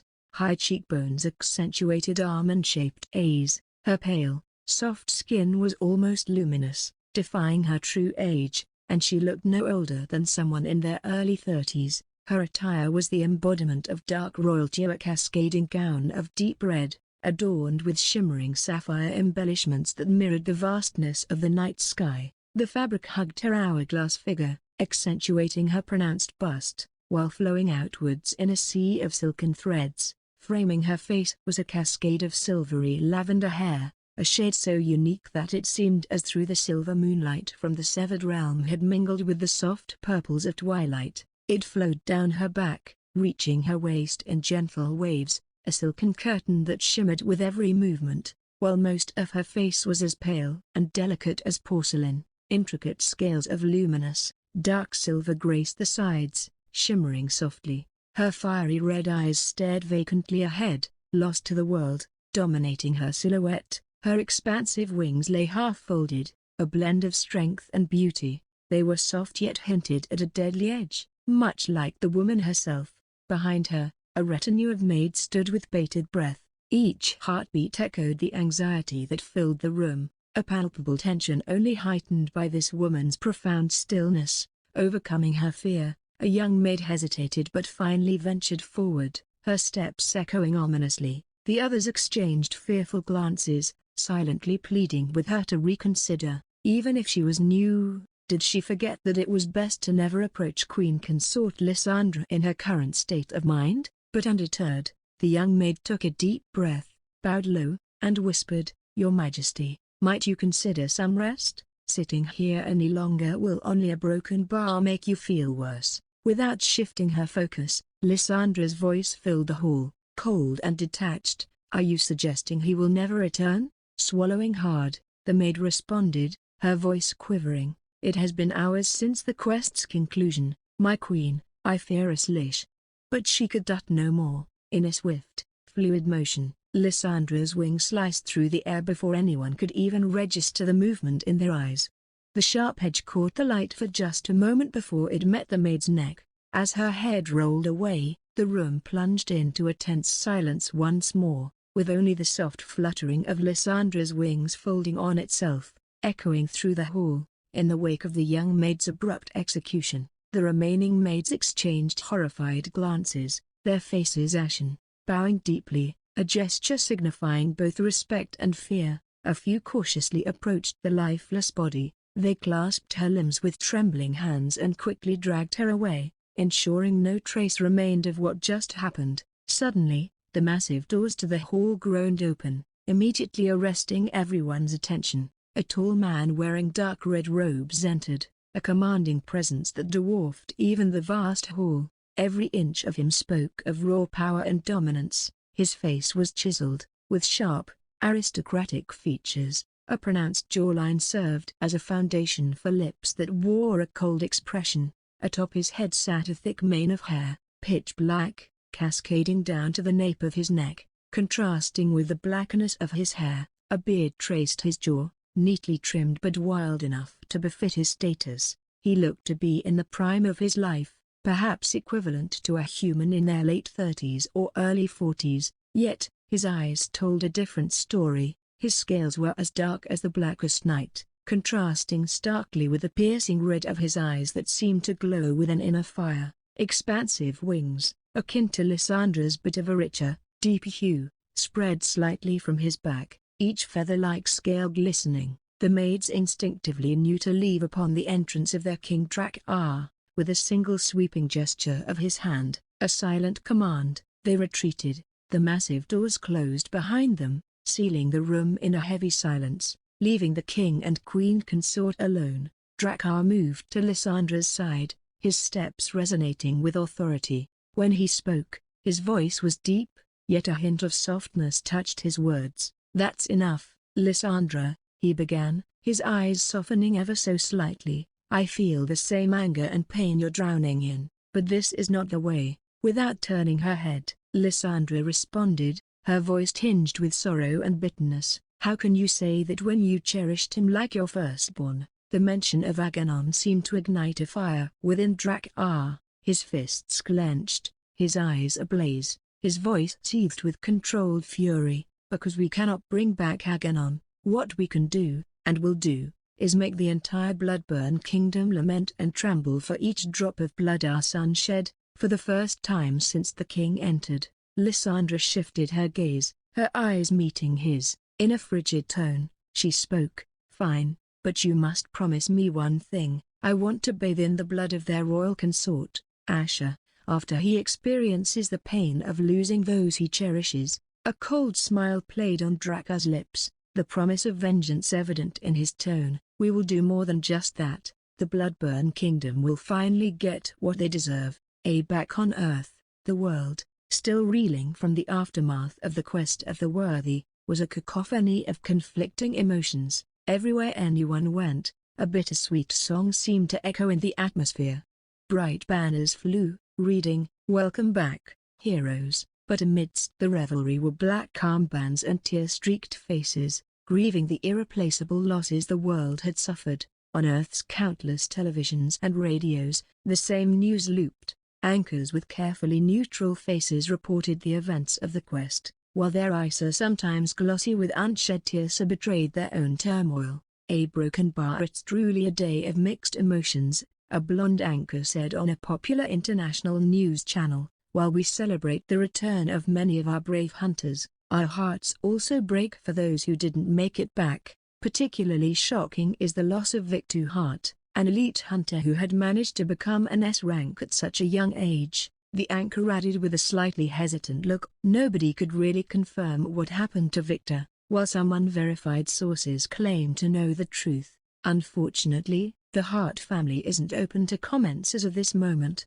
As the news channels jumped from one interview to another, the stories of heroics and unimaginable dangers kept audiences glued. Many of the returning hunters, still wearing their armor and cloaks, talked about the monsters and demons they defeated and the riches they secured. But it wasn't just the hunters themselves who were interviewed. Families and friends, overcome with joy or grief, shared their personal stories. One elderly woman, tears streaming down her face, held up a picture of her grandson who hadn't returned. "He was so proud, a broken bar, so eager, a broken bar, he wanted to make a difference. I can only hope he killed enough demons to make a difference." Yet, the Sterling family remained an enigma. Their mansion, a grand structure of white stone and intricate ironwork, has become the epicenter of the media's frenzy. Vans with bold media logos, reporters with microphones, and photojournalists with massive cameras camped outside the wrought iron gates,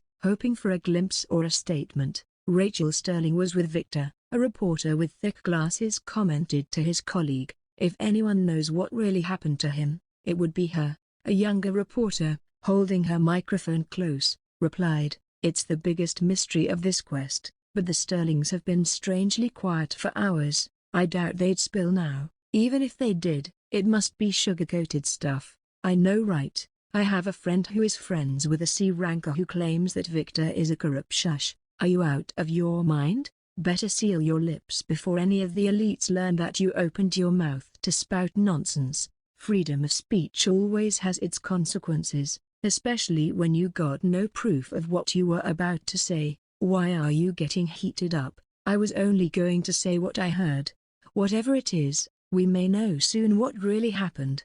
As the hours passed, rumors multiplied. Controversial whispers of Victor's end began to spread, each story more controversial than the last. But suddenly, within an hour, these whispers seemed to get quashed and were overwhelmed with reports and rumors of Victor dying valiantly against a demon, making people feel puzzled, wondering which was really the truth. An influencer, streaming live on her platform, said, "Some say Victor Hart wasn't the elite hunter we knew but a demon in human's clothing who committed various atrocities. Others believe he heroically died while fighting a demon, and now his enemies are creating slanderous rumors to ruin his image even after his death. But we won't know until Rachel Sterling or anyone from her team speaks out." The camera then zoomed in on the mansion's balcony, curtains fluttered, and for a brief second, a silhouette was visible. Was it Rachel? The world waited with bated breath, hoping for answers, yearning for the truth behind the tragedy of their fallen elite hunter, Victor Hart. A few minutes before the end of the quest of the worthy, amidst a sprawling square thrumming with anticipation, the towering stage stood like a beacon, adorned with the proud insignia of the World Hunter Association. From a distance, one could see the vast sea of faces, each eagerly awaiting the appearance of the world's most powerful man. Dozens of media vans were parked in the vicinity, and helicopters were flying above to get a good angle of what was going on below. Stepping up to the podium, the man looking in his 40s emanated a magnetic presence. His blue hair, a unique shade that had become synonymous with his identity, caught the sunlight and shimmered, making him easily distinguishable even from afar. His chiseled jaw, complemented by a perfectly groomed mustache, gave him an air of both regality and authority. The gathering of higher-ranked officials in crisp uniforms, each flaunting a unique badge of honor, surrounded him, subtly emphasizing the importance of this gathering. He sported the famous delicately carved blue eye patch on his right eye. Nobody saw it only as a loss of his right eye but as a mark of bravery and morality in the face of darkness. Everyone knew he got it during his epic battle with the corrupted prince. Apparently, he chose to not put in a new eye to bear it as a scar for failing to see the darkness of someone he considered his good friend, something to always remind him of his grave mistake. This made the people feel even more respect and appreciate his integrity as a hunter. The higher-ranked officials, including the President of America, gathered on the stage and saluted upon his presence, their expressions stoic. It was a silent yet common knowledge that Derek Sterling, the president of WHA, far outranked any president of any country across the world. How could any of them match up to the most powerful and influential man on the planet? His achievements and the number of powerful demons he killed alone could make a person shiver in awe and respect. The bulwark of justice is finally here. Oh my God, he looks even more charming and powerful in person. My hero. Days like this should be a national holiday. I don't want to get fired from my jobs for standing out here, but I don't want to leave. Ladies and gentlemen, Derek began, his voice resonating through the square, confident and unwavering, and as if his voice carried some magic, the bustling crowd immediately became silent. Derek smiled and slowly nodded upon seeing them calm down. Today marks the dawn of a new era for our world and its brave protectors. The crowd listened intently, their attention undivided. In our ongoing eternal battle against the demons, we have always sought to evolve, to adapt, and to be a step ahead, Derek continued, and to ensure this, the World Hunter Association, under my suggestion, has decided to open new mini-academies for our young, budding heroes across the globe. Murmurs of approval and surprise swept through the audience. This initiative, he paused for emphasis, will allow us to scout talent earlier. Those who graduate from these mini-academies will gain direct entry to the main Hunter Academy. No further evaluations, no unnecessary red tape, and no nepotism. A wave of applause erupted, drowning the square inches a sea of claps and cheers. Our world, Derek continued once the applause subsided, his tone turning somber, will always be plagued by demons. They may try to terrorize us, but one thing I promise, every time our heroes stand up to them, these demons will tremble in fear. The crowd erupted into another roaring applause, their spirits uplifted and hopes renewed. The high-ranked officials around Derek exchanged approving nods and smiles, knowing well that under his leadership, the future was brighter than ever. The vast crowd watched with rapt attention, Derek's every word captivating them, and to commemorate this significant stride, he began, his voice carrying gravitas. I have the honor of inaugurating the very first mini-academy right here. Suddenly, Derek's voice trailed off, his piercing blue eye, once sharp and focused on the sea of people before him, now darted to the side, distracted by something he heard in his mind. Rachel returned? He whispered to himself, his brows raising and a hint of a relieved smile forming on his lips. The audience, already on the edge of their seats, exchanged puzzled glances. Whispers began to permeate through the crowd, turning to gasps as many reached for their phones, scrolling through breaking news. The quest of the worthy has ended? Murmured a voice, echoing a sentiment many had just discovered. The square, which moments ago was filled with fervor and enthusiasm, was now blanketed in a curious mix of excitement and anxiety. Derek turned swiftly to his side, where the stately figure of President Biden stood. Mr. Biden, a tall, salt-and-pepper-haired man with a stern face softened by years of leadership, nodded at Derek's unspoken question. Mr. Biden, Derek began, urgency in his tone, would you be kind enough to oversee the inauguration? I need to attend to this matter immediately. Biden smiled reassuringly, his years of diplomatic experience shining through. Of course, Mr. President, you attend to your matters. We've got this, thank you, Derek replied as he swiftly exited the stage. An entourage of men and women in crisp suits, their expressions unreadable but their demeanor unmistakably professional, followed closely behind him. Their synchronized steps and sharp attention to their surroundings gave away their elite training. A couple hours later, inside the lavish Sterling mansion, muted blue curtains billowed gently, hinting at a tension that was thicker than the plush velvet carpeting. In the ornate guest hall, adorned with beautiful paintings and glistening chandeliers, sat a group of people. The heartbeats of their anxious hearts seemed to synchronize with the gentle ticking of the grandiose clock on the mantel.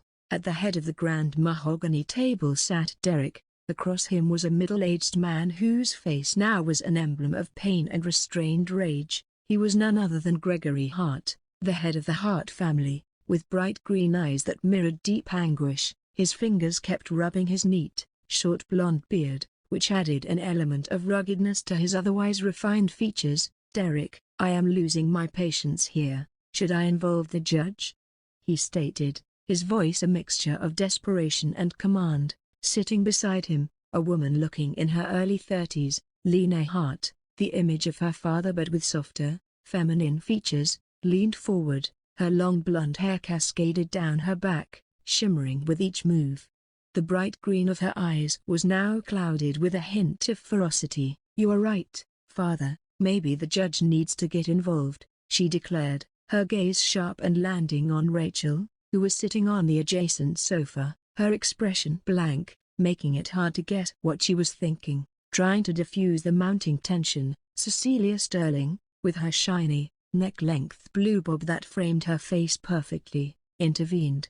Greg, Lena, understand our position too. Rachel has just returned from a nightmarish quest, she said gently, her voice filled with motherly concern. Rachel, the epicenter of all the attention, sat silent, her usually vibrant demeanor replaced with a hollow gaze. She looked lost, as if a part of her had stayed back in that treacherous quest. Derek, taking a deep breath, finally spoke, there is no need to involve the judge. My daughter will tell us what happened to Victor, Derek said as he looked at Gregory, whose hands were clenched firmly. Derek then turned to look at his daughter and leaned forward, his eyes narrowing. Rachel, I know this is hard, but we need clarity. The world outside is frenzied with rumors and stories. Only the truth will help us now before things get complicated for all of us, and Uncle Greg has the right to know. Slowly, Rachel raised her eyes, a mix of pain, resentment, and resolution in them. They first met her father's, fraught with a myriad of emotions, before hardening as they settled on Gregory Hart. If you want to involve the judge, Uncle Hart, Rachel began, her voice steady yet cold, be my guest. But if the judge finds out that Victor tried to kill me to save himself or Broken Bar, well, don't come pointing fingers at me. The unexpected words from Rachel seemed to echo, and the immediate uproar was palpable. Gregory's face turned a shade redder, disbelief and anger contorting his features. What nonsense are you spewing out? He roared. Lena furrowed her brows raising but remained silent. Catching Gregory's sudden outburst, Derek's eyebrows shot up in surprise. Greg, he started firmly, please calm down. Cecilia's blue eyes flashed with protectiveness.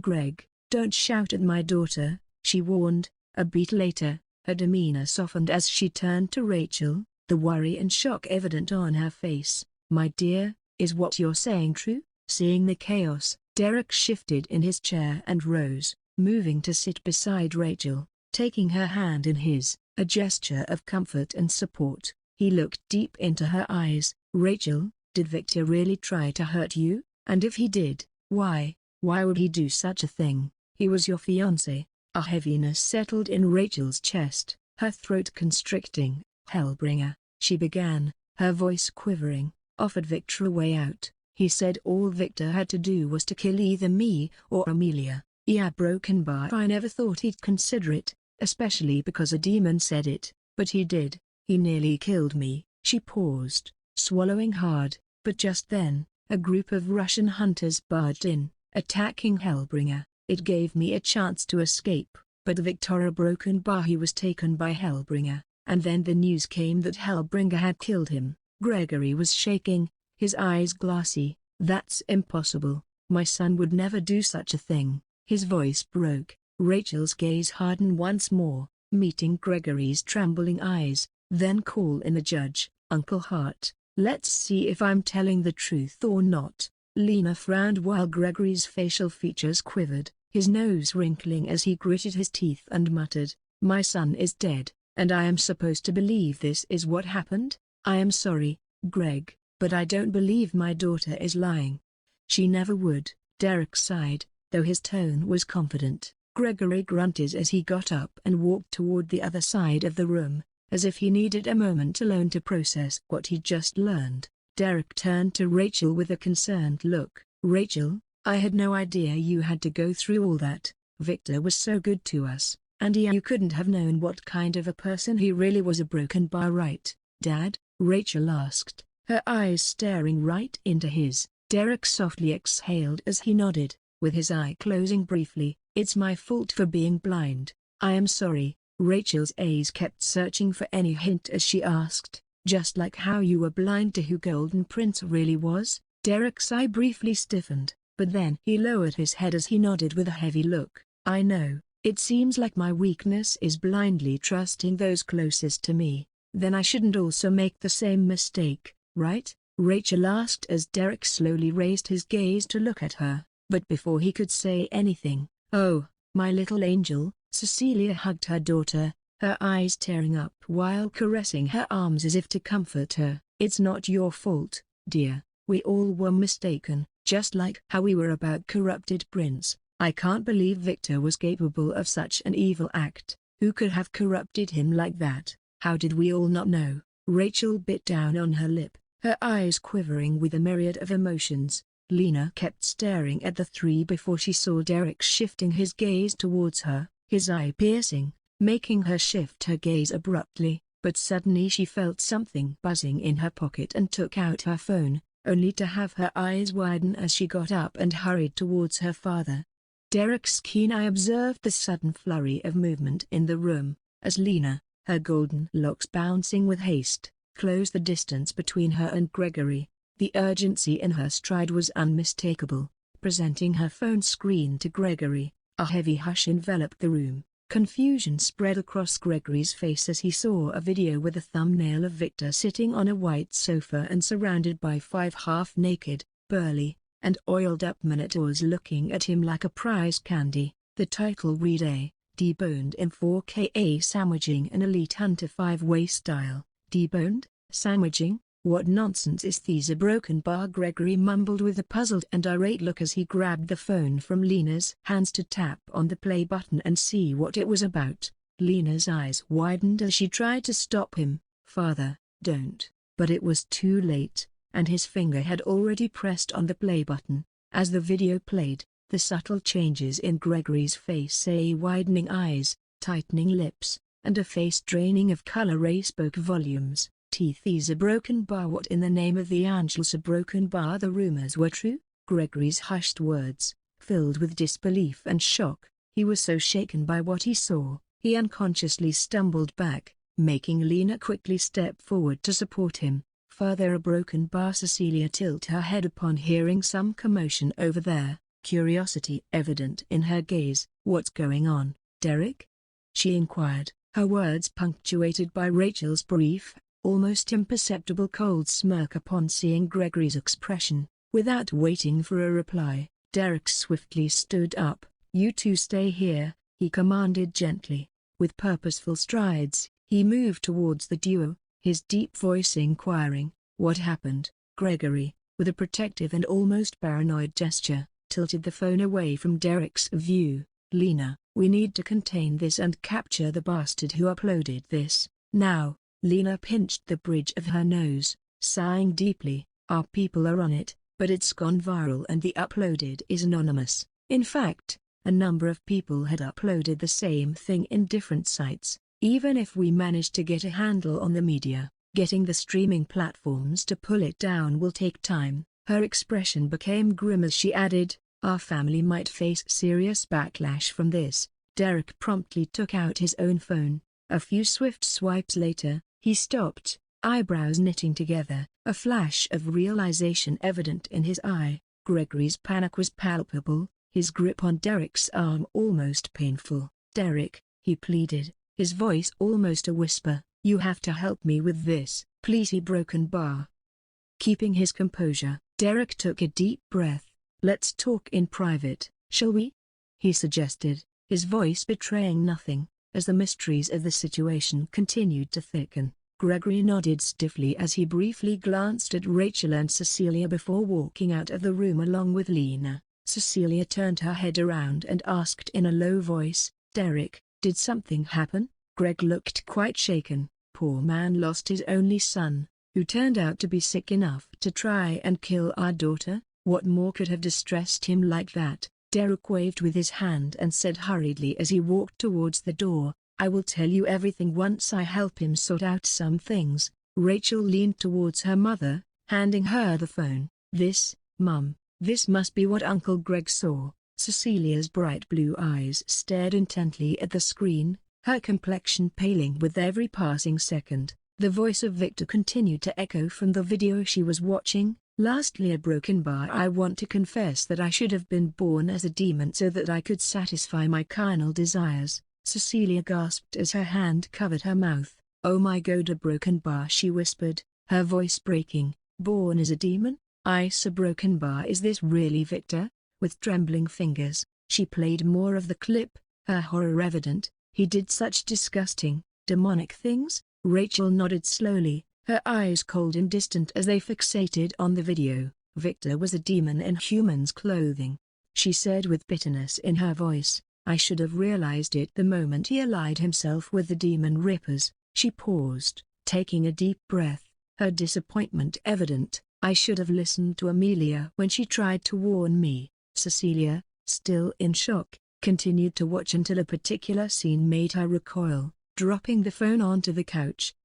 "I can't watch anymore," she exclaimed, her face contorted with disgust. Even after dropping the phone, it still continued to play out loud grunts and rough moans, making Cecilia wrinkle her nose as she furiously tapped on the screen to make it stop and accidentally broke the phone under the force of her tapping. How could the Hart family birth such a monster? No, a broken bar. Greg should have noticed something. He wouldn't have let this go on for so long. He would have done something about it. Or was Victor that good at hiding such things like Cedric? Cecilia mumbled with an aghast expression. Tears welled up in her eyes as she gently cupped Rachel's face. "I had no idea, my angel. I had no idea you were promised to such a monster." She hesitated, her voice filled with regret. "I only agreed to the engagement because he was Greg's son, and your father seemed quite confident about it. If only we knew, we would have chosen someone from our own branch family, just like how I and your father got married." She sighed as she shook her head and added, "I should have listened to our elders. They always say marrying within the same bloodline is the best and safest way. Not only can we further our bloodline, but our power and resources can't be claimed by outsiders. I can't begin to imagine how all this is going to hurt you since Victor was your fiancé. People would be spreading all kinds of rumors. Our entire legacy could be tainted by this. If only your father had a broken bar." Rachel's eyes darted back to her mother, narrowing slightly as a recollection crossed her mind. "Was that the reason? I remember you and Dad having a disagreement when discussing my engagement with Victor for the first time," she asked, her voice heavy with suspicion. Cecilia sighed, the weight of the past seemingly pressing down on her shoulders. She nodded slowly. "Yes," she admitted with a sad look in her eyes. "I always had this uneasy feeling about it. It wasn't something our family practiced often, and given you're my only child a broken bar." She trailed off, looking away for a moment as if collecting her thoughts. "But Derek and Greg have been close friends for ages, and the Hart family, they seemed fine with the idea. I couldn't find a strong enough reason to stand against it, especially when everyone seemed in favor." Rachel's brow creased even more, the unease evident on her face. "But why? Why did Dad even consider such an alliance in the first place?" Cecilia took a deep breath, her gaze direct and resolute. "I don't know, Rachel," she said, her voice firm, "but trust me, I intend to have a thorough talk with your father about it later." Pausing for a second, Cecilia then pulled Rachel into a tight embrace, her voice soft and gentle. "One thing I am certain of is this: I am so relieved all of this came to light before you were bound to Victor in marriage. I shudder to think of the harm it could have caused to you, my precious angel, and to our entire family. You are a hunter with honor and virtue, and you don't deserve to get entangled with such evil." Rachel's chin quivered as she hugged her mother firmly and asked in a low voice, "Would you hate me if I broken bar am not such a hunter?" Cecilia blinked in surprise, taken aback by the sudden change in the conversation. For a moment, her eyes flickered, but then she gently smiled. "Rachel, where is this coming from? You are my daughter. I've watched you grow, and I know your heart. If you are saying this because of everything that happened with Victor, it's not your fault. Don't let the demons win by making you doubt yourself. You are stronger than that." Rachel nodded with a complicated smile though Asher's face, and his words continued to echo in her mind. Fucking God, I have no idea what I am about to watch here. Another elite hunter turning into a corrupted hunter? What kind of century are we living in? Never before had the demons dealt such a heavy blow to our world. Still, to those who are curious to see Victor Hart's controversial sex tape with 5 beefed-up minotaurs posted on HunterTube, quickly close the doors to your room as I react to the L2 HD video live. Turn that blasted thing off, Gregory shouted, his voice booming in the room where the three were standing alone. Lena quickly lowered the volume as she cleared her throat and said, "I was only checking if it's been removed from the online platforms, but it seems like certain platforms are making it all the more complicated." Derek, standing tall, his posture rigid, said, "Lena, it's past the point of no return. Pulling the video won't undo the damage it's caused. Even if you people manage to do that and claim the video is fake, there would be people selling memory crystals right away before it's too late, since this happened in public during the quest. By then, the whole world could know." Gregory, his face red with anger, jabbed a finger toward Derek. "Are you suggesting that we just stand by and let my family name be sullied, all because my son lost his way?" Derek's eye was steel, his voice cold. "You are not the only one who has the right to feel infuriated. My daughter could have been tarnished for life because of Victor, and even now, people will talk. They'll say she knew about Victor's dark side and kept quiet, or even worse, that she was complicit in his deeds. But he didn't merely just lose his way, did he? He publicly revealed how corrupted he is. He would be the first case in the last 2 centuries to be this corrupted. That's because of that damn demon named Hellbringer. I knew he would grow to be a great danger, especially after being a nightmare to our juniors. We shouldn't have ignored such a ticking bomb," Gregory said in a seething tone. Derek narrowed his eye. "That is true. We underestimated this demon named Hellbringer, but it's not only because of that. The blame falls on you as well. I trusted you to have taken good care of your son, and this is what happens?" Gregory's sturdy frame seemed to deflate, the weight of his son's actions pressing heavily upon him. "Yeah, broken bar. I never thought he'd turn out this way, not after everything we did to set him straight all those years ago." Derek's stern gaze didn't wave, and his voice remained firm. "You should have kept a closer eye on him, Greg, especially after that incident 15 years ago. I warned you about Victor's tendencies back then. You should have acted before it was too late." Gregory swallowed hard, the pain in his eyes unmistakable. "I did. I beat the living shit out of him to make sure he never does something like that again, something that could bring us all down. I thought he mended his ways, and he began to perform better and better, especially since he tried to compete with Cedric. I just a broken bar. I don't understand how he could have hidden all this from me. Somebody must have helped him." Lena narrowed her eyes as she stepped forward and said, "Or he wasn't the little boy you thought you could control, Father. He had his connections and friends you couldn't have known." Fuck, crack. Gregory's anger was evident in the force with which he hit the wall, creating a hollow echo in the room while cracking it.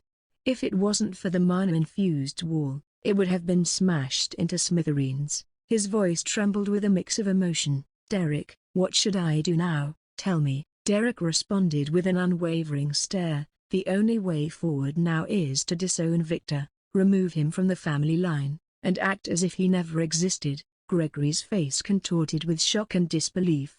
He lunged forward, grabbing a fistful of Derek's shirt. His eyes, filled with desperation, bore into Derek's. "Do you have any idea what you are suggesting? To erase one's own blood? Aside from the humiliation of being the first head to commit such an act in 1,000 years, I might even lose my seat in the council." Unflinching, Derek replied, "Would you rather the world think that your Hart family knew about Victor being corrupted and just covered it up? Which is worse, Greg? But if you play this well, it might end up benefiting you." The weight of Derek's words pressed heavily upon Gregory. With a shaky breath, he released Derek's shirt. He seemed to age a decade in that moment, the sharp lines on his face deepening. "If that's what it takes to protect the familiar broken bar, I'll do it." But as he looked back into Derek's eye, the despair in his own was palpable. "But, I'll still need your support more than ever to mitigate this disaster." Derek's eye narrowed, assessing, "I will lend my help, Greg, but not without talking to your father first." Gregory blinked in surprise. "You're still planning to proceed with Project Mars after all this? Now that my son is dead, how do you think it can even be possible considering what we discussed initially?" Derek's face tightened, the shadows of old memories evident in his eye. "I've invested too much into that project, sacrificed a lot. I can't back down now, not even in the face of these setbacks, and helping you in this situation forces me to take risks as well. So if you need my help, you will make this happen, Greg." The room was charged with a palpable tension, the recent happenings surrounding Victor and the chaos that ensued after, leaving Cecilia still holding on to Rachel with an anxious look while Rachel seemed to be calm despite the situation.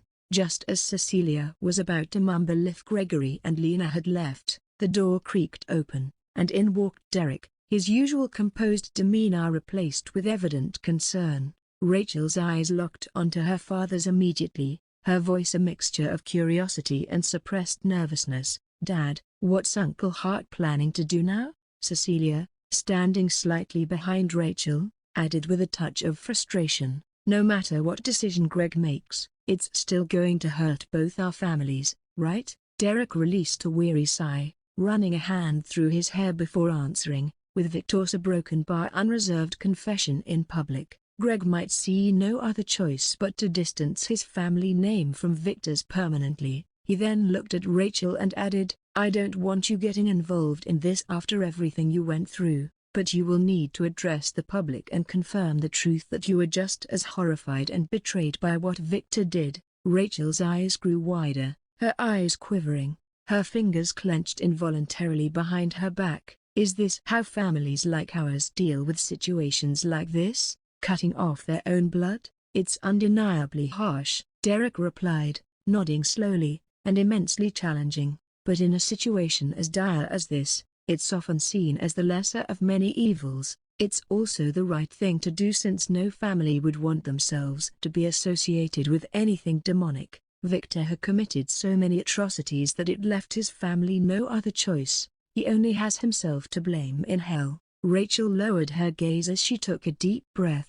Cecilia's lips pursed, her voice dripping with disappointment and displeasure. "Victor brought this upon himself. What he attempted against his own family and against my little Angela broken bar, it's unforgivable." She paused, her expression softening just slightly. "But my heart does ache for Greg and his family. It might take a long time before they recover from this." Derek nodded and looked down at Rachel, concern evident in his eye. "You've been through a lot, sweetheart. Do you need anything other than rest?" I can arrange for one of my friends to talk to you and help you move on if you're still shaken by all of this." Rachel quickly shook her head, her eyes bright with determination. A hint of a smile graced her lips. "Dad, I'm okay, really. Victor's actions were disturbing and painful, but I've had enough time to process and move past it. I will even soon forget about him." His fingers gently cradled her face, a warm smile touching his lips.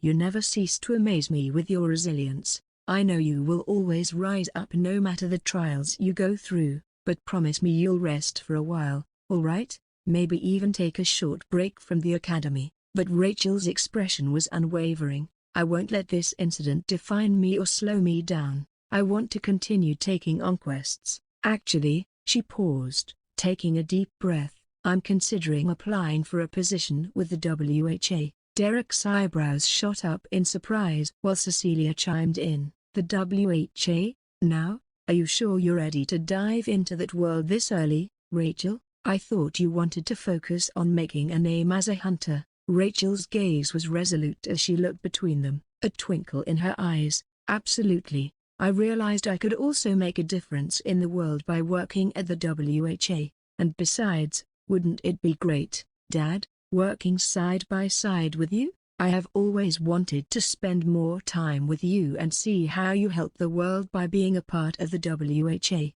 Derek blinked, the corners of his mouth curling into a fond smile. "You know, one of the departments under me has an internship position open. I will let you take it," he offered. Rachel's eyes shimmered with gratitude, but she shook her head with determination. "Thanks, Dad, but I don't want it handed to me. I'll earn it myself." His chest swelled with pride at her words. "That's my girl. Well, I'll be eagerly awaiting the good news of you earning that spot." Cecilia, chuckling lightly, nudged Derek playfully. "Who knows, at this rate, our little angel might just be the next president in the future." Rachel awkwardly smiled, her face lighting up briefly. "I haven't even started, and you're already thinking of making me president. Right now, I just want to understand the real world, beyond just being a hunter." But as she finished her statement, the joviality in her expression faded, replaced by an intense determination. In the posh study room, Derek sat hunched forward, his attention focused intently on the massive screen before him. A video played as he watched it with a focused gaze. The door to the study opened after a soft knock echoed, and Cecilia stepped in, her soft expression contrasting starkly with the turbulent images on the screen. Her gaze instantly landed on the video, and her expression soured as she averted her gaze. "Not this again, Derek, can you please turn that off?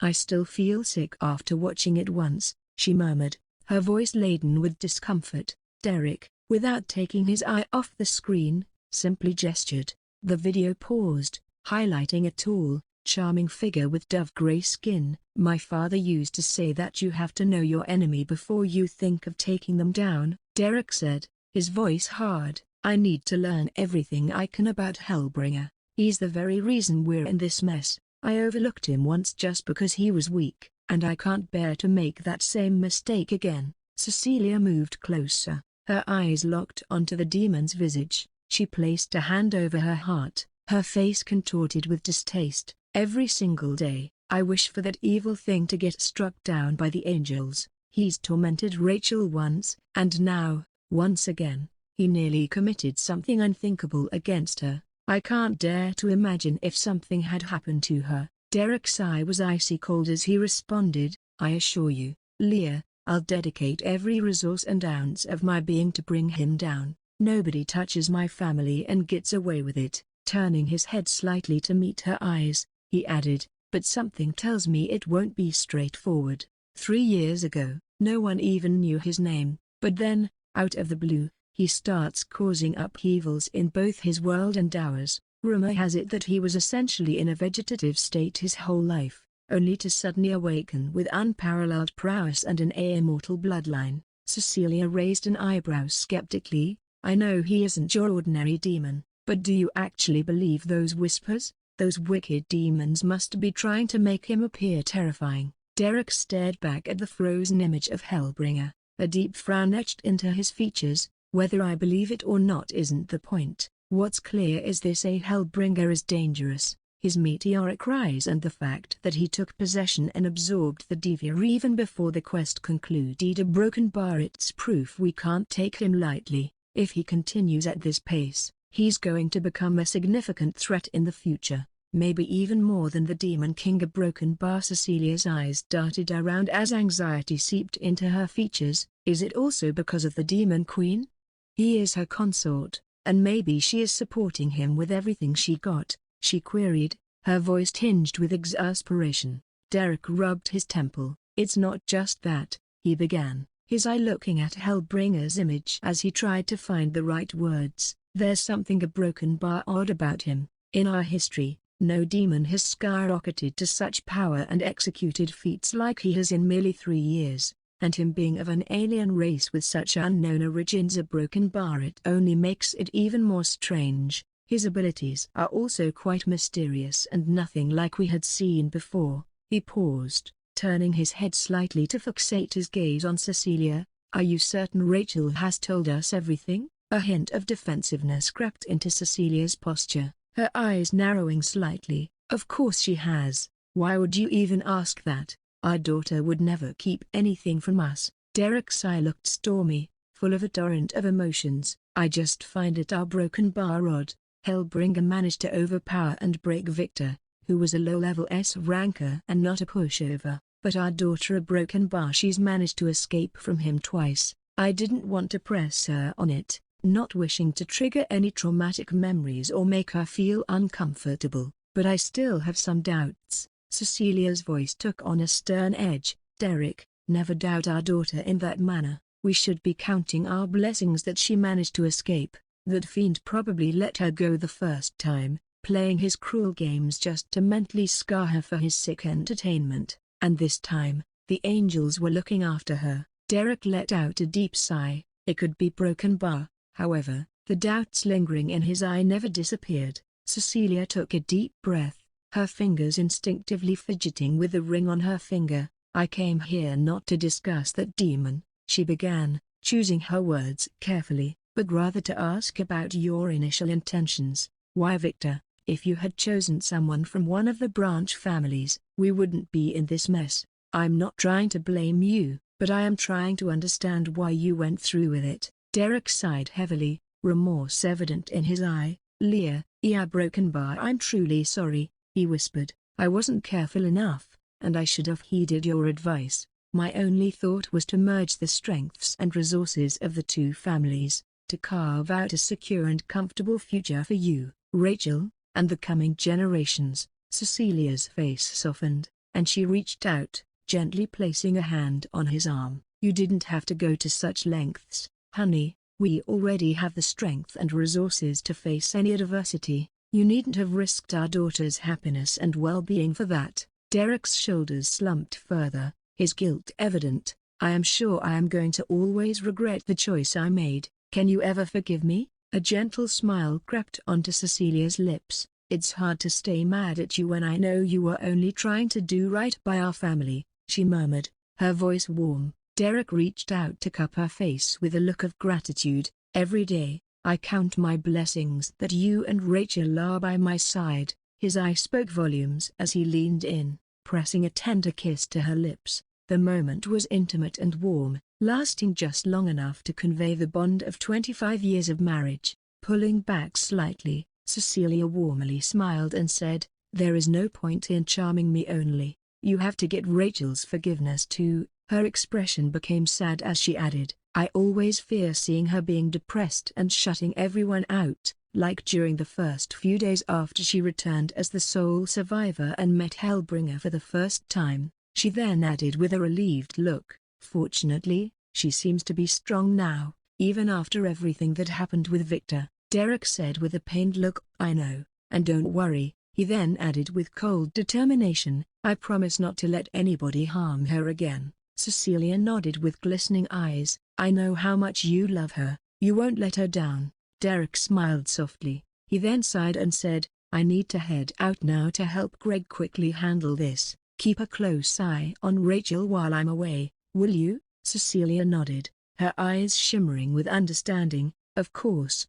Be careful. Derek waved his hand as he walked towards the door, though his smile faded and his expression became hardened. The moment Isola's foot touched the sandy grounds of Mistshore Village, a wave of euphoria rippled through the crowd. A chorus of jubilant voices rose in a symphony of celebration, echoing the village's joy and relief over her safe return. Despite the war that happened between the Umbrelfians and their kingdom, the people of the Nyadon tribe came to learn how kind and noble the Umbrelfian princess was. They had also grown accustomed to the Umbrelfians living among them and even befriended some, and so they also joined in celebrating the return of the Umbrelfian princess. The distinct melody of Nyadon tribe's traditional instruments intermingled with the Umbrelfians' hymns, symbolizing a unity in a moment like this. Isola was moved by such a warm greeting from her people and even those from the Nyadon tribe. She could see how worried they were all this time and felt overwhelmed by the happiness they were showing now. Princess, a young Umbrelfian, with twinkling azure eyes, rushed to her side, barely concealing his excitement. "Can you tell us what really happened? Did you help the Bloodburn consort kill Prince Aganon?" Before Isola could reply, an older Umbrelfian stepped in, his face stern. "Hush, Lina, speak with respect, and do not pry into matters you shouldn't." The other adults also nodded since they didn't want trouble if anyone accused them of questioning the achievement of the Bloodburn consort. Isola crouched slightly, her fins shimmering in the daylight, and gently patted Lina's head. Her voice was soft, soothing the palpable tension. "Nobody helped consort Asher in that regard, little one. It was very dangerous in the end, but it was he who saved the lives of those in his group, mine included." The crowd murmured, exchanging surprised glances. They never expected the Bloodburn consort to care enough to protect their princess. "My daughters, your highness, what happened to them?"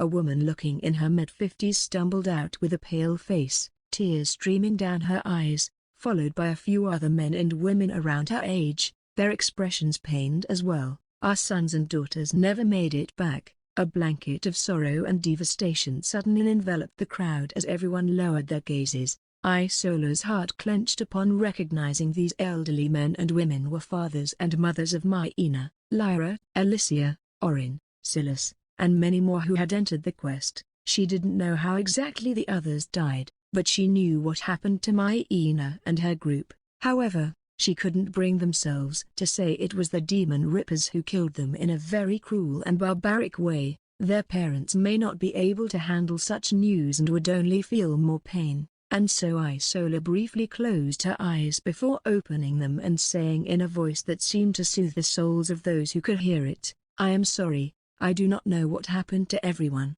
but we can believe that they died honorably, just like Maina, Lyra, Alicia, Orin, and Silas. They were brave until the end, even when faced against hunters who were not only stronger but outnumbered them. Unfortunately, I wasn't able to get to them in time to save them when they needed me the most. I failed to protect them." Isola began to lower her head as she added with closed eyes, guilt evident on her face, "I am so now a broken bar." One of the elderly women stepped forward and stopped Isola from lowering her head as she said with tears that continued to trickle down her pallid face, "Your Highness has no need to ever lower your head before us because we wouldn't be alive if not for you. You are our Midnight Maiden who has always protected us and given us a future. The devils would curse us if you were to bow to us." The others also nodded vigorously, their eyes glistening with tears. Isola slowly raised her head and softly looked at everyone, all of them displaying their faith in her. An elderly man stepped forward and chimed in with a somber expression, "Now that you told us they died with honor, we can at least be proud that they died valiantly. Thank you for giving us such relief." Saying so, he and everyone deeply bowed before Isola. Isola felt her heart melting at the sight and gently said, "Please rise, everyone." Everyone raised their heads as Isola continued and said, "I managed to get vengeance for what happened to Maina and her friends, and I have no doubt their souls wouldn't be under torment in the seven hells." The elderly had their eyes light up while the others also sighed in satisfaction and relief. They were about to thank their princess for getting vengeance when Isola added, "But it wouldn't have been possible without Consort Asher's help." He risked his life to help me even though he stood to gain nothing but only lose, including a part of a very precious treasure. Everyone suddenly became silent, their eyes widening as they heard such unexpected words coming from their princess. The Bloodburn consort helped their princess so much?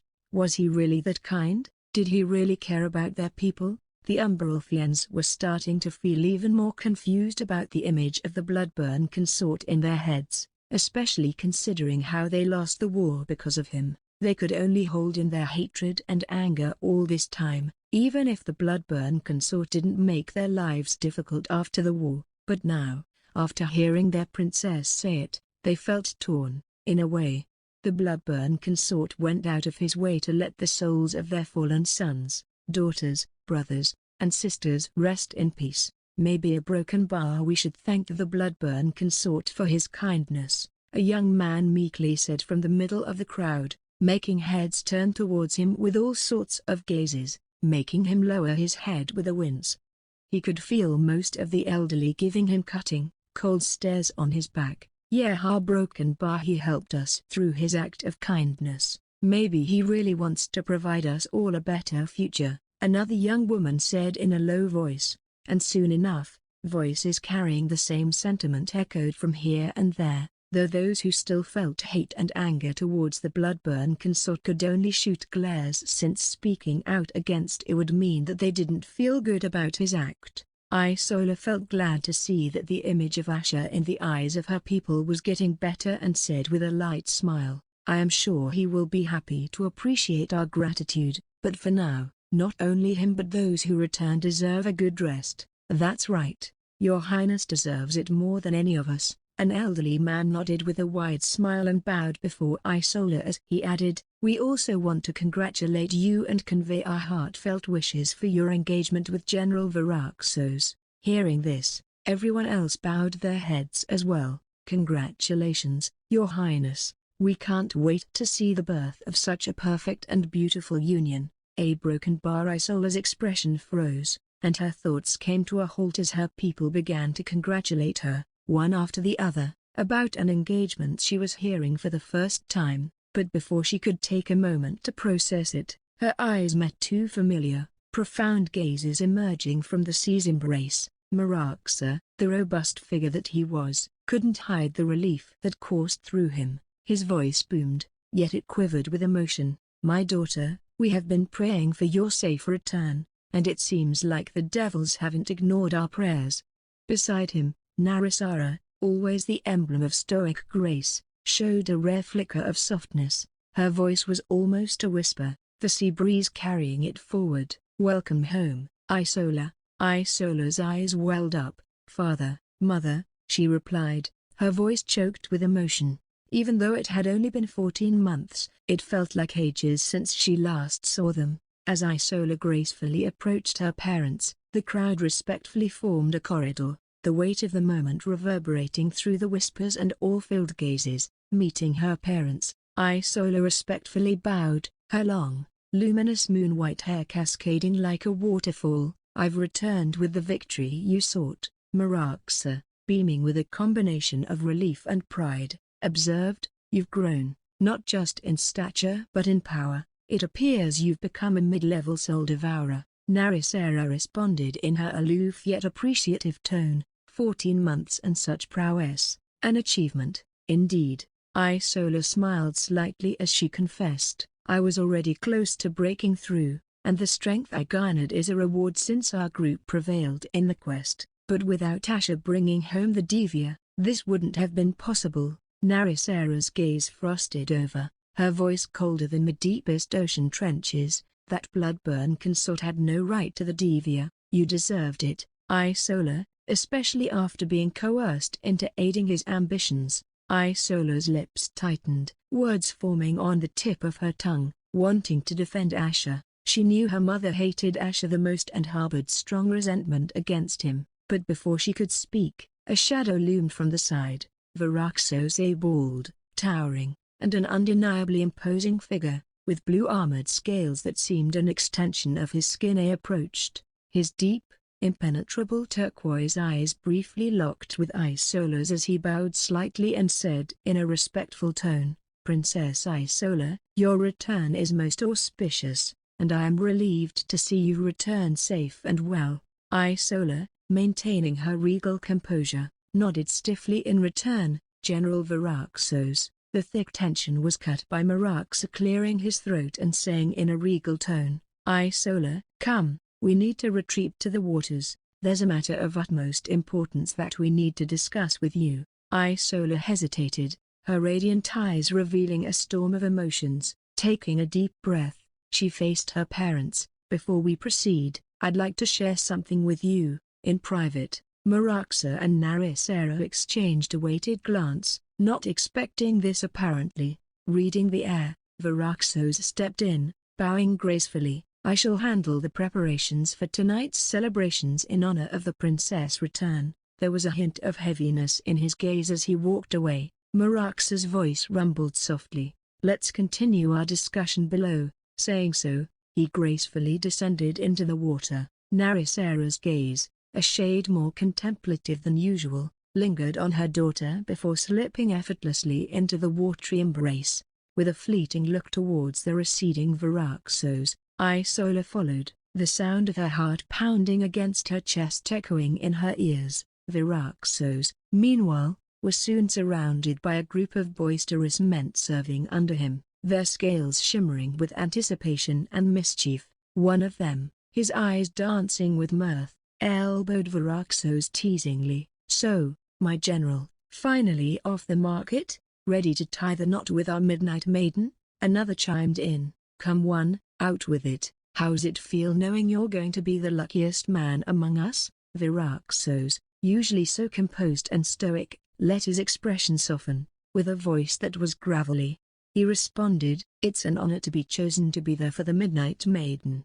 The men erupted in cheers and hearty laughter, patting Varaxos on the back, their jests an affirmation of camaraderie and shared joy for what the future held. However, one of the young men among them stepped forward and asked with a brief smile, I suppose you are going to be a very busy man after the marriage, my friend. Ruxana broken bar. Varaxos mumbled with a complicated look in his eyes and said, I am not going anywhere, we all will still be together. Yeah, our general will always be there for us. Hooah. The men once again cheered, though Ruxan slightly smiled before walking away silently. Varaxos silently stared in his direction while his fists slowly clenched. An underwater chamber, bathed in an ethereal, red-tinged glow, was a spectacle of royal elegance. Majestic columns rose to support a ceiling adorned with murals of Umberolthi and legends, while luminescent aquatic plants swayed gently, casting their radiant hues across the chamber. It was in this setting that Isola entered, her coiled, serpentine tail gliding with a grace that commanded attention, the lustrous scales reflecting the chamber's light. Maraxa's usually imposing gaze softened as he beheld his daughter. Isola, he began, the warmth in his voice evident. What matter you wanted to talk about in such secrecy? Narissara, her demeanor poised as always, remained silent, though her penetrating gaze never left her daughter. Gathering her courage, Isola responded, her voice trembling just slightly, I've heard news a broken bar about my engagement to Varaxos. Is it true? Maraxa heaved a sigh, nodding. We had hoped to announce it in your presence, but we never knew when you were going to return, and so we decided to make preparations beforehand and announce it to the people to give them hope in times like these. Narissara, in her distinctively aloof manner, added, it's our tradition. Our strongest warrior weds those of royal blood. With the shadow of the prophecy looming over us, we never discussed this matter, but fortunately, you are still with us, and it's time you continued to carry out your responsibilities and bring strength and hope to our people. Isola's heart raced. She'd always known of this tradition, and if not for the prophecy that stated she would die young, she also would have thought she would marry Varaxos in the future. But her life took an unexpected turn, and for the first time,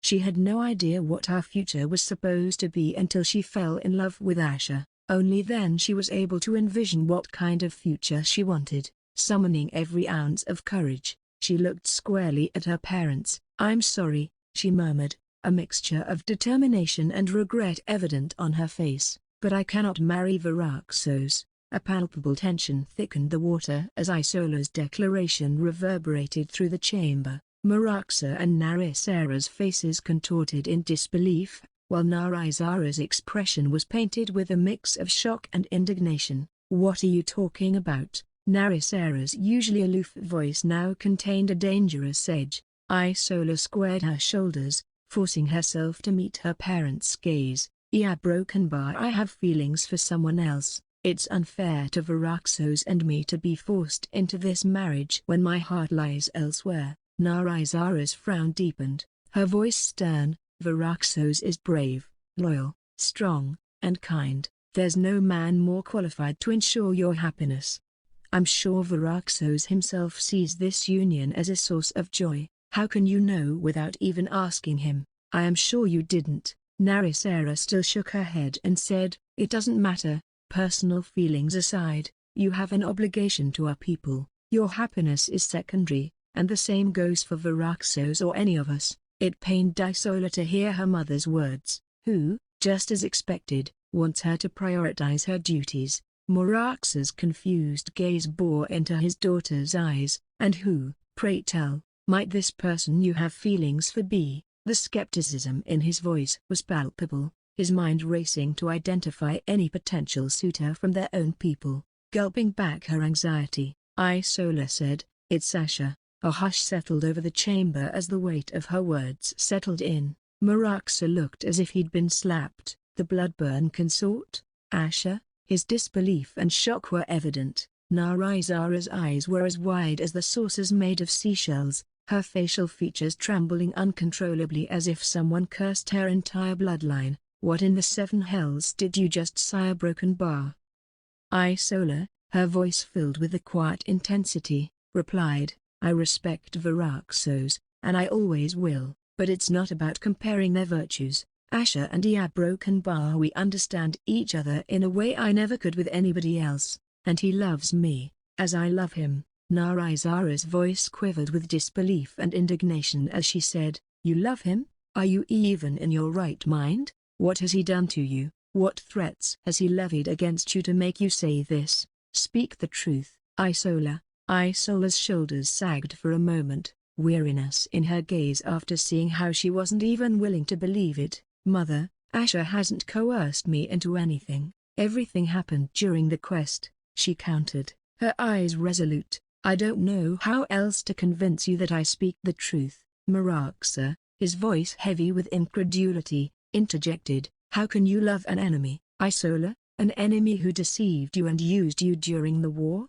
Even if he persuaded the Queen to grant mercy to us after the war, the humiliation was only tenfold. We were stripped of our titles, letting even the peasants in their kingdom disrespect us with no consequences while using our men and women to earn life crystals to fill their coffers. If not for you, we would have a broken bar." Meraxa found himself unable to complete his sentence. Isola sighed, her eyelids fluttering shut for a brief second. "I can't explain the origin of these feelings, but they're real, and they aren't going away." Narizara, turning her gaze sharply to Meraxa, snapped, "Do you believe this madness?" Meraxa's brows knit together, a mixture of frustration and contemplation evident on his face. "Have we ever known our daughter to waste our time with jokes, Narissa? Or do you refuse to acknowledge the reality of what's unfolding with our daughter?" For a moment, vulnerability cracked Narisera's stern face, her eyes wavering. Without warning, she surged forward, hands gripping Isola's arms with an intensity that belied her emotions. "Take back your words, Isola. Renounce this madness, and we'll pretend you never uttered such folly." Isola, unwavering, gently pulled away from her mother's grasp. "I don't want you to pretend as though what I feel isn't real. I wish for you to accept it, because I want to be with Asher," she declared, her voice steady. "Together, we can build a brighter future for both our realms." Narisera's hands quivered, her gaze sharp and piercing as she met Isola's. "When did you change so much? Do the sacrifices of our ancestors mean nothing to you? Have you forgotten how the Bloodburn Kingdom painted the oceans with the blood of our kind? By acting on these a broken bar foolish infatuation, you dishonor their memory. Do you wish to torment their souls for eternity in the seven hells?" Narisera wished she could rip Asher to pieces for seducing her daughter with his underhanded methods. Isola's eyes glistened with emotion, but the resolve remained. It's history, mother. The Ravager's reign of terror is long past. Our ancestors would not want us to harbor hate for the present-day blood-burn kingdom that has shown us mercy, especially when we were the aggressors first. Holding today's generation accountable for the past will only perpetuate a cycle of hatred and violence. Is that how you want our people to live? Forever in pain and strife? Maraxa, visibly torn by the weight of the conversation, ran a hand over his face, his gaze distant, but Narisera's fury was still evident. She snapped, "In just over a year, you've become unrecognizable to me. Regardless of your newfound beliefs, our people would never understand or accept them, and for their and our ancestors' sake, I will not let you abandon your duty. You will marry Varaxos and not bring dishonor to your own bloodline. Otherwise, I will kill myself, and you can live with our enemy with my blood on your hands. Is that what you want, mother?" Pleasy broken bar. Isola pressed her lips together, seeing her mother being so angry and adamant. Narisera, eyes flitting with frustration between her husband and daughter, finally exclaimed, "Maraxa, don't just float there, say something." But before he could gather his thoughts, Isola interrupted, her voice strained but clear, "Mother, father, it's a broken bar. It's already done. Asher and I have completed a broken bar our union." The moment she said this, Isola felt a weight being lifted off her chest, but at the same time her heart was racing like never before. "Isola, you did what?" Maraxa's voice echoed in the chamber, disbelief stark on his face. His eyes almost popped out, and the words kept ringing in his ears. That brat had his way with his precious daughter? Narisera's already pale complexion turned an even ghostlier shade. What have you done? A broken bar by the cursed seas. A broken bar. She swayed, her eyes unfocused, and then she went limp, her graceful form floating listlessly in the water. "Mother, Narissa!" Isola and Maraxa cried out, propelling themselves forward after seeing her faint from the shock. Isola's voice was like a gentle cascade of water, serenading the stillness of the underwater chamber. She floated gracefully beside the bed, singing a mesmerizing tune to soothe her mother's mind, which was surely quite stormy now. Narissa lay unconscious on the bed, her form draped in elegant sheets that glowed softly. On the opposite side, Maraxa hovered with a pensive expression and looked as if he hadn't slept for weeks. The atmosphere was thick with tension as his eyes flicked over to Isola, full of emotion. "My child," he began hesitantly, "do you genuinely cherish him? Out of all people, why him? The two of you even dared to broken bar unite." Isola's song gradually waned, her voice replaced by the silence of the room. She looked down, her expression one of conflict and resignation. "Father, things are broken bar. They happened suddenly. I didn't have the time to think or understand my feelings." She raised her sapphire blue eyes to meet his, pleadingly. "Sometimes you can't just explain these things. Please trust in me, and in Asher. I would never willingly bring sorrow or shame to you or our people, and Asher is not the enemy you or mother believe to be. He can help our people regain what we lost." Narisera's previously peaceful face transformed as her eyes suddenly snapped open, and her voice, cold and detached, cut through the room. "So even if it means betraying your ancestors and us, you'd pursue this rebellious path?" Isola winced at her mother's sharp tone and her cold glare, but was relieved to see that she was already up. Taking a deep breath, she replied, "Mother, it's already done. The past can't be unwritten. I'm sorry for the disappointment I've caused you, but please don't say that I am betraying you or anyone. Please give me a chance to prove myself. I have never asked for anything in my life. I have always done everything as you wanted.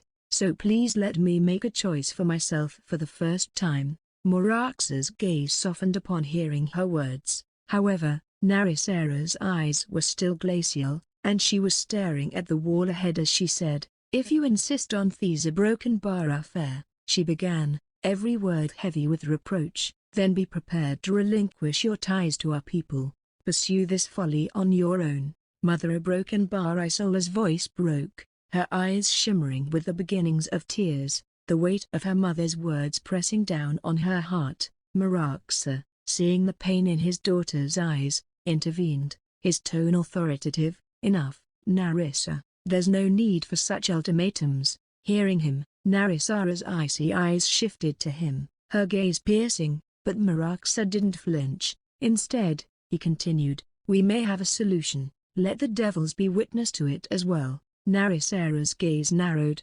suspicion evident in her eyes. "What do you suggest?"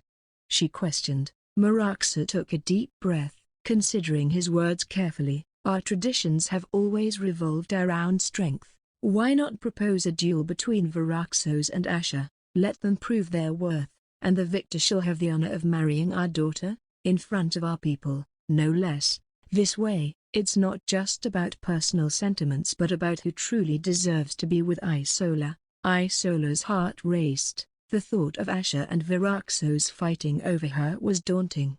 Viraxos was a powerful mid-level soul devourer, but she wasn't feeling too worried since she had an idea of how strong Asher was. She then looked at her father with gratitude, for he was willing to give Asher a chance and also was willing to support her. Narisara, still deep in thought, had her brows furrowed. As far as she heard, Asher did absorb the Devya and returned with the strength of a peak soul purger. She grudgingly had to admit he was a genius, but how could someone as young as him still stand a chance against a soul devourer? Even if people claim he killed Aganon, she was sure her daughter had a hand in it. She wasn't willing to believe rumors and only what she had seen with her own eyes.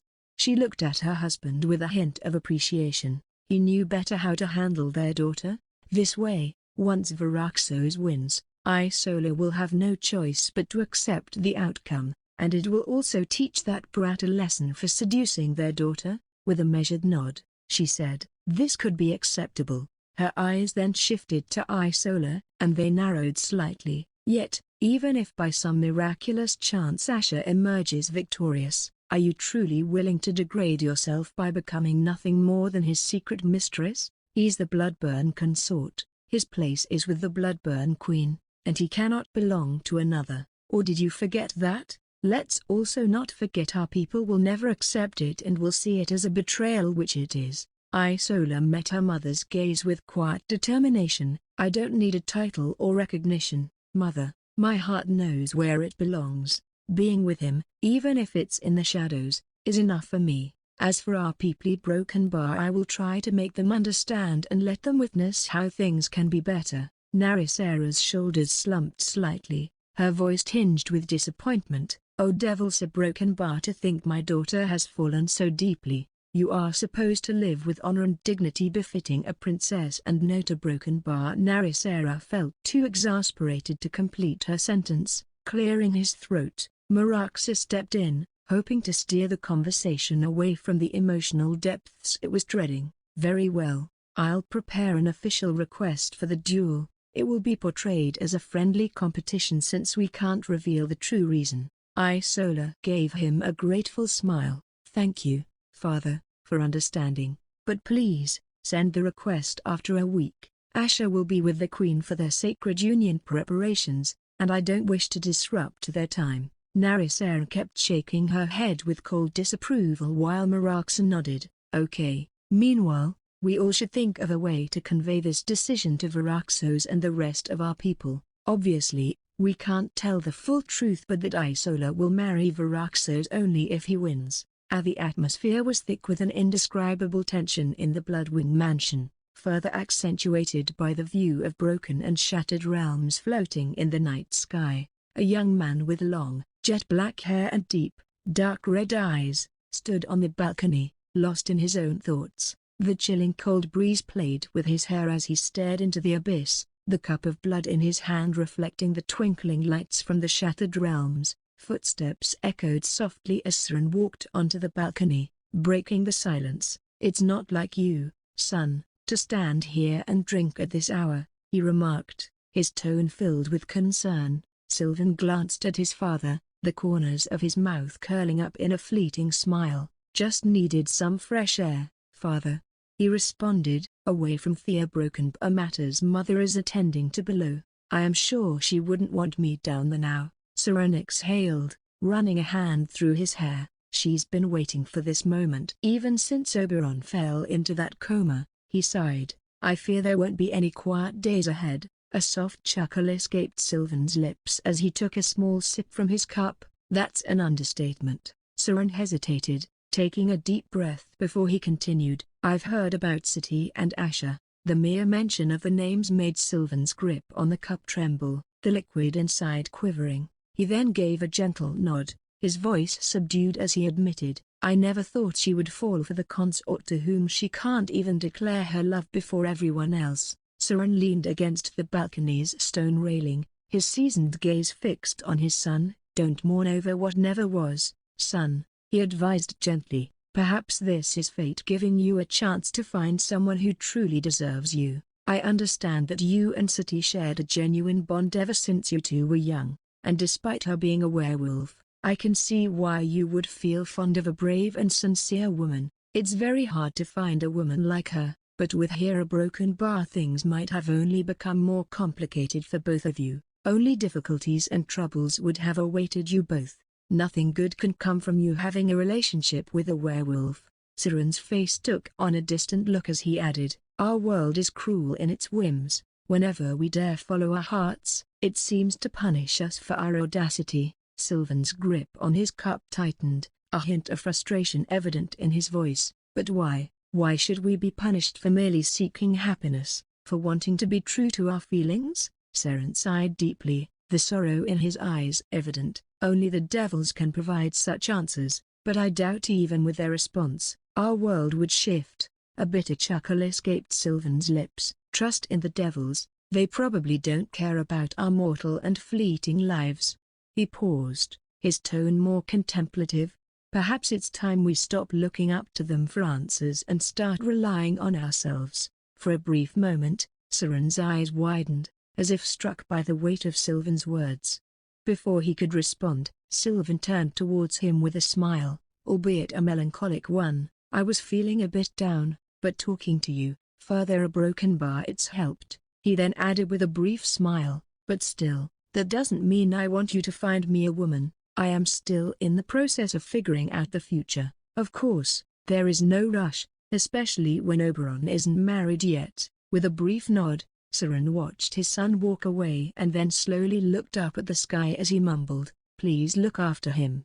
The streets of Bloodburn Kingdom were awash in vivid colors, the dark hues contrasting against the darkening sky that signaled the approaching celestial event Eye of the Seven Hells. It was said that during this event, the energy from the Seven Hells momentarily makes contact with Zoltha, enriching it and bringing other benefits. Whispers of the Queen's sacred union with her recently returned consort spread through the kingdom like wildfire, igniting the passion and fervor of the kingdom's subjects. This was one of the most anticipated events they had been waiting for, since it would surely determine the future of this kingdom, and since it was already a well-known fact that the Queen and her consort were unparalleled geniuses, they couldn't wait to see how powerful their progeny would be. In the central square, an effigy of the Blood Moon and Crimson Sun stood tall, reminding the realm of the rarity of the celestial event and the added significance of the Queen's union. Can you believe our luck? The Queen's sacred union during the eve of the Seven Hells, an elderly woman, her fingers adorned with various rings, exclaimed to a young vendor selling mystical incense. It's as if the devils themselves are in favor of our Queen's union, replied the vendor, carefully placing a stick of incense in a customer's hand. All around, families gathered, children ran with glee, and elders chanted ancient hymns to mark the week of double celebrations. The distant echo of bells signaled the beginning of various rituals to ensure the prosperity of the kingdom and the success of the sacred union. At the castle, the atmosphere was even more electric. We cannot afford any disturbances. Nobody will sleep for a second for the entire week. It will be upon this to make sure we fulfill her work until she returns, Saran ordered, his brow creased with the weight of responsibility. Minister Irana, one of the kingdom's eldest and wisest, added, Advisor Saran is right. The union under such a celestial event is both a blessing and a challenge. We must ensure that the Queen and the consort's connection with the Seven Hells is pure and beneficial. The drafty corridors of the castle echoed with a cacophony of shrill pleas and indignant retorts. A scene of chaos unfurled, with the distinct figure of a young man with red skin and a pointy nose being the center of attention. His dark blue eyes shimmered with panic and desperation as they bulged almost from their sockets. "Sister, please, for the love of the eye, let me go," Cookus wailed dramatically, his clawed hands firmly gripping Sati's leg as she dragged him with exasperated determination. "If I miss this event with my girlfriend, you're basically preventing the birth of a prodigy, a once-in-a-million-years prodigy." He blinked away the tears forming in his eyes, making his case even more dramatic. Sati halted abruptly, almost causing Cookus to bump into her. "Stupid Cookus, you think begging will make me grant you mercy?" Saying so, she lifted her leg in a feigned attempt to stomp him.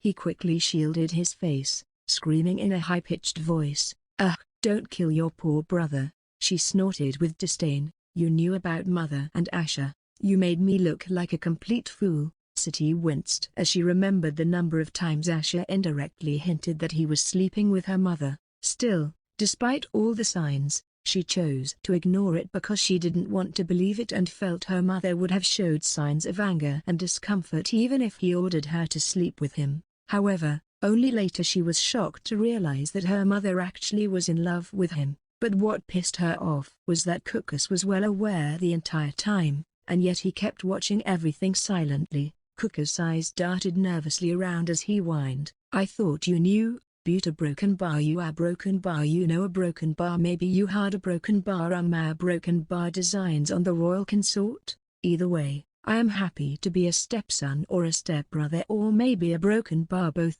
Cookus mumbled with a contemplative expression, wondering how that would work out. He shook his head since his head was getting fuzzy with such deep thinking and felt that either way, he would rise up to be a noble in this kingdom and fulfill his dreams finally. He surely needs to learn Asher's secrets to seducing women, especially if he succeeded in seducing this brash and short-fused sister of his. Sati's face turned a shade redder than Cookus' skin. "Are you implying I'm jealous of our mother?"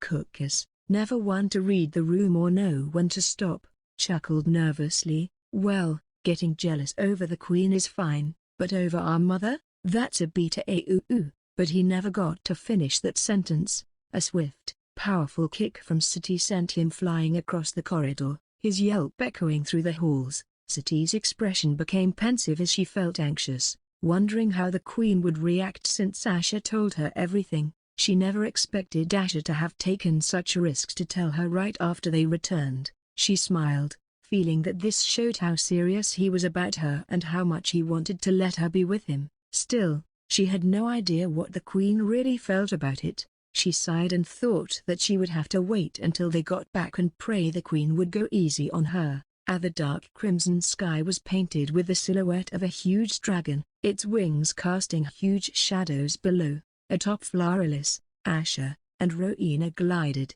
their hair dancing with the wind, while 5 distinct shadowy figures followed closely behind the bloodborne guards, ensuring the safety of the royal couple. As the party approached the edge of a dense and daunting forest, Floralis began a gradual descent. Asher easily recognized the hidden jewel of nature that awaited them below, the Crimson Grove. He had only come here once, during the quest where Rachel and her team were about to destroy this place and steal the treasure. He was glad to see that the grove had regained its former beauty after the destruction that was caused during the quest. It was still an enigmatic beauty, starkly contrasting the surrounding forest's eerie vibes. Shielded by nature's tall guardians, the entrance to this grove was a narrow path, giving a hint of the secrecy and exclusivity that lay within. Floralis' wings whooshed gently as they touched down, allowing Asher and Rowena to dismount. The bloodborne guards took positions around the grove's perimeter, respecting their need for privacy but not without taking measures to ensure their protection. The moment they got down, a beautiful sight entered their vision. A riot of colors burst forth from flowers of every imaginable hue, their fragrances melding in a way that enchanted the senses. The centerpiece was a tranquil pond, its serene waters acting as a mirror to the garden's vibrant look. Overlooking the pond was a quaint gazebo, an inviting sanctuary to sit and spend time without feeling tired. Asher, taking in the tranquil beauty of their surroundings, grinned at Rowena. "I had a feeling you might choose to spend the week in this place." Rowena's eyes, reflecting the soft hues around them, met Asher's. "You already know how special this grove is to me," she replied gently. "I couldn't think of a better place to spend this week with you." Her expression became deadly cold briefly as she said, "I had to do some reconstruction after those hunters tried to destroy this place, so we are broken bar." Pointing at a distance, Rowena added as her expression softened, "I built a small house to stay as well in case we ever plan to spend some time here in the future." Asher followed the direction she was pointing at, and at a stone's throw away was a small, elegant house, adding to the grove's allure. "You really thought ahead, huh?" Asher asked with a teasing smile, making Rowena shift her gaze to the side with a faint reddish hue on her pale cheeks. "I only built it thinking we might enjoy painting here. There are so many beautiful things around us to take inspiration from." Asher placed his arm around Rowena's shoulder as he pulled her closer to him and said with a warm look, "You are right. We still have a few days until the eye reveals itself. Let's enjoy our time here." Asher never thought he would be spending his first honeymoon like this. It surely wouldn't have happened in his wildest dreams in his past life. Within the sanctuary of the Crimson Grove, the days unfurled in a serene dance. Each moment was a canvas, and Asher and Rowena painted memories upon it. Brushes swayed, capturing the beauty of flowers, the ethereal shimmer of the pond, and the playful dance of the dark sunlight filtering through the trees. One afternoon, the aroma of spices and meat filled the grove, accompanied by warm conversations. Asher, somewhat skilled in the culinary arts, was teaching Rowena the delicate aspects of cooking. They had decided to eat the food they cooked here. Pots and pans clinked, ingredients sizzled, and the pair basked in the joy of creation. Asher grinned, handing Rowena a spatula. "Remember, the key is to let the flavors melt together." Rowena winced, attempting to flip a pancake, but ended up creating a somewhat artistic splatter on the pan. She cleared her throat as she said with a stiff face, "Perhaps my skills are more suited for combat than cooking." Asher had his laughs at moments like these where she showed such a vulnerable and mundane side of hers, allowing him to learn more about her. While they relished the meals they crafted, Asher was well aware of Rowena's unique dietary requirements. One evening, as Rowena reached for her usual flask of blood, Asher gently held her hand, looking deep into her eyes. "Rona, you can always take from me. I know you think it's bad to ask, but there's no need for you to feel shy." Rowena's crimson eyes widened, the depth of his offer evident. She bit her lip, caught between desire and restraint. "Ash, are you certain? Your blood a broken bar? It's too intoxicating." She remembered losing control the first time and had ever since felt more worried about doing it again. He chuckled softly, raising his wrist slightly. "Trust me, you won't. And to be honest, the idea doesn't sound too bad. Whenever you suck my blood, it feels hot." Asher broken bar. Rowena's cheeks reddened upon hearing him say it with a smoldering expression. She hesitated for a moment, then leaned in, her fangs grazing his neck gently, drawing the sweet nectar she craved. As they continued to bond, Rowena felt a flood of emotions: love, gratitude, and a tinge of sadness, knowing their time in this haven was fleeting. There was no telling when they could spend time here like this again, and for some reason, she was feeling anxious about the future. It only made her feel even more determined to cherish every moment that passed here and the moments that were left. And on the third last day of the week, the crimson sun was finally getting eclipsed by the blood moon completely. On the third last day of the week, the morning dawned with an enigmatic aura. Instead of the usual fiery crimson glow, the sky was painted in unusually dark crimson hues, giving the illusion of evening. Rowena, her figure silhouetted against the mysterious backdrop, ambled gracefully toward the pond. Her attire was an alluring vision of simplicity. The thin silk-like cloth, a soft shade of black, clung to her in a way that accentuated her hourglass figure. It draped over her well-endowed bust, cascading down to kiss her ankles, revealing just enough to leave a hint of her pale, flawless skin exposed. That's the eye of the seven hells, huh? Asher's voice, rich and deep, interrupted the almost surreal tranquility. Back on Earth, people would call it a solar eclipse and consider it a bad day because it was said that demonic energy was most powerful at that time,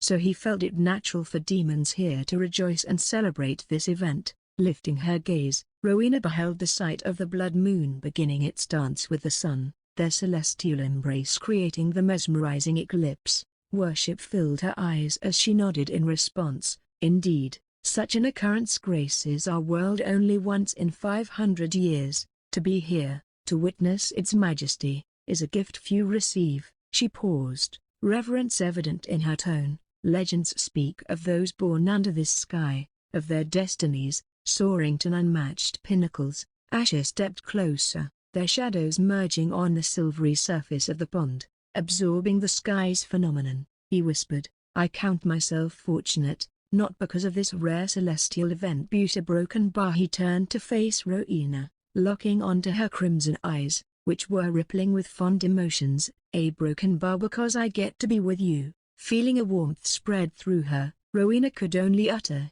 "Asher broken bar." Asher's arm slowly slid around her velvety waist, pulling her closer gently as the two of them leaned in for a warm, tender kiss under the darkness of the eye. Asher savored her soft, oily black lips gently yet passionately, drawing in Rowena, whose face was becoming hotter as they explored each other using their lips. SMMCHMLNN. And she unconsciously trembled as his naughty hands began to slowly explore the curves of her body, running down her neck, and then her chest, and the moment he lifted her breasts as if trying to weigh them and slowly kneaded them over the fabric of her dress, she could hear her heart pounding. She had always shied away whenever he tried to play with her breasts since it always made her feel giddy and weird after he coaxed her into trying it for the first time. However, now, she was no longer afraid of losing restraint or control over her thoughts since she could now finally open herself to every sensation he could make her feel. She could feel one of his hands still squeezing her breasts while the other was kneading her buttocks. HLNN. Ash. Rowena whispered his name as he broke the kiss to kiss her chin and went down to kiss her neck and then above her deep cleavage, right on the crimson gem of her necklace. However, her brows raised when she felt him pulling down the sleeves of her dress, making her take a hurried breath, as she said with a red face, "Let's go inside." And a broken bar. Rowena found it too embarrassing to finish the sentence, but she was sure he understood. However, Asher grabbed her wrist and didn't let her walk away as he hugged her from behind and whispered into her ear, "I want to make love to you here, under the darkness of the eye, or do you not want to?" Rowena felt her heart thumping at hearing his racy idea. However, feeling the eagerness in his voice and knowing there could be benefits in doing it under the eye like he said, she started to feel less hesitant. She had trust in her blood-born guards to not do anything improper, but there could be others who might have heard she was here, and so she had already taken measures to put up barriers around the grove to ensure nobody could sneak in or watch them. Thinking all this, she softly nodded and turned around. The skin of her face turned a beautiful shade of red as her hands moved towards her sleeves, and she pulled them down on her own. Asher watched with a mesmerized look as he saw her gown sliding off her hourglass figure and falling to the ground. Never expecting her to undress herself, he momentarily forgot to breathe as he saw her naked body for the first time, which seemed as if it were sculpted to perfection, including her shapely collarbones that extended to her smooth shoulders. Her body was toned yet voluptuous in the right places, especially her buttocks and heavy breasts, which had thick pink buds sitting atop them. Her crimson gem necklace adorned her neck, the pear-shaped gem barely dipping into her cleavage, making her look even more alluring, and her maiden pussy was bare and looked quite tender as a pink rose, inviting him to do a lot more than just touch it. Looking like this, she still held the regal charm of a queen but yet also seemed like a supreme temptress that could ensnare souls with just a glance from her. Nobody else could claim the title of being the most beautiful woman in the Bloodburn Kingdom. Rowena's face became hotter upon feeling his gaze caressing every nook and cranny of her body. yet she didn't bother covering herself since she wanted to show everything she had to him and relish the feeling of getting beheld by her beloved. "You are so beautiful," a broken bar as if he was bewitched by her alluring presence, he whispered as he removed his clothes and stepped closer to her, letting the back of his hand caress her face and slip down over her breasts. Rowena placed her hands on his well-built chest, feeling the power packing within his rock-hard muscles as she said softly, "You are more beautiful," a broken bar.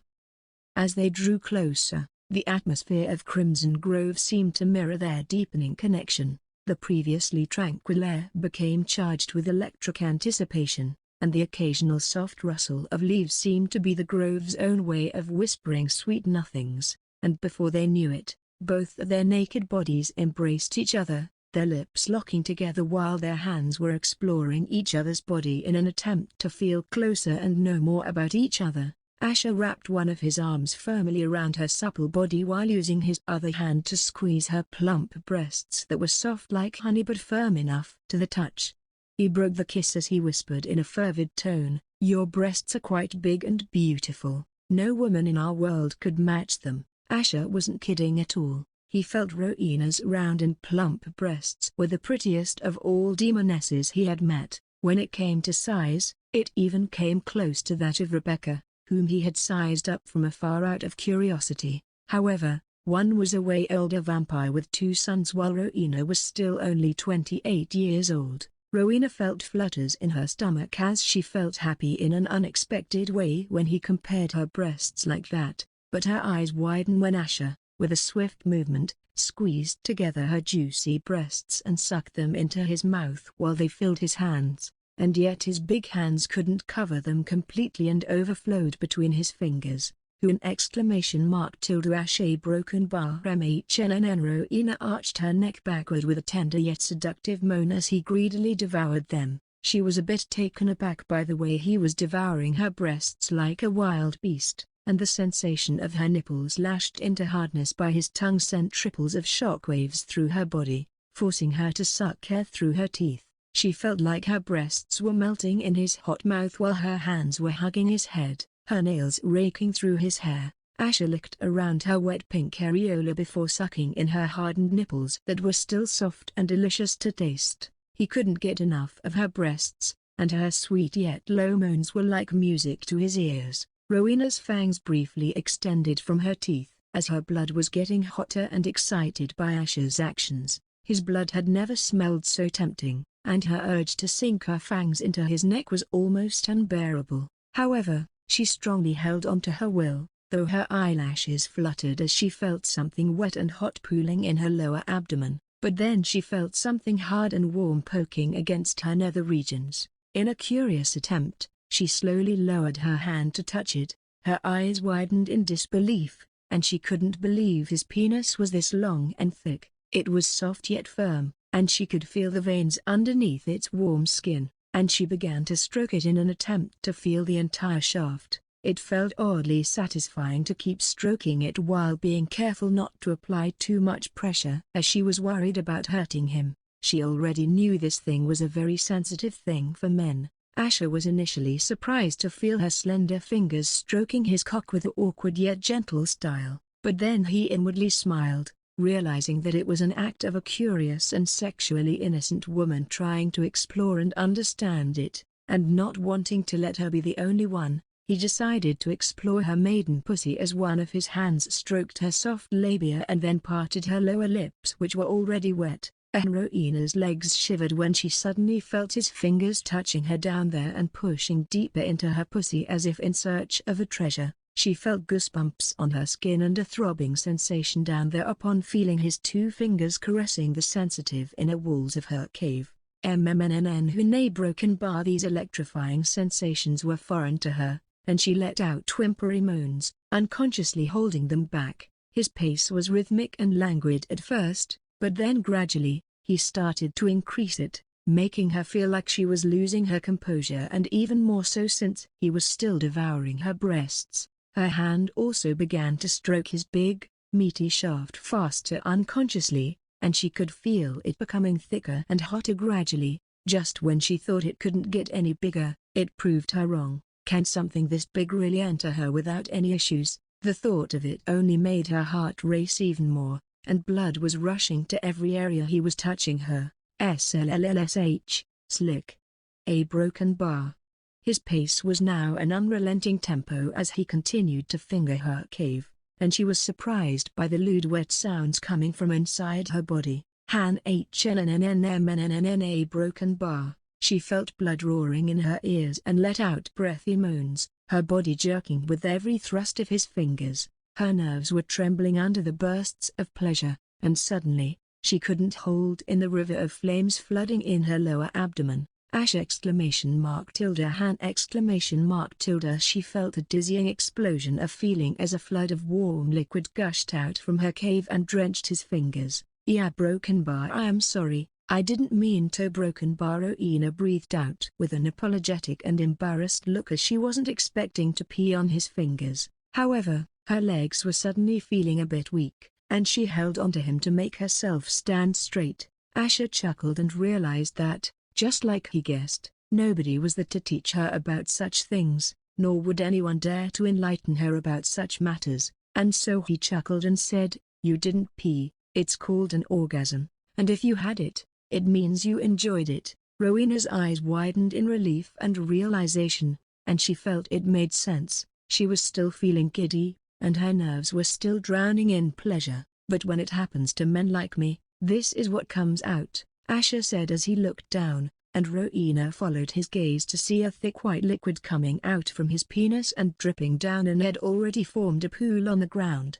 She couldn't believe so much of it came out from that one-eyed monster. So it comes out even when he feels good, and not only for procreation, and even after so much came out, his thick dragon was still stretching its neck up into the air, as if challenging her, but her thoughts were broken away as Asher suddenly pulled her towards the ground, making her fall onto the soft grass while he climbed atop her. He pressed the entire length of his throbbing meaty cock against her lower abdomen as he leaned forward and whispered with a curve of his lips, "It's time for our sacred union. Are you ready?" Rowena took a deep breath as she could hear her heart pounding in anticipation and nervousness. He pressed the entire length of his throbbing meaty cock against her lower abdomen as he leaned forward and whispered with a curve of his lips, "It's time for our sacred union. Are you ready?" Rowena could hear her heart pounding in anticipation and nervousness. She looked at him with a warm gaze and nodded softly, expressing her eagerness to finally unite with him.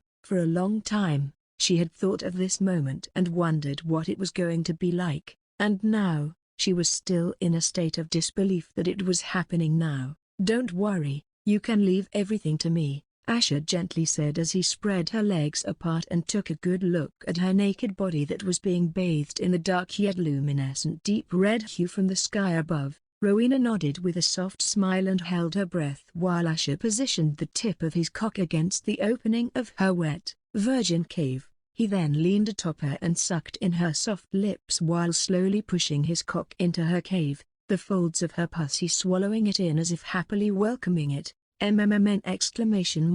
Rowena's hands wrapped around his arms, and her toes curled as she felt his warm thick cock stretching apart her inner walls while struggling to adapt to its girth. It wasn't painful, unlike what she expected, but it felt as if her lower abdomen was filling up. She could feel her skin bulge as his thick, meaty shaft made its way deep into her. Asher slowly sat up with his cock still inside her and could feel her inner walls clenching it with nervousness from what it was going to unleash. He looked down and saw crimson blood dripping out of her pussy and trickling down his shaft, marking the loss of her maidenhood. "You can move your broken bar," Rowena said, feeling lightheaded already and heat spreading under her skin. "As you wish, my queen," Asher said as he lifted one of her legs and placed it over his shoulder, and pulled her hips towards him as he plunged his cock deep into her wet pussy. AHNG!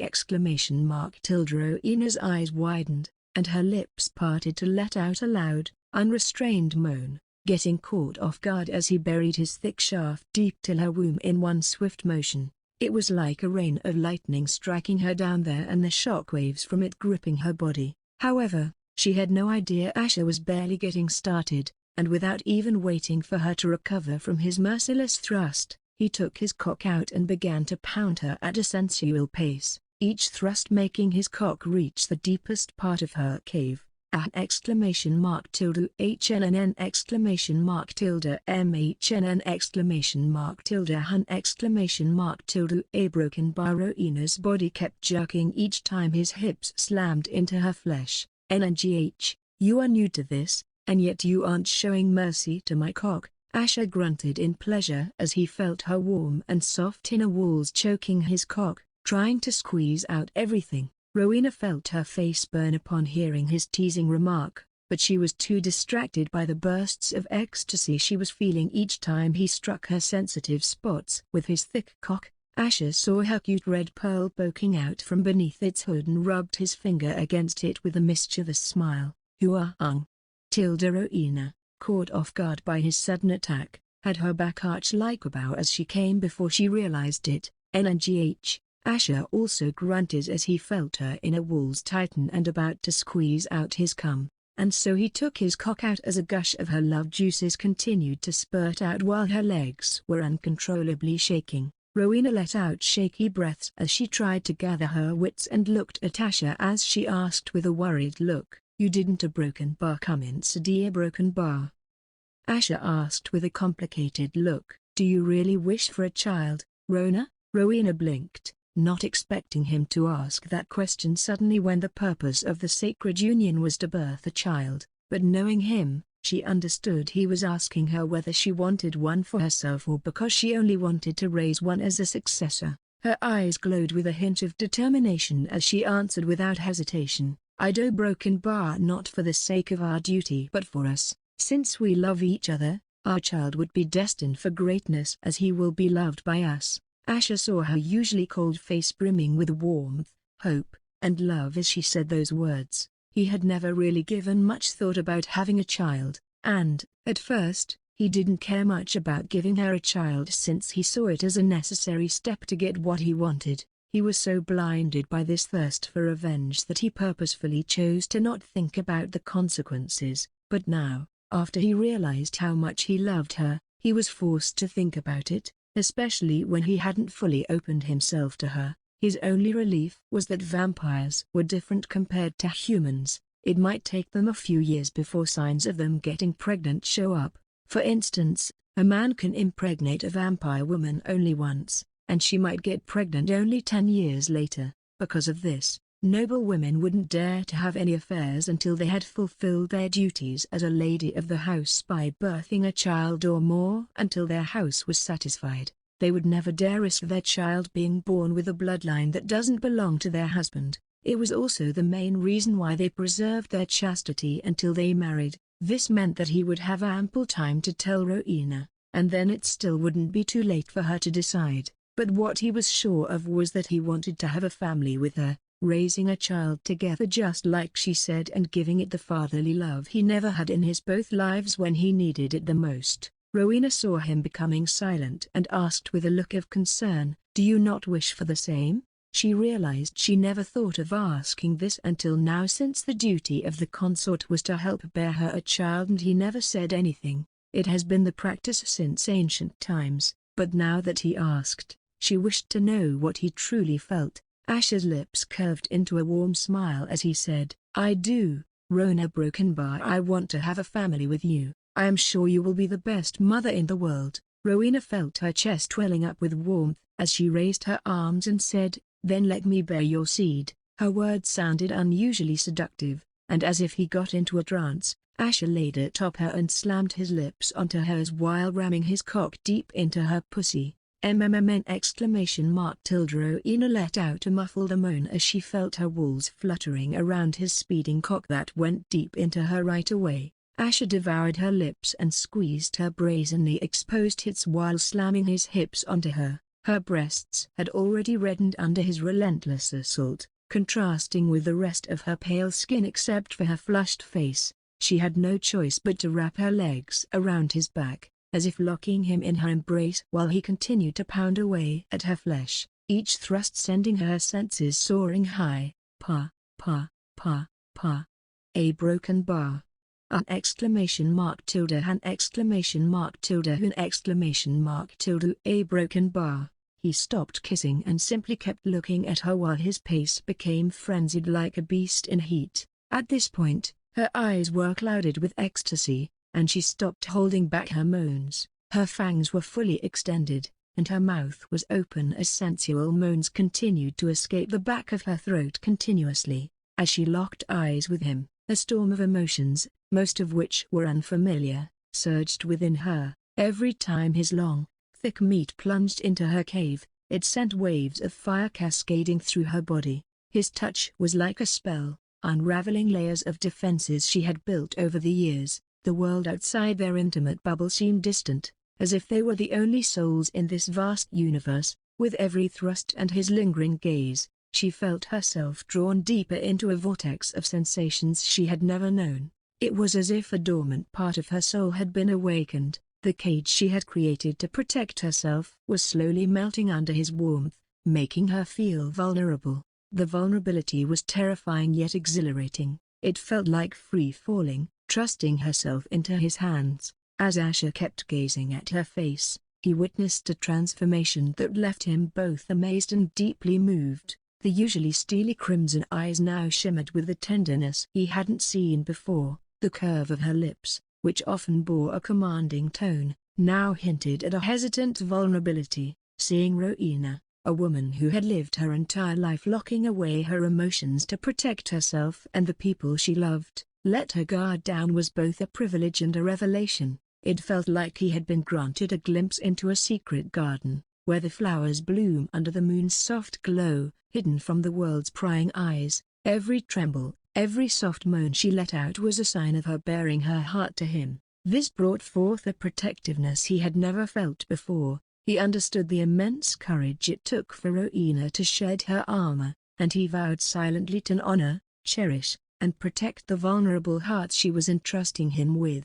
No matter what happens, he will never let go of this vow. Here I come. Asher grunted as he saw that Rowena was about to reach her peak as well while his cock was being soaked up by the wet heat inside her. Rowena nodded with a passionate gaze as she hugged him firmly and could feel his scorching, thick cock throbbing within her in excitement at what it was about to unleash. Han exclamation mark tilde NMGH. The two climaxed as a burst of her juices squirted out while his cock was still buried within her pussy. Rowena's eyes fluttered in ecstasy upon feeling something thick and warm filling her womb to the brim. Her brows only kept rising as they kept on coming until they filled up her entire pussy, and the rest was dripping out. She could feel her lower abdomen slightly bulging from all the milk he was shooting into her womb. The sensation was blissful in ways she couldn't explain, and she was astonished by the sheer amount he was unloading inside her. Would even beasts be capable of this?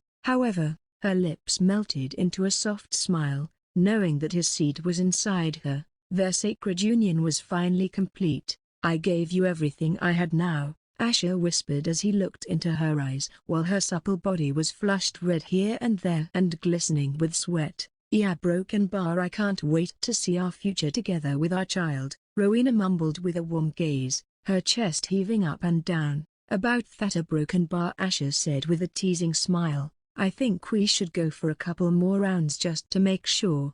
It won't hurt to be safe, right? You mean a broken bar? Rowena felt her heart pounding and couldn't believe he was already feeling ready to go at it again while she still needed a moment to catch her breath. But she could already feel some kind of emptiness taking root down there and couldn't help but desire to have him fill up this emptiness inside her, and so she averted her gaze and timidly nodded, making Asher smirk as he went on to ravage the Bloodburn Queen for the entire day, filling her up with his seed every single time. The soft light of the blood moon cast a mystical glow on the serene waters of the pond. It painted the surroundings in hues of deep red, making the night seem even more atmospheric. Nestled on a plush sheet beside the pond, Rowena and Asher lay, their naked bodies covered by a soft fabric. Every contour and curve of their bodies gleamed with sweat, making them seem like statues carved from moonstone. After spending hours and hours exploring each other's bodies and uniting with each other, Rowena was the first to surrender under his relentless assault.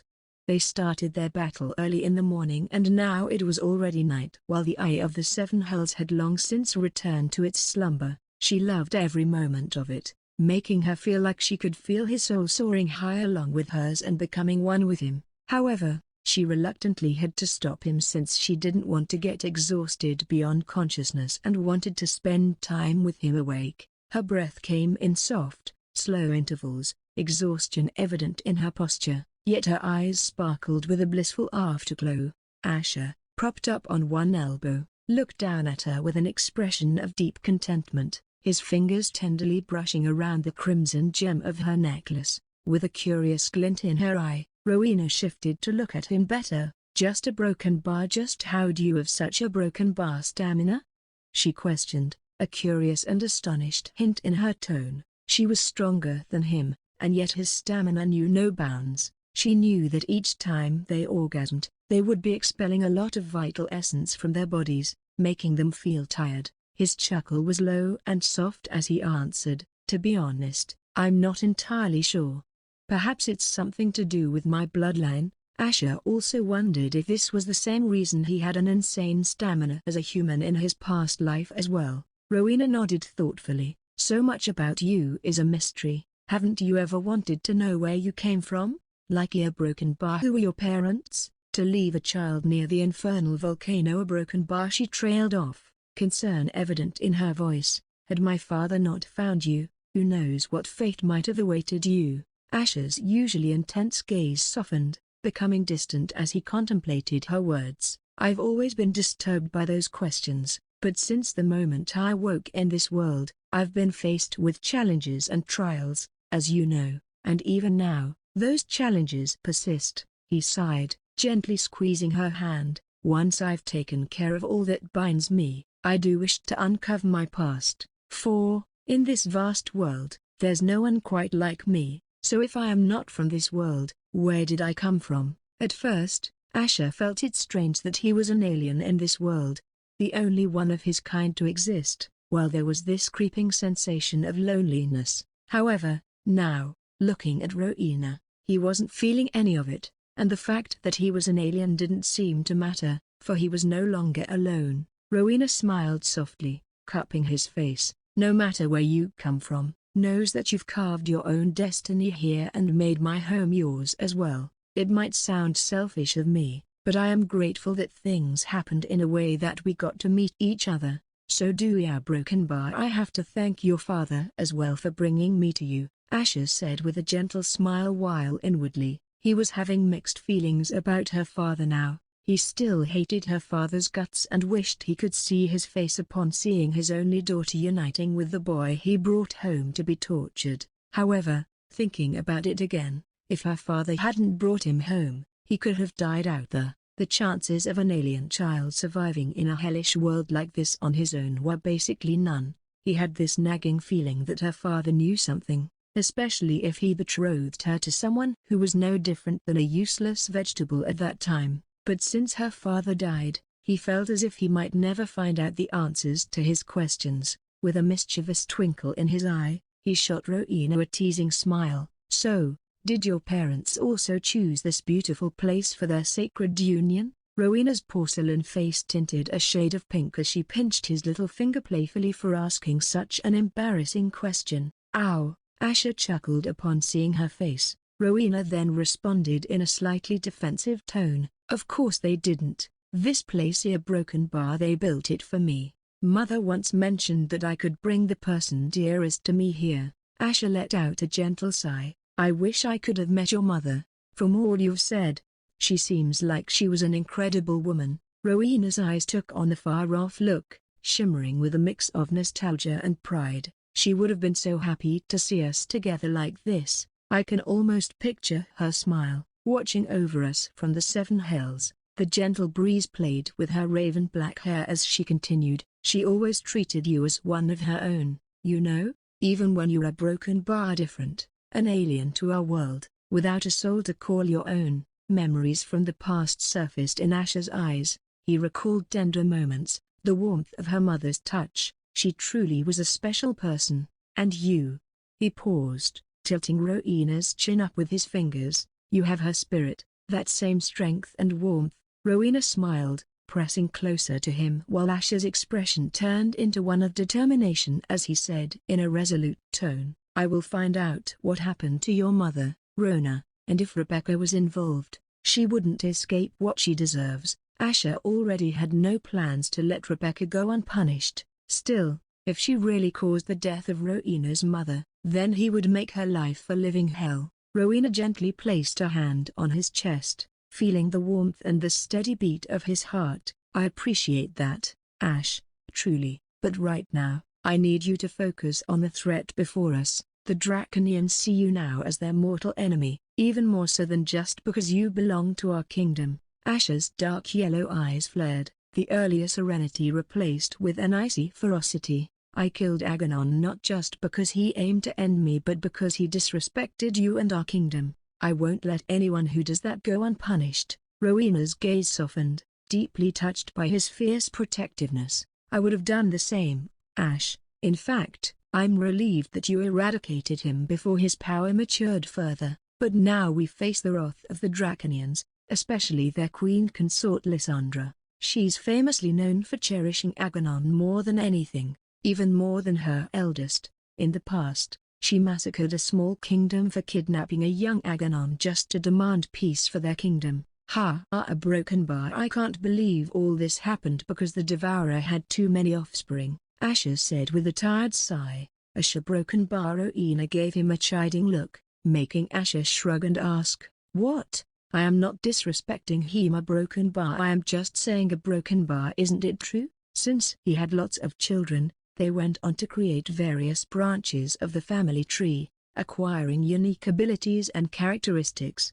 and one such branch, exhibiting the most dominant dragon traits physically, believed they were the true heirs to the Devourer's legacy instead of his firstborn's bloodline. So believing they were marginalized and treated unfairly despite the fact that their bloodline wasn't purely draconic as yours, they went on to form their own kingdom, which caused a war to happen at that time, causing so many deaths and losses. Isn't that why the Devourer's pact came to fruition, to prevent anything like that from happening again? The history records call it the darkest time of Zoltha, or am I remembering my history wrong? Asher felt that this Devourer guy was a tad bit too horny for his own good. He could only wonder how many wives or mistresses this man had. Rowena let out a soft sigh as she said, "No, you are right, but there is no point in blaming my ancestor for having too many children. The present reality is that the Draconian kingdom is far stronger than us." Asher's brow furrowed, processing this revelation. If the Draconians are as terrifying and powerful as everyone says, then why would they honor the Devourer's pact? Why not overrun the Bloodburn kingdom if they harbor such anger and disdain for us? I can't believe it's merely because of our dragons, the distance, and the potential loss of resources, which they can recover over time. Rowena paused, her eyes reflecting her thoughts. It's a combination of factors. Other than what you mentioned, there is also the fact that the werewolf clans won't sit still and let the Draconians become more powerful.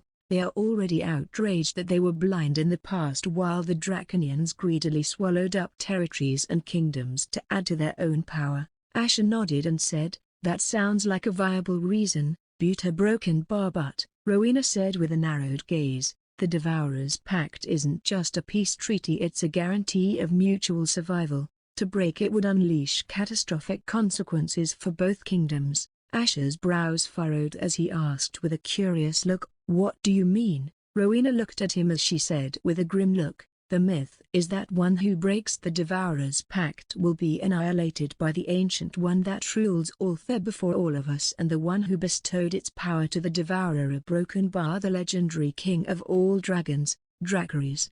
Asher's eyes darted to Rowena's with a mixture of skepticism and curiosity. "Dracarys?" He exhaled slowly, the gravity of the name resonating with every fiber of his being. "I've read ancient texts and heard tales of great dragons, but one that lived for over 7,000 years, that's a legend, not history. If such a creature existed and held that kind of power, how come it's not common knowledge?" Rowena looked up, her eyes reflecting the glow of the blood moon. "The dragons we speak of today are but a mere shadow of what Dracarys was believed to be and was considered the king of all. Yes, our dragons may live up to 1,000 years, but Dracarys Brokenbahi was an entity beyond comprehension. Just his size alone could cover our entire kingdom. Tales say he had the might to reduce the world to ashes if he wanted to. A hint of a smile danced on Ash's lips. Legends do have a tendency to exaggerate. It's a bit hard to swallow that one creature had that much power. Rowena gently nudged him. I know. I also had a hard time believing it, especially being surrounded by history and facts. But when it comes to Dracarys, facts blur into myths. Dragons, as powerful and few as they are, have their lives recorded meticulously. Every birth, every death, except for Dracarys. No one knows how or why, but one day, he just a broken bar vanished. Some say he went into an indefinite slumber or that he descended into the seven hells. Those who know of Dracarys' stories would never dare to assume he is dead. Asher ran a hand through his hair, absorbing this information. So you're suggesting that Thesa Broken Bar legendary beast, rather than perishing, simply went to sleep or vanished from our realm, and the breaking of the Devourer's pact would be its time to return her broken bar. But why would a legendary dragon like that care if the pact is broken? It doesn't seem like he has a reason to concern itself with such things. Rowena looked deep into Ash's eyes as she unraveled a history that was long buried. You see, Ash, dragons are magnificent and powerful, but their procreation process is intricate and often unsuccessful. Even with their long lifespans, most dragons end up leaving this realm without offspring. Today, we have just over 10 of them left, and their lineage is constantly under threat. Our world's condition only makes it harder for them. Ash's eyes widened with understanding. So, Dracarys Brokenbahi gave the Devourer a drop of his blood force, not just as a mere gift, but to ensure that the mighty dragon lineage didn't die out with him. Asher felt it was quite interesting that the Draconians have no problem popping out kids left and right, though most of them end up being very weak, and usually, only the first few might be any good. As for those of Rowena's bloodline, he had read enough of House Drake's history to know that they had always struggled with having more than one child, which wasn't as bad as the situation of the dragons. It also meant Rowena would have the same difficulty. However, this was enough proof to see whose bloodline was more in touch with the dragons. Rowena and those of her bloodline were never purely vampires but had their bloodline perfectly mixed with draconic bloodline. Rowena nodded, her voice softening. Yes, Dracarys, for all his immense power, was not immune to the instinct of preservation. Like any other creature, he wished to see his bloodline thrive. He waited patiently for someone deserving, someone who would respect and honor the power they were bestowed. The Devourer, despite all the tales and myths surrounding him, managed to win Dracarys' trust. Chuckling, Asher tilted his head. I've heard stories of the Devourer grappling with a dragon, holding it down in a display of dominance.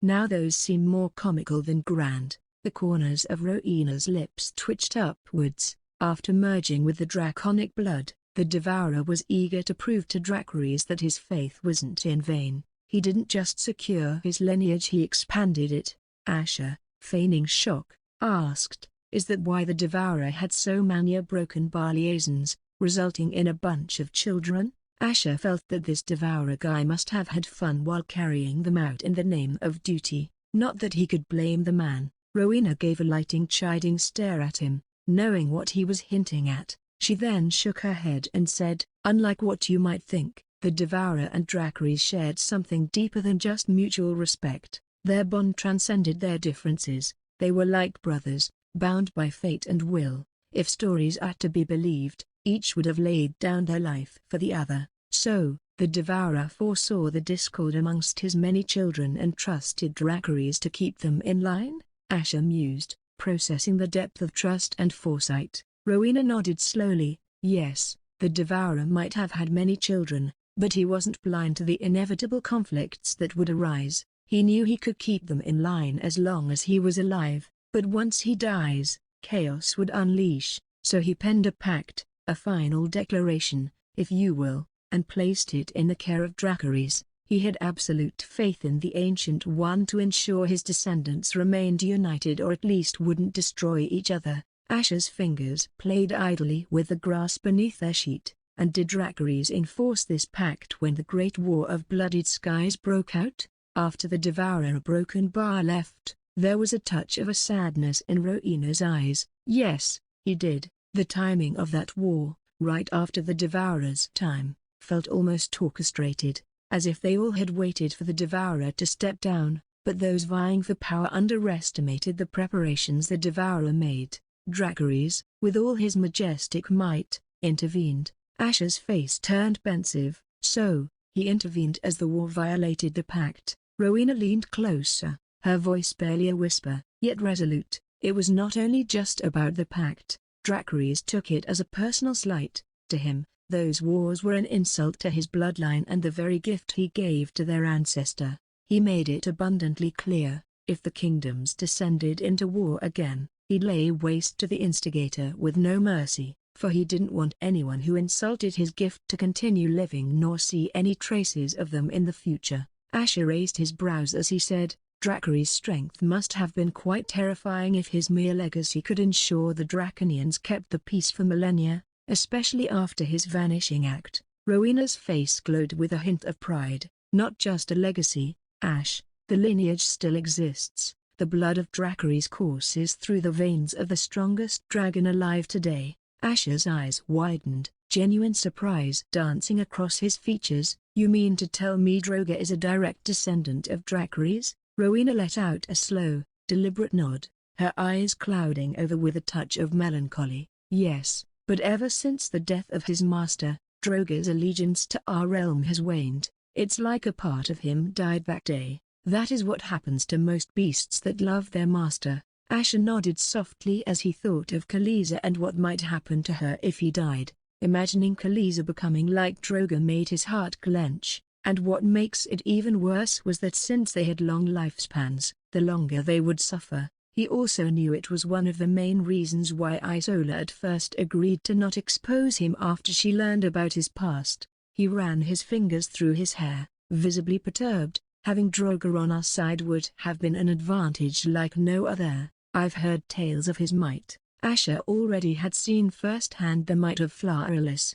And if people say Droga was twice as strong as Floralis, then there was no question of the sheer destruction it could unleash. Rowena sighed, her fingers tracing patterns on the soft sheet. Indeed, Droga is an absolute force of nature, but now, he's like a drifting shadow, aimless and detached. It's tragic how he's resigned to letting time wither him away, without purpose, shaking his head with a mix of frustration and understanding. Asher murmured, such a waste. With Droga by our side, the Draconians might have thought twice before they stirred things up. Rowena tilted her head thoughtfully. I believe the Draconians' sudden aggression toward us isn't just because of Droga's absence. If that was the case, they would have acted out ages ago. Asher looked puzzled. So, you're saying they've just thrown caution to the wind, disregarding the pact and the severe losses they might face? Sighing, Rowena nodded slowly. It does seem odd, but their confidence has surged suddenly. It's either sheer arrogance or our broken bar. There's another reason we're not privy to. Asher's gaze sharpened, determination evident in his eyes. I'll dig into this and find out what's emboldening them. Rowena placed a gentle hand on his forearm, her voice firm but gentle. Ash, I appreciate your commitment, but leave foreign affairs to House Valentine. Your main concern should be the upcoming duel in the Draconese kingdom. The outcome could very well dictate our future. Asher's jaw tightened, understanding the weight of Rowena's words. I know, but I can't just sit idly while our kingdom is threatened. She squeezed his arm, her eyes glistening with warmth. You won't be idle. Training and preparing for this duel is paramount. Your strength and wit will be our kingdom's shield. That's your role in all this. Be the protector our kingdom needs right now. That's why our broken bar. Rowena's expression softened as she cupped his face and said with a deep gaze, A broken bar, I'm going to declare you its king. Asher's eyes widened, trying to process Rowena's words. King? A broken bar. Rowena's hands were still tenderly cradling his face as she responded, Yes, Ash, our kingdom is on the cusp of tumultuous times. More than ever, our people need hope, they need strength. dispute a broken bar. Are you sure? Ash's voice wavered with uncertainty, though inwardly he felt the idea enticing since it could also help fulfill his goals. You've accomplished so much. Rowena's voice was filled with admiration. You've earned the Devia, put an end to Aganon, and took down countless hunters. Your name is on everyone's lips, friend and foe alike. You have the respect, now you just need the authority to lead. He took a deep breath, trying to wrap his head around the gravity of the situation. And what about you? Wouldn't this undermine your rule or create issues? Has there ever been a consort in the past who became a king? Asher once again remembered the history of the Bloodburn Kingdom, and no consort became king or queen except for exceptional emergency cases. Rowena gave a soft smile, her eyes shining with conviction. Titles are just titles, Ash. I'm offering you the title of king, but power is something you'll have to build on your own. As king, doors will open for you, opportunities will present themselves, and you'll have the leverage to seize them. So it will be up to you whether you can prove to everyone that you are worthy of that title. And once you do, people will flock towards you while our enemies won't dare cross you. Asher nodded slowly, his eyes glowing with sincere gratitude. I understand a broken bar, and thank you, Rona. Thank you for believing in me. His gaze met hers, filled with determination. I promise you, I will realize the vision you've always held for our kingdom. However, her declaration only made his heart heavy with complicated emotions, as he knew Rowena was putting her trust and faith in him by doing this while also taking a huge risk. Which monarch in their right mind would willingly let someone else have a direct claim to the throne? In a world like this, all or almost none of them wouldn't. Rowena's voice shifted, adding a weight of caution. But before you thank me, Ash, remember that the titles comes with a mountain of responsibilities. Asher responded with a chuckle, a touch of determination in his eyes. I'm aware, and I promise to bear them all. Her face then softened as she said, there's one more reason I decided on this. Asher, sensing her change in expression, raised a brow, a flicker of realization danced across his eyes. Don't tell me we're broken bar. She nodded slowly, her gaze deep and sincere. As a consort, you're bound by traditions and law, never allowed to marry anybody else, but as a king, you can have consorts. I know how much Isola and City mean to you. I couldn't let them, or you, live in the shadows forever. Asher felt a profound warmth wash over him, cradling her face in his hands. His voice was laden with emotion. Rona broken bar, you're too thoughtful to think this far for my sake. For their sake, I truly am the luckiest man alive. She smiled, placing a tender kiss on his hand. Making you happy, seeing you at peace, is more than enough for me, Ash. I do this not just as a queen but as your wife. The corners of his mouth lifted in a soft, grateful smile. However, behind those eyes, memories stirred, shadows of moments that had long been buried. The weight of the past was never too far away. Rowena hesitated for a brief moment, her fingers wrapping around Asher's hand. There's just one issue. Asher looked at her, concern evident in his eyes. What's that? She took a deep breath, her words measured. Isola is the princess of the Umbral Fiends. Your union with her can be easily justified as a political marriage, an alliance, which our kingdom will readily accept. However, City is a different story. Not only is she my battle master, but her origins as a refugee combined with the fact that she carries the blood of our age-old enemies make it a very difficult situation.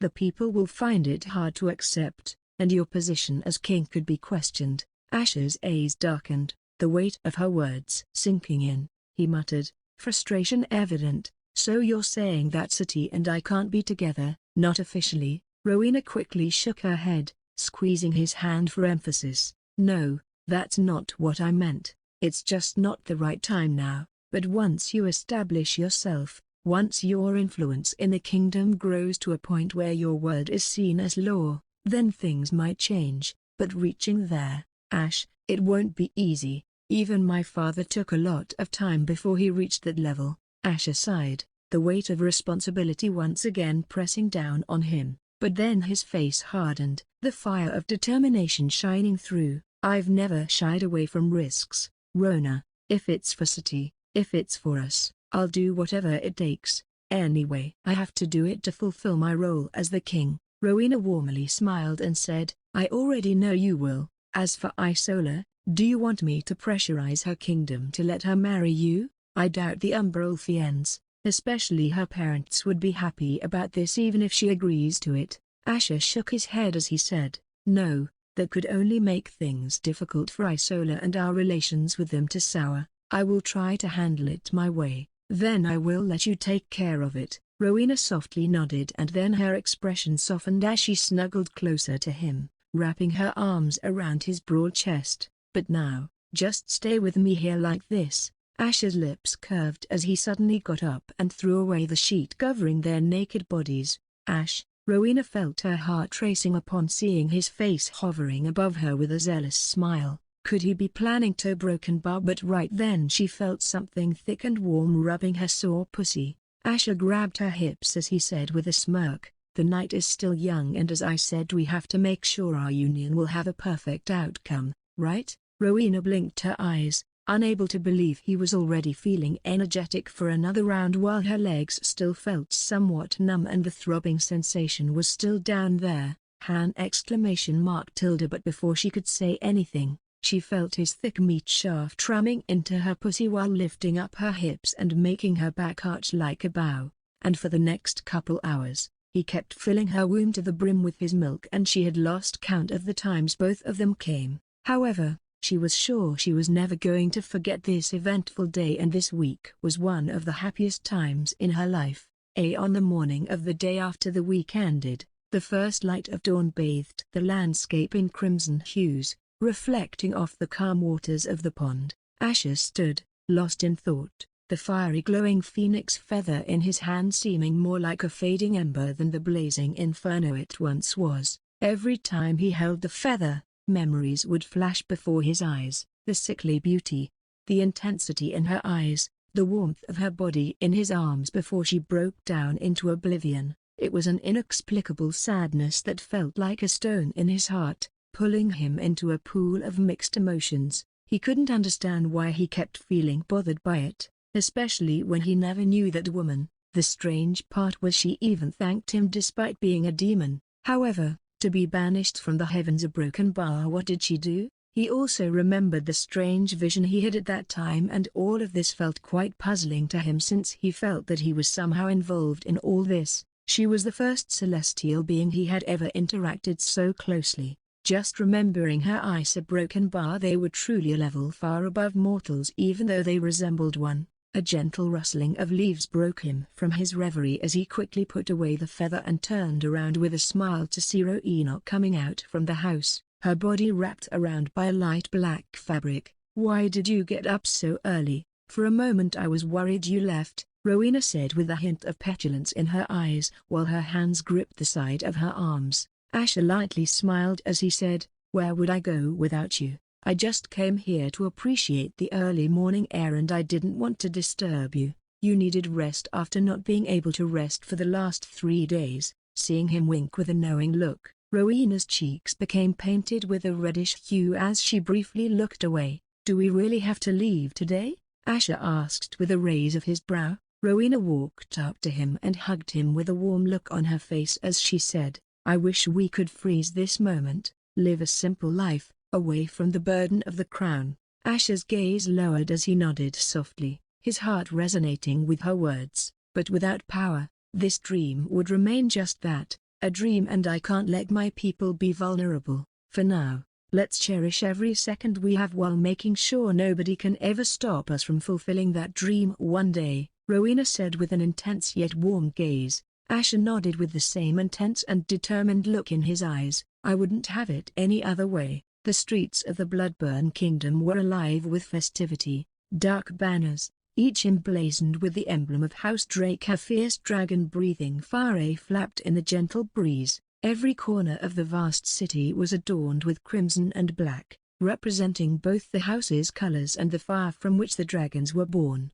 The vibrant heart of the celebrations, the city square, was filled to the brim with citizens, each more eager than the last to welcome back their beloved queen and her consort whom she truly loved. Never before had they seen such a romantic couple among the royals. Music, the lifeblood of any celebration, flowed through the streets as bards and musicians played triumphant tunes, while dancers in resplendent outfits performed, their moves echoing the grace and majesty of dragons. Food stalls were abuzz with activity, offering delicacies that were as much a feast for the eyes as for the taste buds. The smell of roasted meats, sweet pies, and fresh bread wafted through the air. Among the excited chatter of the crowd, one could hear snippets of conversations. "The royal consort is still an alien. What if things go wrong?"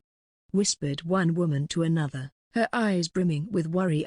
Responded her companion, her voice dripping with skepticism. "But they passed the bloodline union test. That's enough for me. Not only that, our royal consort is favored by the devils. He could only bring prosperity to our kingdom." Nearby, a group of older gentlemen were engaged in a heated discussion. "I've lived long enough to see many unions," said one, stroking his long grey beard, "but none as unprecedented as this. Still, if our queen believes in this, then so do I." A young girl, perched atop her father's shoulders, pointed excitedly towards the skies. Look, they're coming!"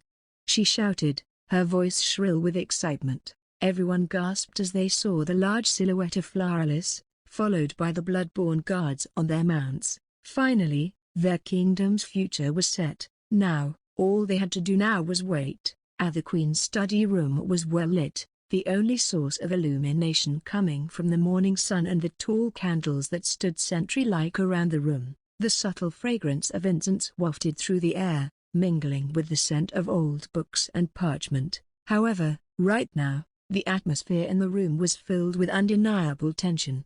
A woman with a toned physique and tied-up scarlet hair was kneeling on the plush carpet. Every second of silence from Rowena was like a dagger to her heart, guilt gnawing at her from the inside. Rowena's cold words pierced the silence, her voice echoing slightly in the vast chamber. "I never knew you held feelings for my consort when you and Sylvan seemed to like each other. Not even I was able to notice anything." Sati's voice was barely a whisper, tremulous with emotion. "I apologize, my queen. It only happened during the quest and not before that. But I never intended to betray you. I know I have committed a grave sin, and I am willing to accept any punishment." Rowena leaned forward slightly, the candlelight casting shadows on her face, giving her a more unsettling appearance. "I trusted you to look after my consort, Sati. More than that, I saw you as family despite our differences. You were the sister I never had, always being around me when I was a child and being there for me whenever I wasn't feeling good." Tears glistened in Sati's eyes as memories of their shared past flashed before her. "I'm so sorry," a broken bar she choked out, her voice thick with emotion. "And that is why I am glad that you not only fulfilled your duty or protecting Asher, but you helped calm down the storm in his heart." Rowena's words caught Sati off guard. Her gaze shot up, confusion evident in her dark blue eyes. "My queen?" A broken bar. Rowena offered a small, almost imperceptible smile. "Love isn't something we can control, Sati. I understand that. While in the past I would have felt angry at you, I have long since come to realize that I care more about his happiness.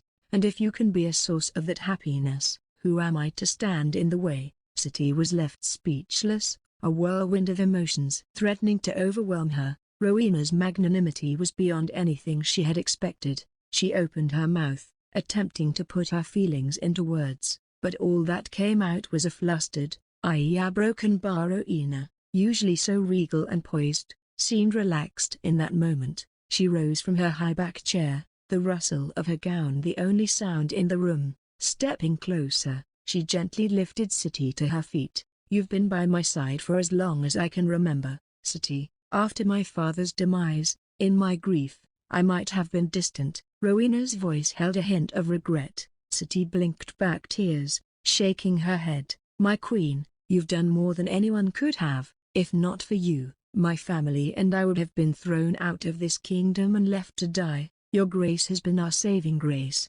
Rowena's hands held Sati's shoulders a little tighter, her gaze unwavering. "I see the love and loyalty in your eyes, Sati." As for Asher, she took a deep breath. "You have my permission. Love him as you wish, but never be a cause of pain to him." Sati's dark blue eyes widened, the weight of Rowena's words sinking in. Is that a broken bar really possible? Her voice barely above a whisper. She also could sense the intensity in her voice when she warned her not to be a cause of pain to him. Rowena sighed, her gaze softening. It won't be without challenges. Publicly, Asher can't take you as his woman, not now, but in the shadows, away from prying eyes, you're free to be with him. Sati's wistful smile lit up the room. For someone like me, an outcast, that's more than I ever dared hope for. You are not an outcast to this kingdom because you have a place by my side, Rowena said firmly yet with a hint of warmth in her eyes, making Sati blink her eyes as she nodded softly, feeling a warmth spreading across her chest. Rowena then looked to the side and said, "You may come in." The doors to the study opened with a heavy, echoing thud. Sati's eyes darted towards the entrance, where the tall figure of King Meraxa, with his regal bearing and long black hair flowing down his back, walked in. Beside him was Isola, the glow of her fair twilight blue skin matching sharply with the dark richness of her blue garment. Both of them bowed before Rowena before raising their heads. The atmosphere in the room shifted subtly, the air grew tense, thick with unspoken words and anticipated confrontations. Isola and Sati exchanged glances, and Isola could already guess that Sati was probably here for the same reason. However, now wasn't a good time to ask her what happened. Taking the cue, Sati bowed gracefully. "I'll take my leave," she murmured, her exit swift and quiet, leaving behind the three towering figures in the dim room. Rowena, her posture a picture of regal elegance, confronted Meraxa. His eyes, piercing yet wary, met hers. "It seems," he began with a throaty voice, indicating he was carefully choosing his words, "that I need not explain my daughter's recent broken bar activities with your consort." Rowena's gaze, however, didn't waver towards him. Instead, she focused intently on Isola, whose sapphire blue eyes held a serene, yet resolute, shine. Meraxa saw these two women having some kind of stare-off, and for some reason, he hadn't felt this much tension in a room in a long while. Silence stretched between the three before Rowena finally broke it. "I'm well aware, and, Isola," she paused, her tone surprisingly gentle, "I'm indebted to you. Despite our history and your people's sentiments towards my kingdom, you went out of your way to help my consort and aided in his safe return, but most of all, you gave him what he needed when I couldn't in my absence. For that, you have my utmost gratitude." Isola's lips formed a light smile, her poise radiating a quiet strength. "Your Majesty," she responded, "there's no debt between us. I merely did what my heart believed was right, but I also know I have betrayed the faith you placed in me. I am willing to right my wrongs as you wish." Rowena narrowed her eyes and said, "All is forgiven because your wrongs only made things better." Isola blinked her eyes, and she was at a loss for words to see that Rowena wasn't the least angry at her. Rowena gave an almost imperceptible smile as she added, "And if what you said is true, then I would like you to continue to follow your heart and be there for him." Meraxa, who was silently listening to them all this time, clearly taken aback, blinked in disbelief. Rowena's calm acceptance was unexpected, given their history and the war that took place not long ago. He'd entered, braced for a fierce confrontation, yet was met with understanding instead. Did she really not care that his daughter was in love with her consort? Is she not holding any grudges because of the war? Or what if she was doing this to get Isola on their side and use her against her own kingdom? As a queen, that wouldn't be a bad move at all. Meraxa couldn't help but be skeptical, considering everything that happened in the past. "I am afraid things won't be that straightforward. Isola's mother and her people are already expecting her marriage with our General Vraxos," Meraxa said as a matter of fact, drawing a sharp glance from Rowena. Rowena's brow furrowed in response. She was well aware of such traditions, but she couldn't let it be. She responded icily, "That doesn't matter. What matters is your daughter wishes to be with my consort. Or does her feelings not matter to you?" Isola opened her mouth to speak, wanting to ease the sudden tension in the room, but her father interjected before she could get a word in. "Number I respect my daughter's feelings, and I truly want to believe that your consort loves her, but I don't know him well. I also want only a worthy one to take my daughter's hand. That is why I want to propose a duel between Varaxos and your consort. If he wins, there will be no objections from my side nor her mother's." Morax's tone was firm and contained the protective instinct of a father. The room fell silent. Rowena's eyes darted to Isola, searching for her feelings on this matter. Isola gently nodded, letting Rowena know of her feelings on this matter. Rowena sighed softly before looking at Moraxa with a steely glint in her eyes. "Then this duel shall take place if that it will convince everyone how worthy my consort is." Mistshore village was abuzz with the kind of energy that precedes grand spectacles.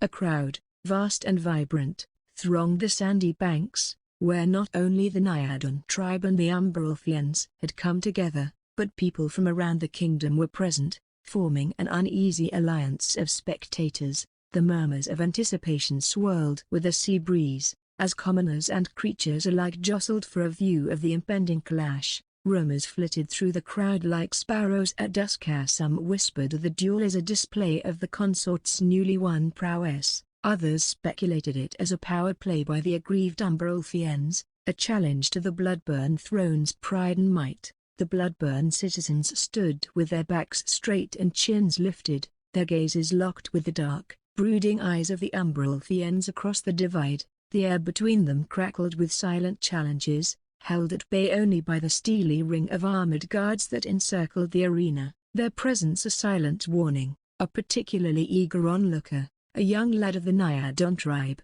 exclaimed, "They say our queen will be here. She wouldn't miss her consort's fight, would she?" His companion, a grizzled old man with scars whispering of past battles, grunted in response, "Her being here's no surprise, but it's Varaxos who's got something to prove today. Apparently, he has to prove his worth to wed their princess. He'll fight like there is no tomorrow." The young lad's eyes widened in worry, "But our consort isn't even a soul devourer, and Varaxos is a broken bar a mid-level soul devourer." An amused chuckle came from a cloaked figure leaning against a tree. "Don't underestimate our consort, kid. There's fire in that one, soul devourer or number.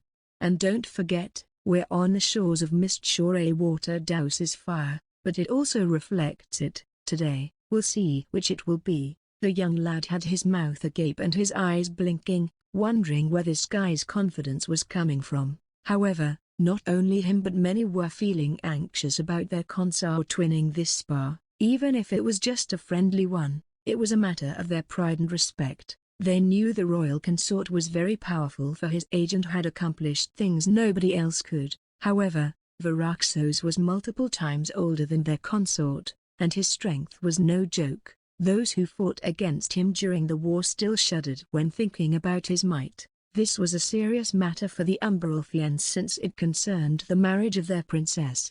They would never hold back. As the sea roared and heaved, signifying the might of the moment, the regal party of King Moraxa, Queen Narisara, and Princess Isola, flanked by the imposing General Varaxos, made their entrance. The sight of them was enough to still the whispers of the crowd into a suspenseful silence, their collective breaths caught in anticipation. The Umbralfians were brimming with pride and excitement as they deeply bowed upon the arrival of these four. The royal display, however, was soon overshadowed by an even more majestic one. Flowerless, the symbol of the strength of the Bloodburn kingdom, descended from the sky with the grace of a midnight shadow, casting an immense silhouette over the throngs of people. The dragon's presence was a show of strength, but also of grandeur, as atop its vast back were the queen and her consort, an image straight out of the tales told by firelight. The Bloodburn citizens erupted in cheers and admiration,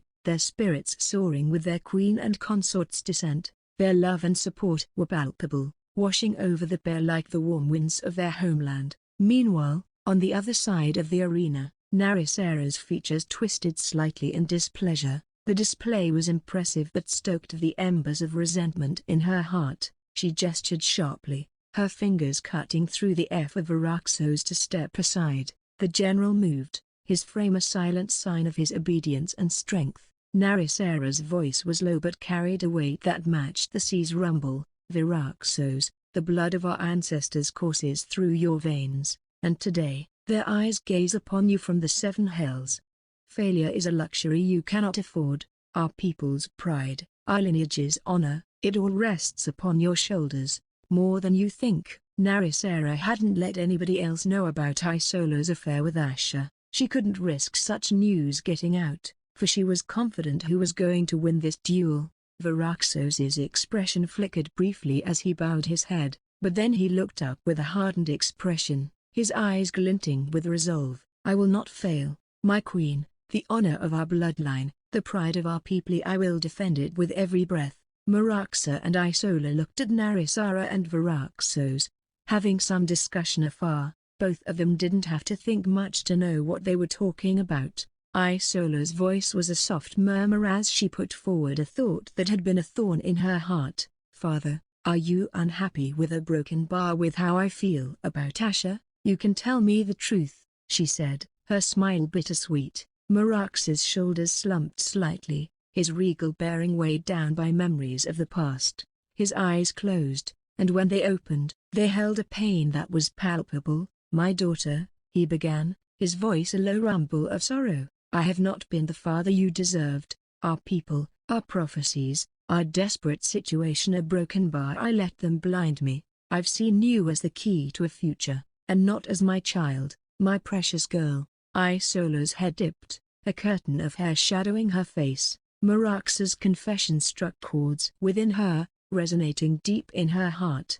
Even though she knew it, hearing it from him didn't lessen the pain. I kept distance, Meraxa admitted, because I was afraid that I would grow to love you too much, and that love would, a broken bar would make me falter, would make me selfish enough to wish you away from your destiny. A silence lingered, filled only by the distant cheers and the sea's song. But when the day came and went, and you remained, Meraxa continued, his voice catching, I realized how much I had lost, how foolish I was. I want you to be happy, Isola, truly happy. That is the future I wish to see, one where my daughter lives, loves, and smiles as she wishes. Further, a broken bar. Isola's voice broke as she lifted her head, her eyes glistening with emotion. I never knew why broken bar. Meraxa reached out, and for the first time in what felt like an eternity, his hand came to rest upon her shoulder, a gesture of comfort, of a connection long neglected. Nor did I, my child, nor did I. But I see you now, not the prophecy, not the future, just Isola, my daughter. Isola's chin quivered as she could feel the warmth in his eyes seeping into her soul. Her father's warmth, which she had yearned for ever since she was a small girl, finally embraced her. I cannot undo what's been done, Meraxa said, his voice a steadfast anchor amidst the sea of noise, but I can ensure that from this day forward, I do what is right by you. All this time, you lived and fought for our future. Now it's time you fought for yours. Isola's lips curved into a tender, sad smile, appreciating the effort in his admission. Thank you, Father.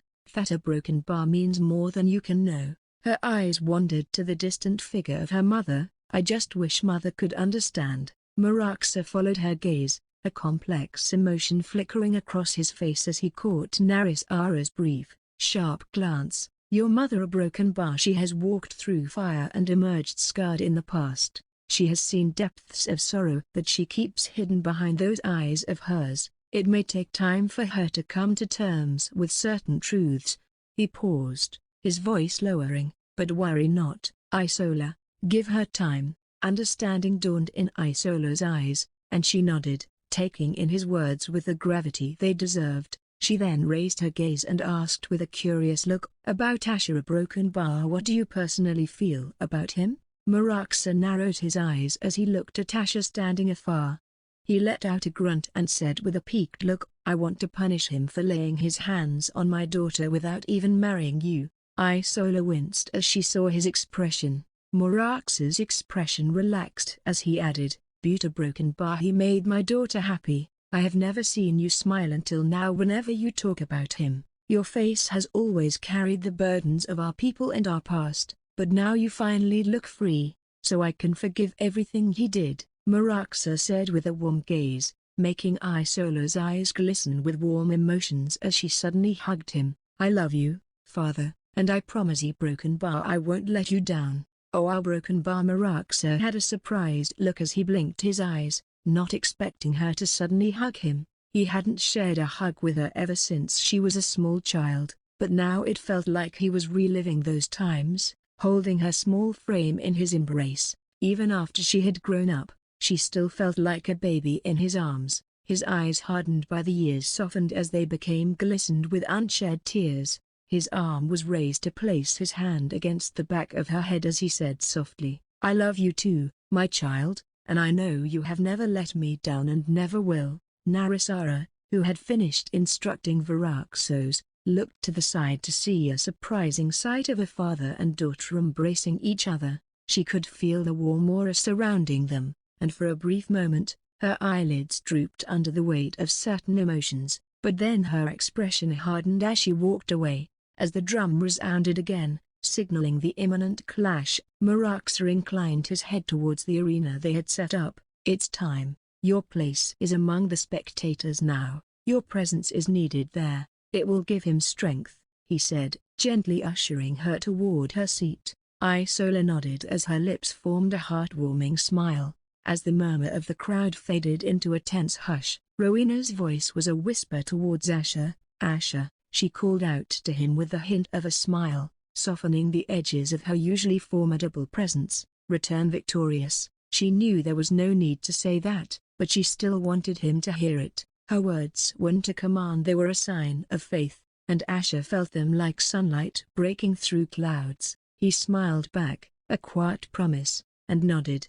With a relaxed breath, he stepped into the circle of the arena where the sand underfoot whispered of battles past. From the corner of his eye, he saw Isola, her midnight blue dress a stark contrast against the sea of spectators. Their eyes met, and in that glance was an entire conversation of silent support and shared strength.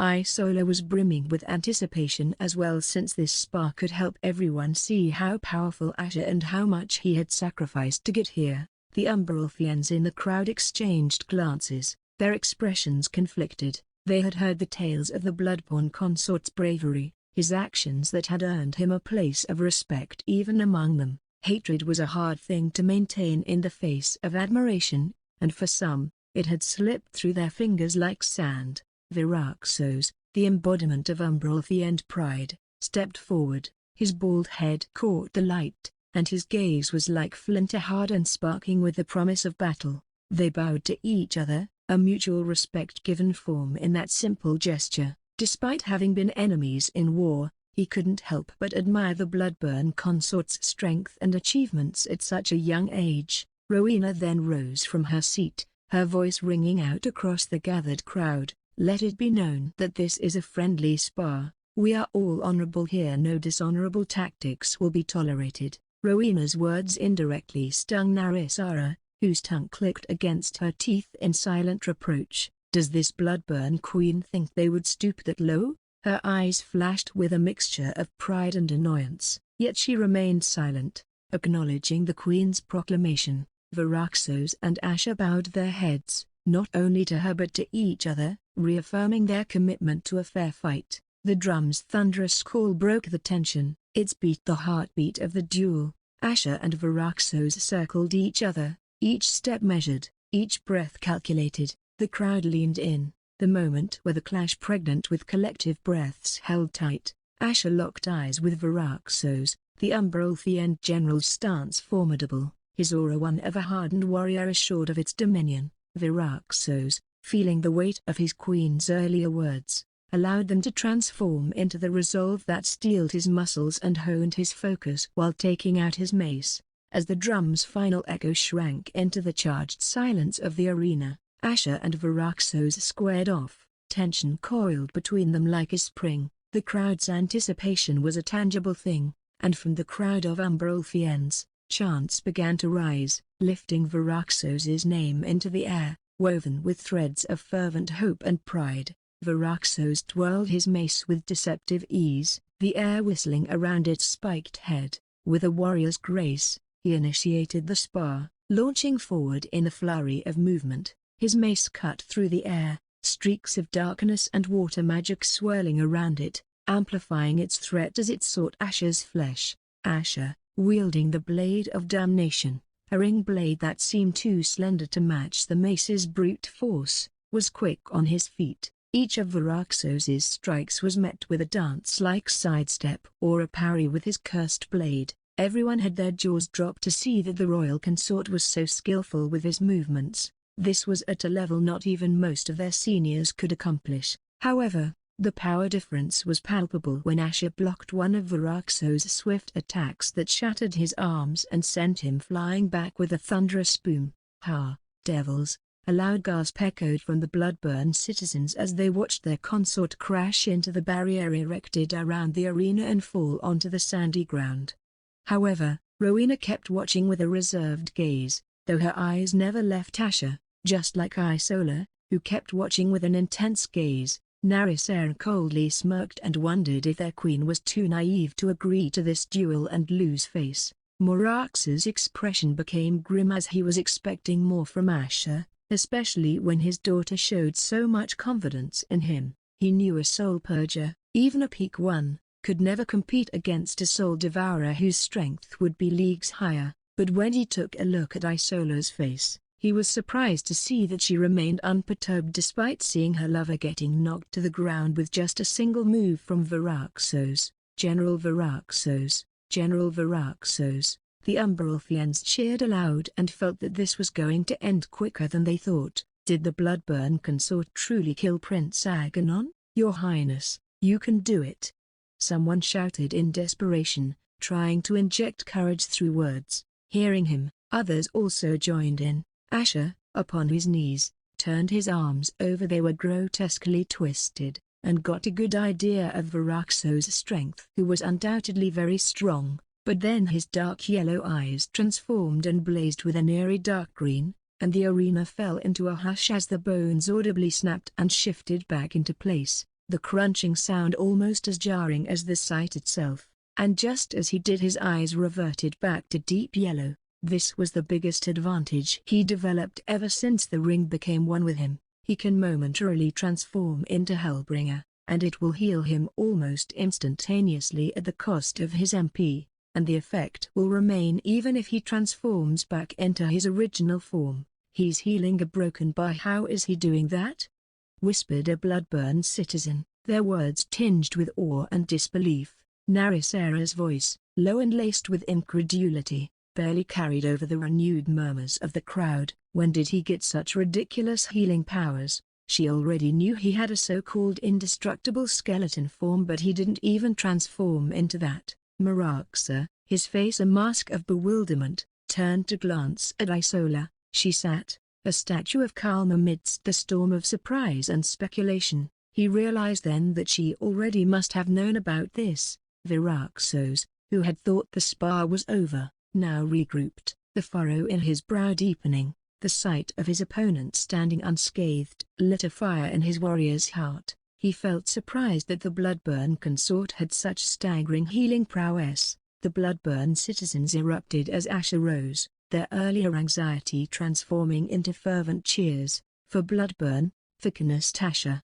They chanted, the name becoming a mantra of support. "Do you wish to continue?" Narissera asked with crossed arms, hinting at the fact that even if he can heal, it doesn't mean he won't crumble under Varaxos's might. She just didn't want to waste her time watching this anymore. Asher twirled the blade of damnation with renewed vigor, his stance that of a man undeterred. "Your concern is heartening," he called out, a confident smile playing on his lips, "but I'm far from finished." Isola couldn't help but clear her throat upon seeing Asher amusing himself using her mother's comment. "Concern my foot." Narissara let out a frustrated sigh and could only shake her head at his foolishness. The arena was a crucible of anticipation as Asher, with a deep inhale, unleashed the Rakshas's roar. The fearsome sound wave reverberated throughout the stands, a visceral embodiment of terror that had even the hardiest of warriors clutching at their chests.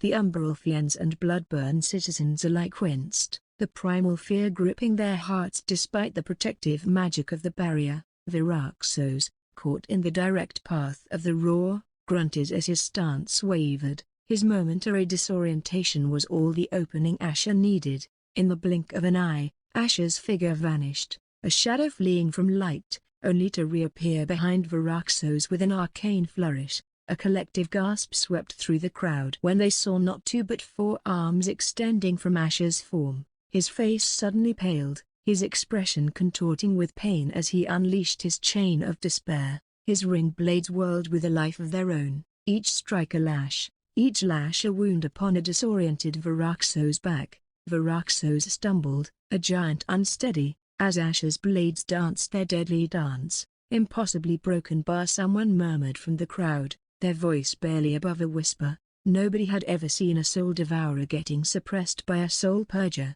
It was like a dog overpowering a lion, recovering with a resilience born of countless battles. Viraxos roared to gather his wits.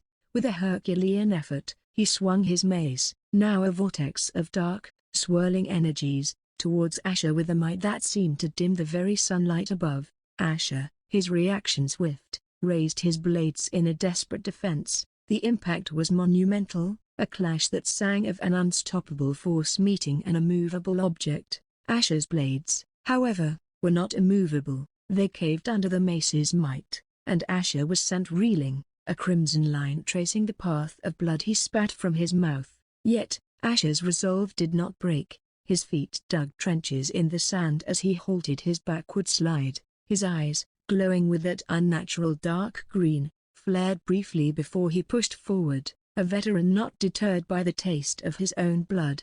Everyone had their jaws slack upon seeing that this time, the consort only had his feet slide back by a couple feet instead of being sent flying like before, and they were sure Viraxos used more strength than ever behind his attack. How did the consort suddenly gain such defensive powers against a soul devourer? They were feeling even more awed at the power of his immortal bloodline. Viraxos, feeling the energy drain from his limbs, found himself facing an enigma foe who refused to fall, a man who defied the very logic of their world. He never expected to find himself in such a state this quick, but his eyes only glowed with even more admiration and awe of this consort's abilities. There was no doubt that he killed Prince Aganon. He could feel in his bones that this consort was still holding back. "You don't have to hold back against me," Viraxos said in a low voice, since he didn't want such a consideration from his opponent. "I am not doing it for you,"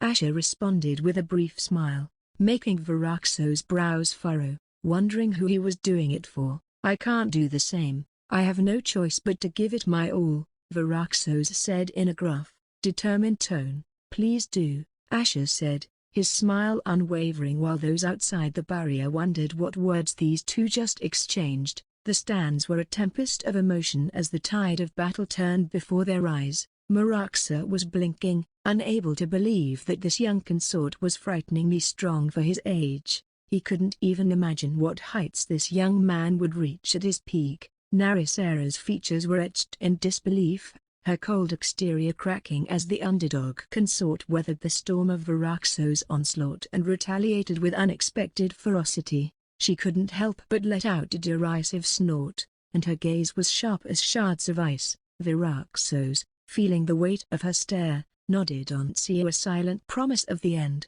With a roar that seemed to shake the heavens, Viraxos summoned the essence of dark water magic, his mace aloft and pulsating with a menacing, swirling vortex. He grunted as he released the power in a cataclysmic wave that crashed down upon Asher. The blood-burned citizens screamed, a chorus of despair, as Asher was engulfed and sent hurtling across the arena, his body a ragdoll in the torrent's embrace. "Consort Asher!"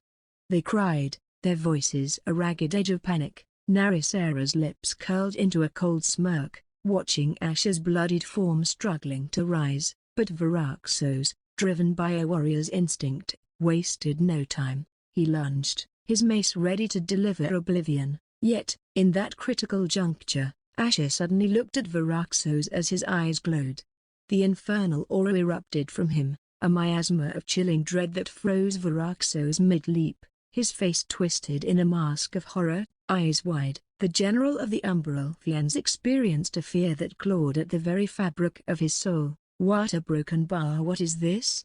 Someone in the crowd whispered, voicing the collective confusion upon seeing Varaxo's face suddenly turning pale as he froze on the spot. Asher's presence was a cold flame, his silhouette a dark monument against the light. He moved swiftly, closing the distance between himself and Varaxos with an expert's grace. His hand, shimmering with that eerie dark green light, found its mark upon Varaxo's chest. "You fought well." Asher's voice was calm, yet it boomed like thunder, resonating with the power of his aura. Boom!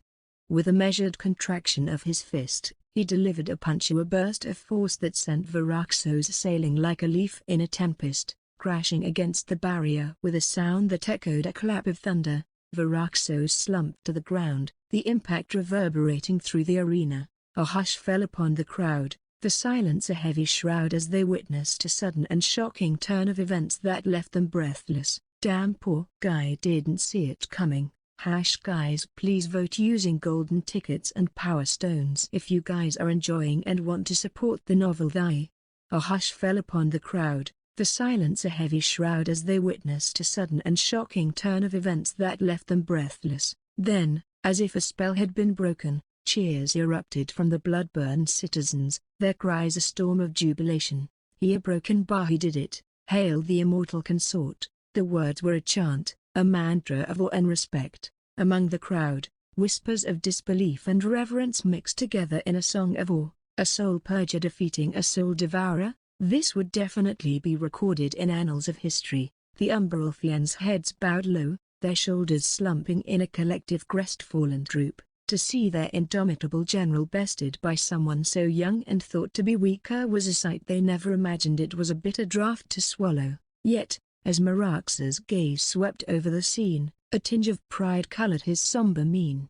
Turning to Isola, he couldn't help but briefly smile as he thought that her future would be happier than ever. She would be in good and capable hands. Seeing Asher stand victorious, Isola's lips upturned ever so slightly, her heart finally relaxing, for this must be enough to show that Asher was worthy in her mother's eyes. She now realized even more why Asher was so desperate to get stronger. Only through strength can he garner people's support and aid in him not only accomplishing his own goals but to build a better world. Narisara, however, was a storm unto herself, her visage twisted with seething ire. "A impossibly broken bar," she muttered in her mind, wondering what kind of forbidden magic he used to win. She never expected things to end in such a sudden, anticlimactic fashion when it seemed Varaxos was about to win. Not only did he petrify Varaxos, but then went on to seal his mana circuit before punching him in the chest. This alien a broken bar, just what was he?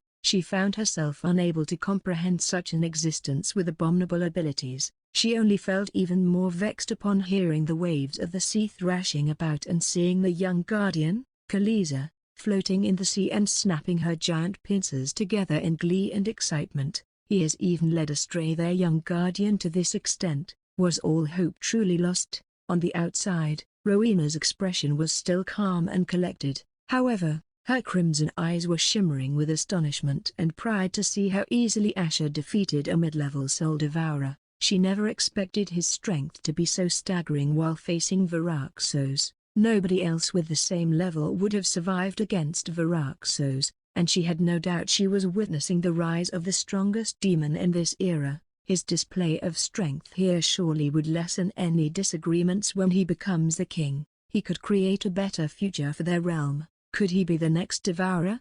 A broken bar? It was a question which not only her but most of them standing here wondered. The quiet murmur of the crowd shifted as Rowena stood, the authority of her position casting a calm over the unrest. Her voice, when she spoke, carried the weight of her station. "We have witnessed a duel of historic measure," she began, her gaze sweeping the stands. "Both have fought valiantly and thereby, I declare." But before she could formally declare the victor, a harsh coughing drew all eyes back to the arena. Varaxos, beaten but unbowed, pushed himself upright, his frame shaking with the effort. Blood stained his lips as he met Asher's gaze. Rowena's expression tightened, a frown creasing her brow as she observed Varaxos. The general's proud stance was betrayed by the slight slump of his shoulders, the haggard rasp of his breath.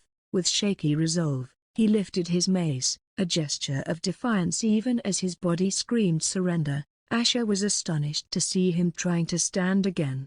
Just based on the severity of his injuries, he should have been out of commission for at least a few hours. This only made him realize how strong the will of this general was, and he was impressed. Asher seemed to blur into motion, a shadow that danced across the sands to intercept the wounded figure. "General," Asher said, his voice low and steady, "this isn't the way. You fought with honor. There's no shame in yielding when the fight is truly over." Viraxo's eyes, still burning with a warrior's fire, met Asher's. "A broken bar cannot fire, broken bar not yet," he ground out between labored breaths. Asher narrowed his eyes as he could guess what was going through Viraxo's mind. He reached out, his hand coming to rest on the general's back. "If you believe you're upholding your people's pride and honor, know that sometimes the greatest strength is shown through acceptance, not resistance." Viraxo's gaze faltered, confusion clouding his features. "What a broken bar do you mean?" he demanded. Asher's voice took on a softer timbre. "You fight for honor, for duty, but your heart is elsewhere. To wed the princess when you love another is a different kind of fall, one that betrays your own heart and betrays hers as well." The general's eyes widened, his pained expression giving way to shock. "How does he know? And what of your princess's happiness? She, too, deserves a life filled with genuine love, not obligation. Trust that she will find happiness where her heart truly lies. I promise you, she will." "Does he?" A broken bar. Viraxo's brows raised in realization and bafflement as he looked at Asher.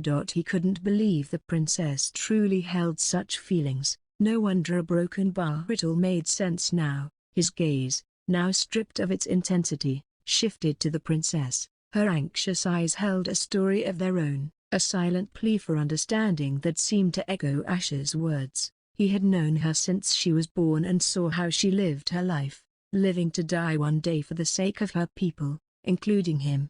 He had always felt guilty and wished for her to live a better life and shoulder her burdens. He thought he could do that if he married her, but now, hearing this consort's words, he felt as if he wasn't seeing things clearly. Does she really deserve even more unhappiness after all that? He couldn't bring himself to even imagine her living like that. With a shuddering breath, Viraxo's grip on his mace loosened. The weapon fell to the ground with a dull thud, the sound resonating through the silence. His shoulders dropped, the weight of countless burdens seeming to lift. The throngs of people erupted into applause, the sound rolling like thunder through the arena. Asher stood poised and composed, while Viraxo's remained knelt, his weapon abandoned. The murmurs swelled among the spectators, each person trying to guess what powerful words had been exchanged to cause such an unexpected surrender. The Umbralfians were most shocked as they knew their general would only surrender if their king or queen demanded it. What could the bloodburn consort have told him to make him admit defeat like that? Naricera's eyes were narrow slits of fury, darting from the fallen general to the man who had bested him. She wondered what kind of twisted words that brat said to her general to make him admit defeat. Viraxo's would never abandon his duty like this. Viraxo's, however, remained silent, lost in the weight of his decision and the newfound peace it seemed to bring him. From the stands, the cheers of the bloodburn citizens filled the arena, their voices carrying their admiration for Asher. Amidst the din, Naricera's mind reeled as she thought about her daughter's fate. A secret mistress, a broken bar, an affair with an enemy. Her thoughts were like venomous snakes writhing in her head. She cast a quick, accusing glance at Miraxa, who was patting Isola's head, a serene smile on his face that only served to stoke her anger. "Did you know?" Naricera spat quietly, not wanting to cause a scene yet unable to contain her suspicion. Miraxa's eyes flicked to hers, still shining with that same unfathomable calm. "What I knew doesn't matter," he mused, almost philosophically. "Sometimes, the heart must lead where the mind cannot follow." Naricera's eyes shook, unable to believe the father and daughter duo was in on this together. How could he betray her like this? Before Naricera could probe further, Rowena's voice, clear and authoritative, cut through the noise. commanding instant silence. "This afternoon," she declared, "I will make a pronouncement of great import. Maraxa, Narisara, your presence in the court is required along with your daughter." The way Rowena looked at them, her gaze sharp and discerning, suggested that the forthcoming announcement would be very important. Whispers and speculations bubbled up around them as the crowd began to disperse, each wondering what kind of important announcement it would be for the Queen to personally declare it like this, and how were the Umbralfians related to it. Maraxa and Narisara looked at each other, the same confusion etched on their faces, but they had an inkling that it had something to do with their daughter, and that made them feel a sense of anxiety. There was no telling what was going through the Bloodburn Queen's head. However, since Isola trusted Asher and Asher didn't tell Isola anything yet, Maraxa felt there may not be any reason to worry, but Narisara only started to worry even more. Did the Bloodburn Queen learn of her consort's affair with Isola? Was she planning to execute Isola as punishment? Her cold eyes narrowed sharply as she felt it was time she took matters into her own hands. Maraxa watched Narisara's rigid back as she prepared to depart from the bustling arena. "Narissa," he called out, his voice resonant with the weight of recent events, "where are you bound?" She halted, her shoulders tense. Without turning, she replied, her voice a cold wind cutting through the air, but only for his ears. "There is nothing left for me to witness here. You have sealed the fate of our people, and it wouldn't have changed even if that alien wasn't our enemy." Her words stung, for they carried a truth Maraxa could not deny. Asher's alien heritage made the prospect of a union with Isola tenuous at best. Yet, Maraxa clung to a sliver of hope, bolstered by the mysterious perfect compatibility between Asher and Rowena. "We must believe in the strength of bonds, Narissa, not just bloodlines," he called after her, but she didn't respond. With a heavy heart, he turned to find Isola. Her eyes, full of complex emotions, met his. They shared a silent sigh upon seeing Narisara leave with bitter feelings. An hour passed when Asher was waiting inside the Whispering Cove, a place the people of the Nyadon tribe had built for him to hold meetings in privacy. He was waiting for a certain someone, and as a feminine figure with a dark, cold aura emerged from within the entrance, Asher rose, a subtle smile playing upon his lips. "Queen Narisara," he began, with a respectful nod, "I wonder what kind of urgent matter you wanted to discuss with me." "Oh, what is she planning? Narisara stepped forward, her gaze unyielding. "Spare me your pleasantries," she coldly said, the frustration of the day's defeat coloring her tone. "You have upended traditions and expectations. Tell me, what is it you plan to gain from all this turmoil?" Asher's eyes twinkled as he slowly walked over. "I seek only what is best for all our people," he replied smoothly. "Surely, you can see the benefits of our union extend beyond mere tradition." Narisara's eyes were steely, her resolve unshaken. "You may have charmed all the rest, consort Asher, even my own blood," she stated, "but I see through your masquerade. You aim to exploit my daughter, to bleed our people for your own ends." Asher's face fell into a mock frown, his tone dripping with disappointment. "Sigh, to think you see me as such a scoundrel, a broken bar. Cease your pretenses." Narisara cut him off sharply, her voice as cold as the stone she held. "And renounce your claim to my daughter? Tell her what you truly feel, a broken bar, that you don't love her." His chuckle was low, almost inaudible. "And why should I do that? What's in it for me? Isola is very beautiful, powerful, and loyal. Throwing her away would be a very foolish move." Her glare intensified. "I knew your greed would not let you part from Isola without recompense. Hence," she slowly took out a small stone that shimmered with a dark, mystical glow. Asher's eyebrows rose in genuine surprise as he gazed at the dark blue stone, its aura pulsating like a sinister heart. "A Divya?" Narisara's stare only intensified upon seeing his eyes glowing upon seeing the stone. "This is a Divya that once belonged to my ancestors during the Ravager's reign. It is a used one, but as you already know, even a used Divya carries considerable power to be used as a power source for a lot of things." Asher knew what she was talking about. A Divya, even after absorbing the power inside it, was still a powerful divine object on its own that still held devilish power. It could be used to act as a power source for lots of powerful formations that could potentially be a threat to other kingdoms. He knew Rowena's Divya. The Bloodburn Stone was said to power the entire kingdom's offensive and defensive formations. This was also one of the other reasons he gave it to Rowena, so that she could put it to better use to strengthen the kingdom while only she knew the location. That was how kingdoms were created. When just 2 or 3 powerful people with Divyas come together, they can build a kingdom from scratch. However, he never expected Narissara to offer him such a precious treasure. Since she mentioned it was something that her ancestors had possessed, it could only mean she considered it even more precious. But maybe it was not so surprising considering whom she was doing this for. "Do we have an accord?" Narissara demanded, the stone held out like a talisman between them. Asher took a step closer, his eyes fixed on the stone, then met her gaze with a calculated intensity. "To relinquish my claim to Isola in exchange for this?" He reached out slowly, hovering his hand over the stone before pulling back. Tempting indeed, but love is not so easily bought or bartered. Narissara's hand twitched, her facade of control faltering. "What do you want?" Asher's eyes lingered on Narissara with a deliberate intensity, taking in the graceful contours of her form, especially her medium bust and the subtle iridescence of her soft scales that blended with her smooth, pale blue skin. Narissara's frown deepened, her eyes narrowing, feeling discomfort under his dirty gaze. "Your gaze betrays your thoughts, consort Asher. Keep your eyes to yourself," she snapped, the disgust evident in her tone.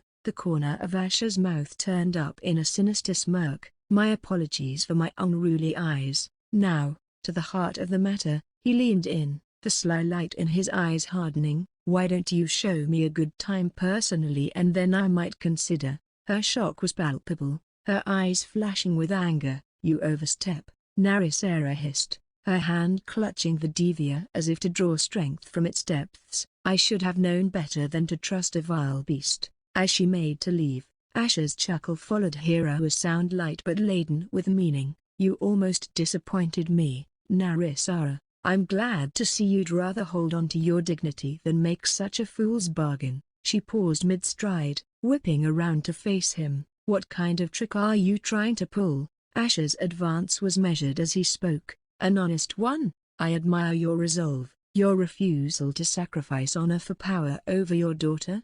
That a broken bar integrity is rare. Flattery is a dull blade in your hands. Do you think it will make me forget your attempt to make a disgusting bargain with me?" she retorted, the ice in her voice barely containing her rage. He met her glare with a serene and sincere expression while bowing deeply. "I truly apologize for my unsavory actions and words earlier. I only wanted to know what kind of a person you were since this was our first interaction. But if words are not enough, perhaps actions will suffice. Allow Isola to probe my thoughts so she will find no deceit about what I just said." Asher knew how the relations between Isola and her mother were quite sour, but before he could decide whether to respect her mother, he wanted to find out if Narissara loved Isola or only cared for her as a tool to be used to further her personal interests, and there was no better way than to see her reaction by cornering her. The coldness in her eyes wavered as Narissara felt that he was being genuine this time, but her lips pressed together, unable to believe she had been tricked by this brat. A faint red hue colored her usually impassive features. "I appreciate you to hold your tongue, consort Asher. There will not be a next time." Her voice was a whip-crack of composure, masking the embarrassment she felt. Asher, however, was unfazed, his eyes holding hers with an earnest intensity. "I've no desire to play such games again," he admitted, his voice softening. "And just so you understand, my heart belongs to Isola. Your approval is not my aim, but I would be remiss not to address your concerns." The Queen's eyes darkened, the mention of love igniting a protective fire. "Love is a luxury you both cannot afford," she said sharply. "Do you realize the fate you cast upon her future with such selfishness? If you truly loved her, you wouldn't be doing this to her. But isn't it more selfish to deny true happiness in pursuit of perceived duty?" Asher countered calmly. You speak of your ancestors, yet would they not want their lineage to thrive on joy rather than obligation? Narisera's expression tightened. You know nothing of our ways. My daughter's duty is to her people first and foremost, just like mine. My people didn't suffer for thousands of years to witness a darker future. Do you think it was joy that helped us survive? No, it was our obligation towards each other that helped us get here. Asher leaned forward slightly, his voice tinged with a deeper passion. I understand. As the queen, you think you are making the right decision while fulfilling your duty towards your people and your ancestors, but in reality, you are only letting them down by bringing sadness to your people if you manage to make Isola marry Varaxos. What do you mean?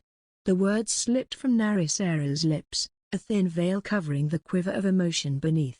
Asher's expression softened, a stark contrast to the steely glint in his eyes. Your past haunts you. When you were just an 8-year-old girl, you disobeyed your parents and went deep into the forbidden waters to look for a treasure, but the cursed wraiths found you, and your parents came to your rescue in time, yet they died before your eyes while trying to save you. It was too late when the rest of your people came together to kill the cursed wraiths, but even then, lots of people died that day. Narisera's eyes quivered as memories of the past weighed down on her chest, but she then pressed her lips together as she mumbled with a look of cold pique. How could she tell these things to a broken bar? Narisera never expected Isola to have gotten so close to Asher that she even told him about her own past as well. What Isola told me isn't the important thing here. You lost your youth to tragedy and have carried that burden into your reign, trying to atone for a child's innocent mistake with a lifetime of sacrifice,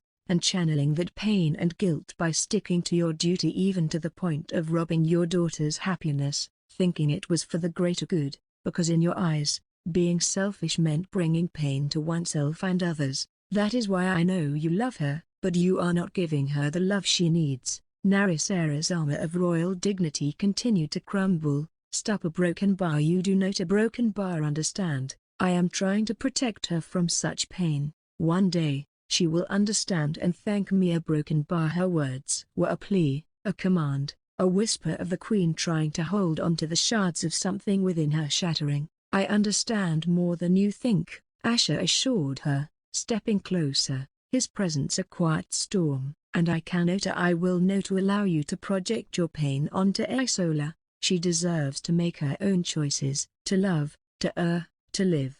Even if you are her mother, I can't let you be a wraith in her life. How dare you? A broken bar. Narisera's voice had a certain tremor, devoid of the usual coldness, but revealed the storm within, and for some reason, she couldn't even find the strength within her to bring herself to scold him for saying such words to her. I heard enough, she muttered as she turned around to walk away, as if she was afraid of staying here any longer and have her heart shaken. Asher watched Narisera's retreating figure, a complex mix of emotions shadowing his face. I know my words can't sway the tides of your belief, he called after her, his voice echoing slightly in the chamber, but I ask you to wait for the afternoon's announcement before you worry about your daughter and your people's future. Narisera halted but didn't turn, her silhouette a mirror to her inner turmoil. She then resumed her departure, each step carrying the weight of centuries.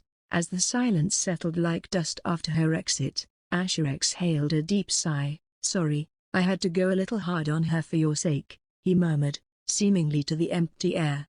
From the shadows, Isola appeared, her presence like a calming breeze. I understand why you did it, she said softly, her smile tinged with sadness. It's just a broken bar. Hard, seeing her in so much pain even to this day. You have your own kind of courage, Isola, Asher acknowledged, stepping towards her with an appreciative nod. Confronting your mother's fears, challenging age-old beliefs. A broken bar not many would dare. Isola's gaze was filled with a mix of admiration and affection as she looked up at Asher. You know, not many would have the nerve to stand up to my mother as you did, she remarked, her voice carrying a note of pride. Not even my father dares to push her boundaries. Asher's chuckle was a soft rumble in the quiet chamber. Sometimes family is too close to see the battle clearly, he replied, the corner of his mouth lifting in a half smile. That's why I told you I won't let you fight this alone. I noticed you held back with Viraxos, she said, shifting the topic subtly, her gratitude evident in her eyes. Thank you for allowing him to save some face. You could have ended the match much earlier. Asher briefly smiled, his eyes reflecting a respect for his opponent. I also wanted to see what kind of a general he was. All your people have the same quality. It's rare to see such unity and strength. Asher felt that he had never seen any other race as united as the Umbralfians. It was as if nothing could faze them. Isola's voice was soft, yet filled with conviction as she spoke of her people. To us, everyone is family, and I can't wait for you to be a part of that family too. His nod was solemn as he pulled her into an embrace. So do I. Rebecca's presence commanded the space as she strode through the opulent corridors of the Bloodwing mansion, her long silver hair streaming behind her like a comet's tail. Her voice was as sharp as the blade at her side, cutting through the murmurs and shuffling of the servants and physicians with an authority that chilled the air. Make sure not a single drop of it is wasted, she ordered, her eyes glinting with a ruthless light. If this doesn't work, not a drop of blood will be left in your bodies. Her threat hung heavily in the air, and the physicians nodded frantically, fear etching deep lines into their faces. Yes, Your Highness, we won't fail, they chorused, bowing deeply before scuttling away like frightened rats from a cat. In the midst of the chaos, a servant approached, his posture stiff with nervousness. Your Highness, the Queen is about to make a public announcement, he stammered, barely able to meet her piercing gaze. Her pale red eyes narrowed to slits, her mind already racing with possibilities. Did Her Majesty mention whether my presence was required? She asked, her tone suggesting that the correct answer was of utmost importance. The servant swallowed hard, his voice barely a whisper. N number? Your name was not specifically mentioned. With a dismissive wave of her hand, Rebecca turned her attention back to the task at hand. Then my husband and the others should be enough. Inform anyone who inquires that I am very busy here for the rest of the day. As she reached the door of the room where something very crucial awaited, she paused and spun on her heel to address the cluster of servants and maids who had gathered, drawn by the gravity of her presence. Let this be clear, she intoned, her voice carrying the weight of an unspoken threat. Do not disturb me, or anyone in this room, until I emerge. Is that understood? The maids and servants bowed deeply, their voices a unified whisper of obedience. Understood, Your Highness. The air in Demonstone Castle was thick with anticipation, a living, pulsing thing that echoed the rapidly beating hearts of those gathered within its ancient walls. Ministers, elders, and officials of high standing clustered together in hushed groups, casting speculative glances toward the throne room's grand entrance. Sren and his son, Sylvan, was seated on the front row on one side of the hall. His eyes scanned around before leaning his face towards Sylvan and asking in a low voice, "Why isn't your mother here? You did tell her, right? She hasn't stepped her foot out of the mansion ever since the quest ended." Sylvan nodded and said, "I did, and I sent a messenger to convey the news personally to her, but I think she doesn't consider this to be too important with everything that she has going on there." Seren sighed with a look of disappointment and said, "How could she miss an announcement like this? I feel like this is going to be very important since the Queen specifically wanted the lords and ladies of House Thorn and Valentine to be present, but she didn't tell me anything else." Maraxa, Narisara, and Isola were present as well, their presence making the elders and the ministers clear their throats and give them unfriendly glances. Just how could these defeated Umbralfians hold any importance here and have the audacity to stand here without shame? They still had no idea why the Queen had to call them here. However, Maraxa was not one to cower under the gazes of these puny, drowsy-eyed men and shot a piercing glare back that made them gulp and realize that even if he was stripped of his title, he was still a peak-soul devourer. Narisara remained indifferent to such glances, for her mind was preoccupied with far more important things. Asher's words kept echoing in her mind, and she couldn't even bring herself to look at Isola's face, who was standing beside her, a wraith in her life ear broken bar. Those words still continued to sting her heart, and for some reason, she couldn't feel angry about it even if she wanted to. as representatives of House Thorn, Thorin Thorn, Esther Thorn, and Sabina were seated before the banners of House Thorn, their presence not going unnoticed while their entourage stood behind. "Mother, can you guess what the Queen is going to announce?" Sabina asked in a low voice with a curve of her lips. Esther maintained her aloof expression as she sat with folded arms and said without shifting her gaze, "There is no point in guessing, just wait for it. Where's the fun in that?" "Mother?" Sabina smiled as her ghostly red eyes eagerly awaited the arrival of a certain someone while licking her lower lip.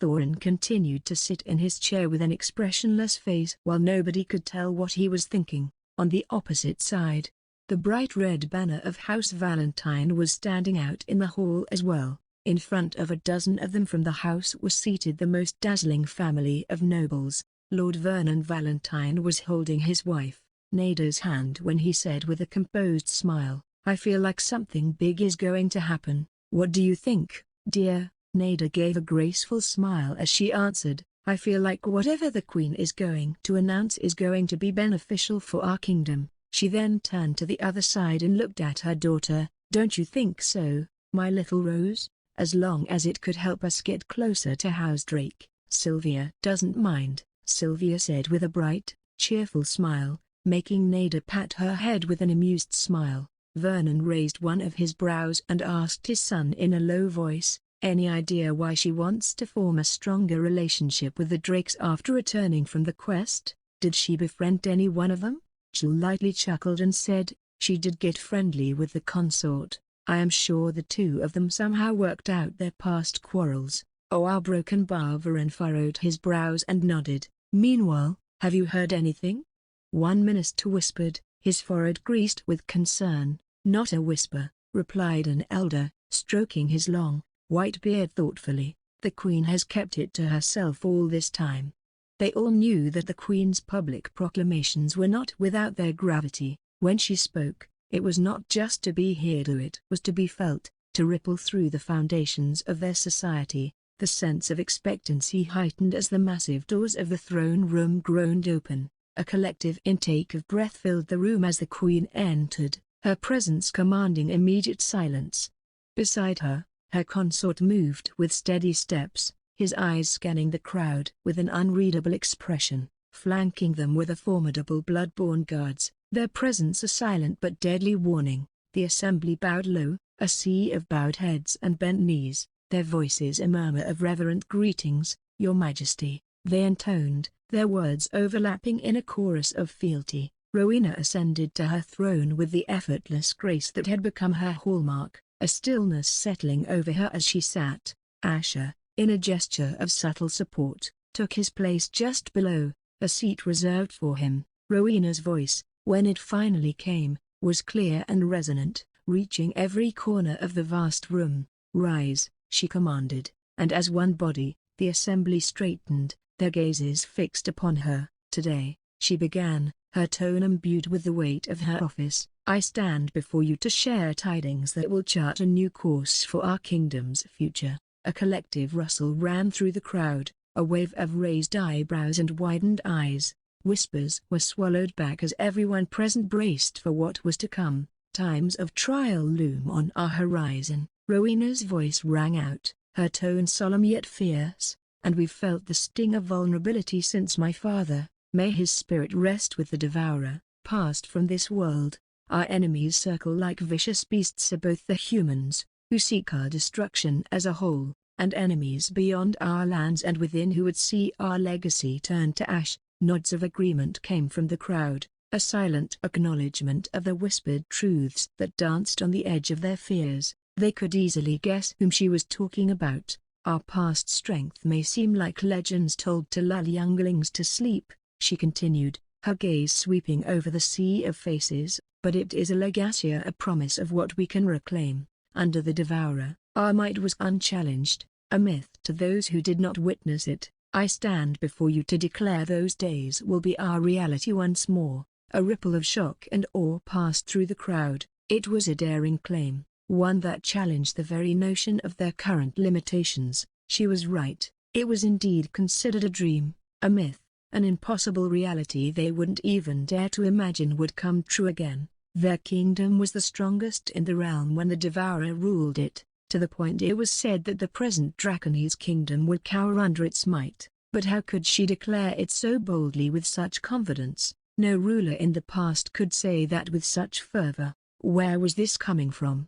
And so, Rowena's voice rose with commanding clarity. We will rise from the shadows of our former glory. I shall not tread this path alone, for the strength of a kingdom is its unity, and the bond of its rulers must be the forge upon which that strength is tempered. She paused, letting the words resonate, letting them reach into the heart of every last skeptic in the room. This is why, with the dawn of tomorrow's sun, we shall crown a king to stand beside me. Asher Drake shall be elevated, his strength, his wisdom, and valor will be the twin pillars upon which our future is built. As she said this, her gaze softened as it landed on Asher. A collective gasp filled the hall, a sound that seemed to suck the very air from the room. She is declaring her consort as the king? This was unprecedented. It was a declaration that defied tradition, a bold move that could either unite their people or splinter them further. Merax's eyes widened to their extremities while Narisera's brows raised as she mumbled with a look of disbelief,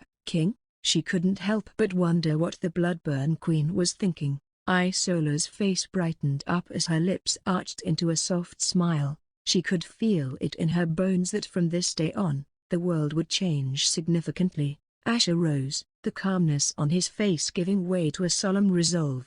He looked towards Rowena, his voice steady as he addressed her. "Your Majesty, I am humbled by your trust." Asher looked at her with a warm smile as he briefly bowed. Everyone still had their jaws slacked and were baffled by the sudden turn of events as this came out of nowhere. The consort was only around 22 years old, and his real-life experience wasn't even longer than 3, even if they account for him possessing special bloodline instincts and wisdom. Could it really be enough to bear the burden of a king? Just being strong or talented wasn't enough to be a king. There were a number of opinions forming as they conversed with each other in hushed whispers. Rowena shifted her gaze to the rest, her piercing gaze commanding silence more effectively than any shout could. As her hand rose, a wave of stillness spread across the room, the once restless murmurings dying down in an instant.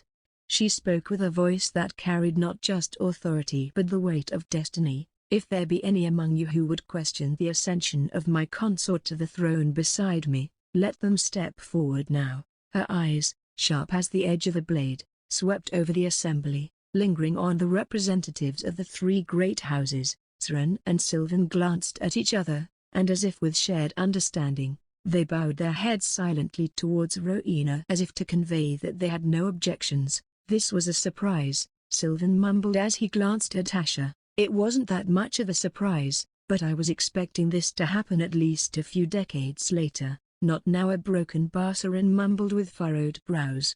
Thorin, his features carved from stone, narrowed his eyes with an unreadable expression.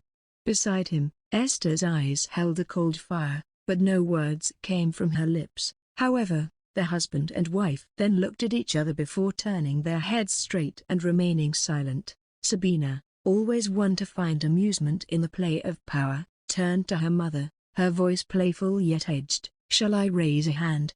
Mother, our future could shift with this declaration." Esther's gaze didn't waver, her voice was a calm, icy river. "Number. The time for voices to rise is not upon you." Patience. Sabina leaned back, her smile sly, eyes alight with mischief as she watched Asher, her voice barely above a whisper. This now got a lot more interesting. A broken bar. "Just what more surprises do you have for me, my future king, Fufu?" Meanwhile, Vernon, his face a look of surprise, sought his wife's eyes. No background, no name. Why would the queen stake so much on him despite not having power of his own? Neda regarded the scene with a keen eye. Unexpected and unusual, yes, but is it truly an unwise decision? Asher may have an unknown and alien lineage, but that's where he shines. He has something nobody in our world could have. He has unimaginable potential and the charisma to lead people, as evident by his consolidating some power of his own within 3 years. That combination ice a broken bar impressive. Vernon contemplated on her words, his brows knitted together. But a king is more than a mere genius. He must be a symbol, a foundation. Nada's voice was thoughtful, her eyes still fixed on the scene before them. Symbols can be forged, and foundations laid. The quest of the worthy was his anvil, and now the throne shall be his forge. We watch as a new era is hammered into shape, and we must adapt if we are to rise along with the ambitions of our new king. Her bright red eyes locked onto Asher as she said with a smile, "Sylvia is right. We should focus on strengthening our relationship with the Drakes." "Well, I already know you and our future king were having some friendly visits. Seems like you beat everyone to it," Vernon said with a brief smile, though his eyes held a certain glint. Nada lightly chuckled and said, "It started out as a coincidence, thanks to our daughter's naughtiness. Mother, please, Sylvia did nothing wrong." Sylvia pouted as she blinked her big, round eyes with an innocent look. She then shifted her gaze towards Asher and looked around the hall with a narrowed and sharp gaze to see if any pea-brained fools were going to step forward to convey their objection. Rowena's eyes were constantly glancing between the representatives of the three great houses to study their reactions and to see if they were going to say anything. She was able to somewhat relax after seeing that none of these houses seemed to want to raise any objection. Asher curved his lips as he felt that everything he did by running around the kingdom in the past 3 years and during the quest paid off. Those from House Thorn had the highest chance of raising an objection, but because of what he did to Edmund and how he was holding the upper hand at this time, they wouldn't dare to push it. Even if they did, he still had Sabina's support, and he was sure she would be willing to do anything because of the deal they agreed upon. As for House Valentine, he had already formed friendly relations with them despite having a rocky start with Sylvia, and based on how Sylvia was shooting him coquettish glances, he had nothing to worry about them, even in the future as well. As for House Drake, the only one who surely would have raised an objection would have been Rebecca and Oberon, but fortunately, due to the timing, both of them weren't here to cause a ruckus, and Rebecca didn't even come despite knowing about this announcement. She would surely be cursing him at the top of her voice later. As for Seren and Sylvan, since Rowena is also considered the head of the house, they would find it unwise to go against her decision based on the kind of people they were. He thought Sylvan might hold it against him for what happened with Sati, but it seemed as if Sati and Sylvan had already made peace with the matter. He felt this father and son duo knew how to keep the best interests in their minds, unlike a certain mother and son duo despite belonging to the same family. However, he and Rowena still noticed some uncertain expressions and whispers lingering in the air, and indeed, few of them were against it, and some of them weren't sure if this was a good idea. But since they saw none from the three great houses raising any objections, they couldn't gather the courage to raise their voices. Some of them felt convinced it was a good idea because of this very same reason. If the three great houses had no issues, then it couldn't be a bad decision. Still, Asher seemed undeterred by the murmur of doubts and the sea of skeptical eyes that met his. With a commanding presence and a voice that resonated with an unshakable confidence, he addressed the assembly, his words carrying the force of his conviction. "Esteemed lords, ladies, and dignitaries of our great kingdom," Asher began, his eyes locking with those of every doubter in the room, "I stand before you, not as a conqueror imposing will, but as a man who has come to call this kingdom home. It is true, I am young, and to many of you, I am an alien who is not of this world and has no background. But the strength of a kingdom lies not in the past glories of a name, but in the present valor and the future aspirations." He paced slowly down the platform, the weight of every step measured and kingly while letting himself appear closer to them. "I ask not for blind faith, but for the chance to prove my allegiance and my resolve. The blood that runs through me may not be of this land, but the heart that beats within me has pledged itself to its prosperity, to my queen, and to you, its people." Thorin finally shifted his gaze towards Asher while Nada's lips formed a brief smile as she and her family listened. The air was thick with a fiery energy. His fervor seemed to ignite a spark in the crowd. "As king, I shall ensure our kingdom stands unrivaled. Our enemies will falter at the mere whisper of our might. and those who dare challenge us will find themselves crushed beneath the unyielding weight of our resolve. We will forge our destiny with iron will and fire-born spirit, and let it be known across our realm the blood-burn throne does not yield, it conquers." His words, infused with a sincerity and passion that was almost palpable, seemed to sway the mood in the room. Eyes that had been cold now flickered with the beginnings of respect, and whispers of uncertainty began to give way to nods of cautious approval. Asher had spoken not only to their minds but to their hearts, and in doing so, he had proved to them that he had the grit to become their king. Sabina let out a weak whimper as she bit down on her lip and squirmed her legs together, feeling turned on by the sound of his passionate voice and smelling the feverish blood in his veins, which seemed to have gotten influenced by his words. But she had no choice but to control herself. With all her willpower to maintain decorum, Rowena couldn't help but stare at his back with flames of pride in her crimson eyes. She knew he wasn't giving a speech to merely appease the people gathered here but to voice what he was going to do in the future. Otherwise, his words wouldn't have had such an effect on these people. The hall was alive with the murmurs and shuffling of feet as the assembly bowed before Asher, their gestures full of newfound respect. "Your Majesty, we will be honored and proud to have you as our king," they chorused, their voices a harmony of reverence and hope. Asher's smile was modest, yet it held the assurance of a leader as he nodded and gestured at them to rise.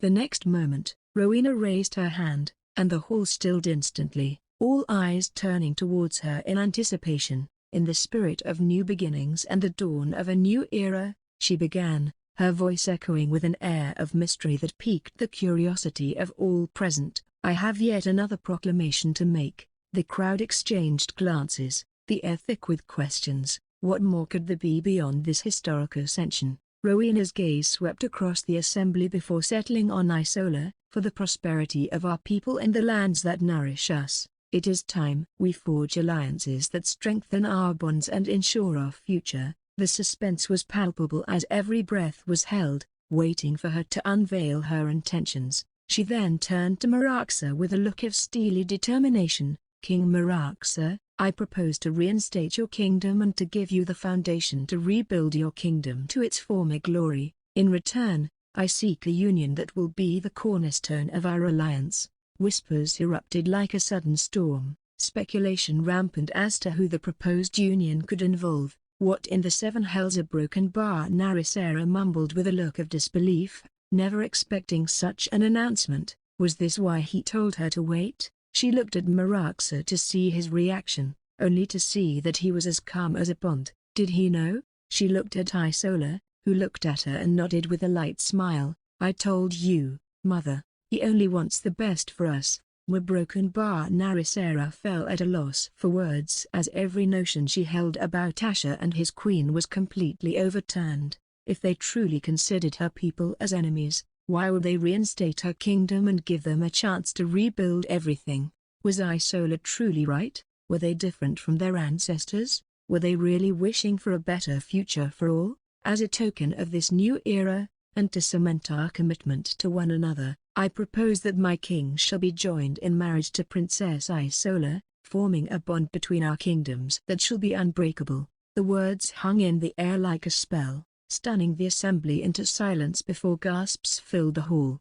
Eyes turned to the Umbralfiend princess, who didn't appear shocked at all, and it seemed as if this was decided beforehand. "No, that's not fair, he gets to marry our enemy," Sylvia hissed as she shot a bitter glare at Isola. Sabina inwardly sighed as her ghostly red eyes landed on Isola. "You a broken bar, I underestimated you greatly. How clever of you to sleep on his bed without anyone knowing all this time. Wait for a broken bar, you won't be the only one."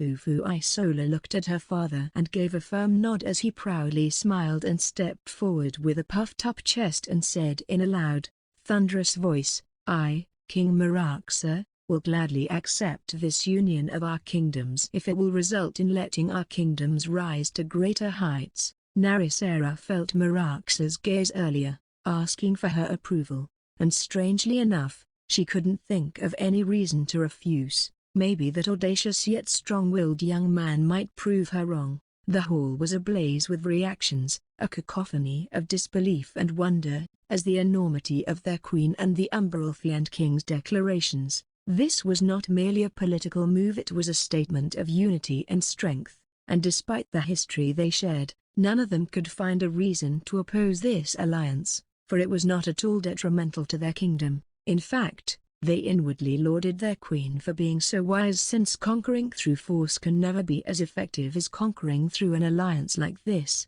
With the Umberalfians having their princess wedded to their king, they would become part of their kingdom as well. Rowena's eyes shone with satisfaction to see that the people were taking it better than she expected. She then turned to Asher and asked in a regal tone, "Asher Drake, do you accept to take part in this alliance and accept Isola as your consort?" Asher smiled as he locked his gaze with Isola's shimmering sapphire blue eyes and said, "I wouldn't have it any other way." "No."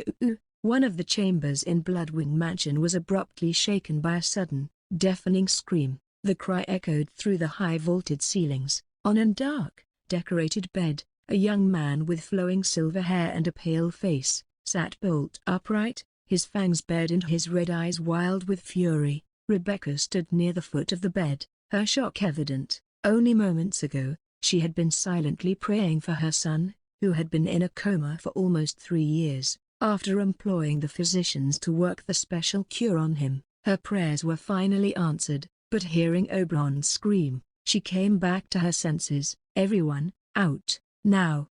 she ordered fiercely. Without hesitation, the group of physicians and maids present scrambled out of the room, their faces pale with fear. As the heavy doors slammed shut, the only sound that filled the room was Oberon's heavy panting. Rebecca with a motherly concern sat down beside Oberon and held his shoulders. "My son," she began, her voice soft yet commanding, "calm down, it's me, you're safe." His wild gaze met hers. "No, a broken bar, no. Where is he? I want to kill him, a broken bar right now." Oberon's voice trembled with rage as fragmented memories clawed at his consciousness. The way she sucked that alien's dick in front of him while throwing away her own dignity. "No, a broken bar he has to pay." Rebecca's eyes widened with alarm. She moved swiftly, covering Oberon's mouth with her hand. "Quiet," she hissed, her gaze darting to the closed door. She could never be too cautious. "You had a nightmare, nothing more."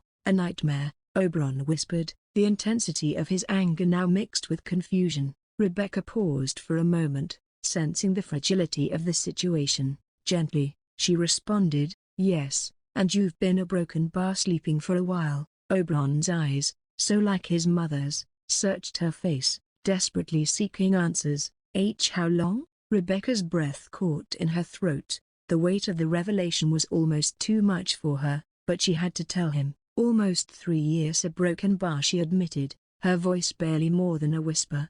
The news hit Oberon like a sledgehammer. "T3?" His voice was a mix of disbelief and shock. Oberon's eyes darted around the room, still trying to grasp the reality. "How a broken bar? How is it possible? I dreamt a nightmare for 3 years."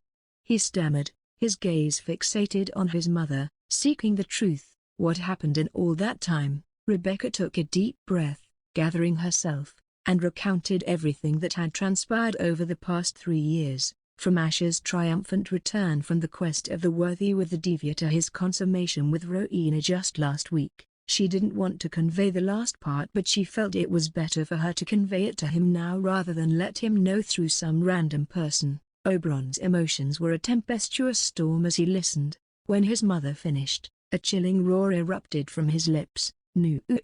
His pupils contracted, and his expression became one of pure, unbridled rage. "That alien dog, a broken bar, he not only dares to take what belongs to me but also put me into this never-ending nightmare." He leapt from the bed, his intent clear. He must die. Rebecca's eyes widened in panic. Reacting quickly, she grabbed her son, pulling him back. "Oberon, calm yourself." But he was beyond reasoning, his mind consumed by thoughts of vengeance against Asher. He thrashed and struggled, trying to overpower his mother, though his efforts didn't amount to anything. In a split-second decision, Rebecca's hand shot up, striking Oberon across the face. The sound of the slap echoed through the room, and Oberon's frenzied movements stilled. As for Rebecca, she immediately lowered her trembling hand as if she couldn't believe she struck him and regretted it right away. Holding his face firmly, Rebecca locked eyes with him, tears shimmering in her eyes. "You think I don't feel the same anger as you?" she whispered, her voice trembling with emotion. "Believe me, I do. Every day, seeing you in that state, knowing who was responsibly broken bar, it was a torment. But I held back. I waited patiently and did everything in my power to bring you back. Don't let that effort go to waste by acting like this." Oberon's chest heaved as he processed her words. His voice then quivered with a mixture of fury and despair. "Then what am I supposed to do? Just sit idly and let him have everything that was destined for me?" Rebecca's gaze hardened. "No," she replied, her voice icy cold. "The past is irreversible, but that doesn't mean we are helpless. Do you truly believe that I did nothing while you were sleeping?" Oberon's fiery eyes met hers, a glimmer of hope kindling. "We're broken bar, you have a plan, Mother?" Rebecca's lips curled into a chilling smirk. "Asher may think he's invincible, but he has made many enemies. When he steps into Dracone's kingdom, his fate is sealed, and killing Aganon during his quest, that was him practically digging his own grave. You just need to be patient, my son. Our time will come." Oberon's eyebrows knit in shock. He killed Aganon, the second strongest genius of my generation. How a broken bar? How has he grown so powerful in such a short time? Could he really be broken bar? Rebecca's eyes darkened. "Don't be fooled by rumors. He had help. The Umberelfi and Princess and others played their part.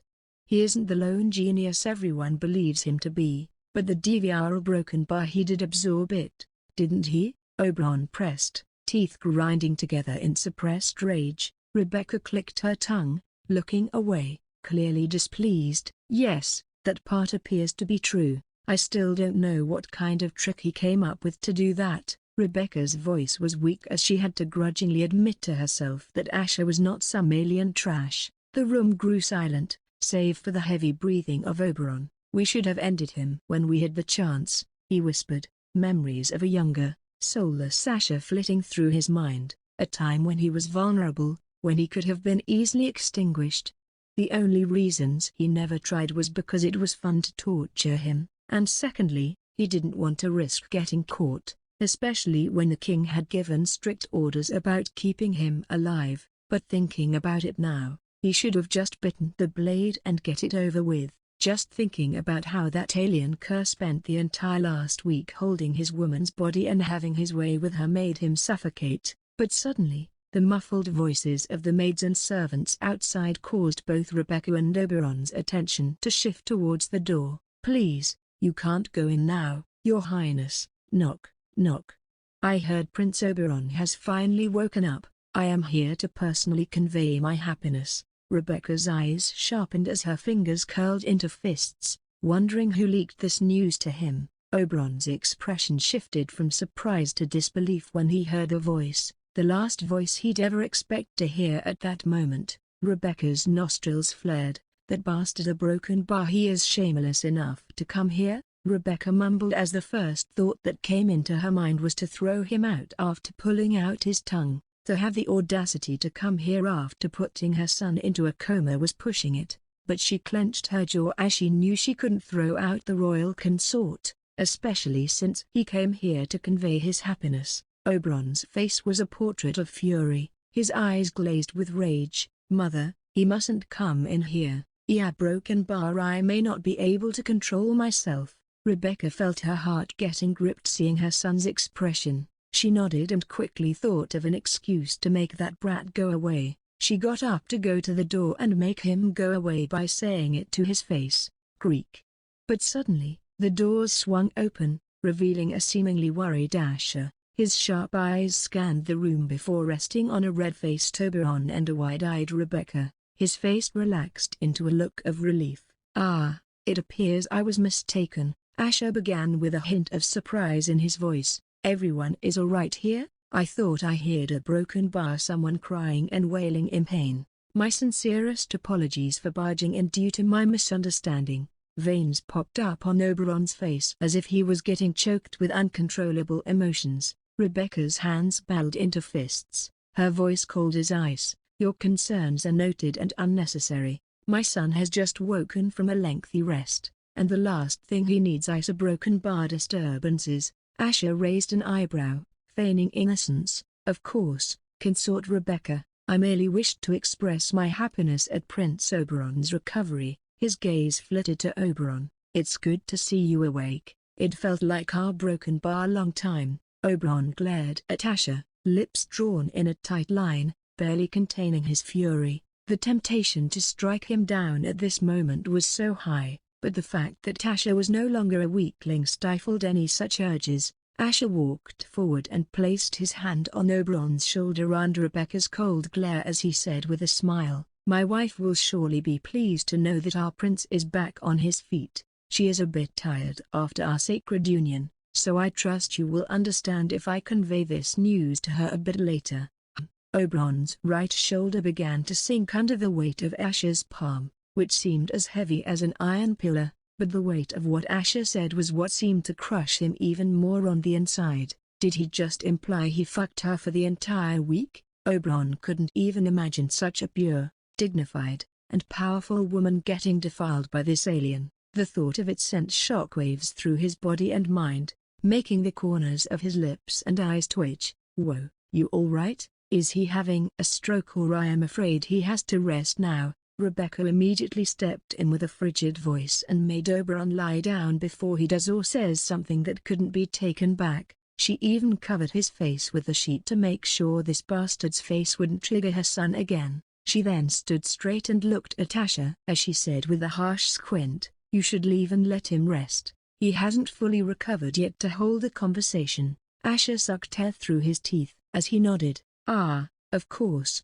He must have suffered too much all this time. How tragic. It's a good thing a broken bar he didn't sleep as long as I did. A broken bar, right?" Asher asked as his eyes became eerily cold for a brief moment, the memories of all those hellish years flashing in his mind. Only when he saw Oberon's expression just now could he feel some release from that pain. Rebecca held her breath, feeling a chill passing down her spine just from this brat's gaze. What was that look in his eyes? She had never seen something like that before, especially from him. It was as if some hellish dark force had momentarily replaced him and looked at her. She couldn't believe she almost got intimidated for a second, but before she could say anything, "Well, I should leave, but I also came here to tell you something, and I believe you should hear me out. So broken bar, should we talk here or go somewhere broken bar private?" Asher asked with a curve of his lips while Oberon slowly pulled down the sheet off his eyes, wondering what this dog wanted to talk about with his mother in private. Rebecca's guest hall was grand, befitting of the Bloodwing mansion. Marble floors gleamed beneath chandeliers, and large paintings of past Drake family leaders adorned the walls. Yet, amidst this grandeur, an intense confrontation was taking place. As the doors shut behind them, Rebecca's cold gaze met Asher's, the tension palpable. "If you have something to say, then say it. I've a multitude of tasks awaiting my attention," she stated, voice dripping with disdain. Asher's casual stroll and amused smirk made her skin crawl. "Ah, always so busy, consort Rebecca. It's a wonder you found time for our little chat," he replied, drawing nearer with each step. Rebecca wrinkled her nose and ignored his rude words, not wanting to engage with him. Stopping just inches away, his voice dropped to a threatening whisper, laden with mockery. "Perhaps I should assist Prince Oberon in taking another extended nap? For his own benefit, of course." Rebecca's temper flared, her fangs briefly extending. "You would dare threaten my son in my presence?" She couldn't believe he wasn't even trying to hide his murderous thoughts towards Oberon. "Jesrith isn't truly under Oberon's command, is it?" Asher's sudden words hit her like a sledgehammer, causing all bravado to evaporate. Her heart raced, but she asked with a cold, cutting expression, "Such an audacious claim requires one to bear its consequences. Are you prepared?" He looked almost bored as he retorted, calling it an achievement to dupe the third strongest dragon? Intriguing. "Your house or you don't have expertise when it comes to clouding and tricking a dragon's mind while it was young, which only makes me wonder who helped you." It couldn't have been easy doing it and hiding that fact from everyone, even to this day. Defensively, Rebecca snapped back, "Your ridiculous accusations mean nothing without evidence." Asher tilted his head, the corner of his mouth lifting in a half-smirk. "Who needs to gather proof when an expert can just inspect the dragon and verify the truth? It's also strange that your bloodline is dominant in Oberon instead of the Drake bloodline, and people say only true Drakes can control a dragon. I am sure people still have their doubts about how Oberon tamed Jesrith when even your youngest son failed, who looks more like a Drake." Rebecca's face was drained of color. Her eyes uncontrollably shook as she asked in a low, seething voice, "Woe Broken Bar told you this?" He couldn't have possibly found out himself. Nobody else could have known. Asher's face was inches from Rebecca's, his eyes locked onto hers with an intensity that seemed to reach into her very soul. "Does it really matter who told me or how I came upon this knowledge?" His voice was quiet, yet every word rang with an unspoken threat. "Your concern should lie in the repercussions of such information becoming public knowledge, how the people, and especially my wife, would react. This is a very serious crime that could even involve getting your son crippled for life." Rebecca's icy exterior faltered for a moment, her breath catching as she felt the heat of his breath. Just imagining her son getting crippled made her hands tremble. Her voice was a venomous hiss when she finally spoke. "What do you want? If you intended to expose my son, you would have done so already. Why come to me?" Rebecca couldn't believe even when he was away during the quest.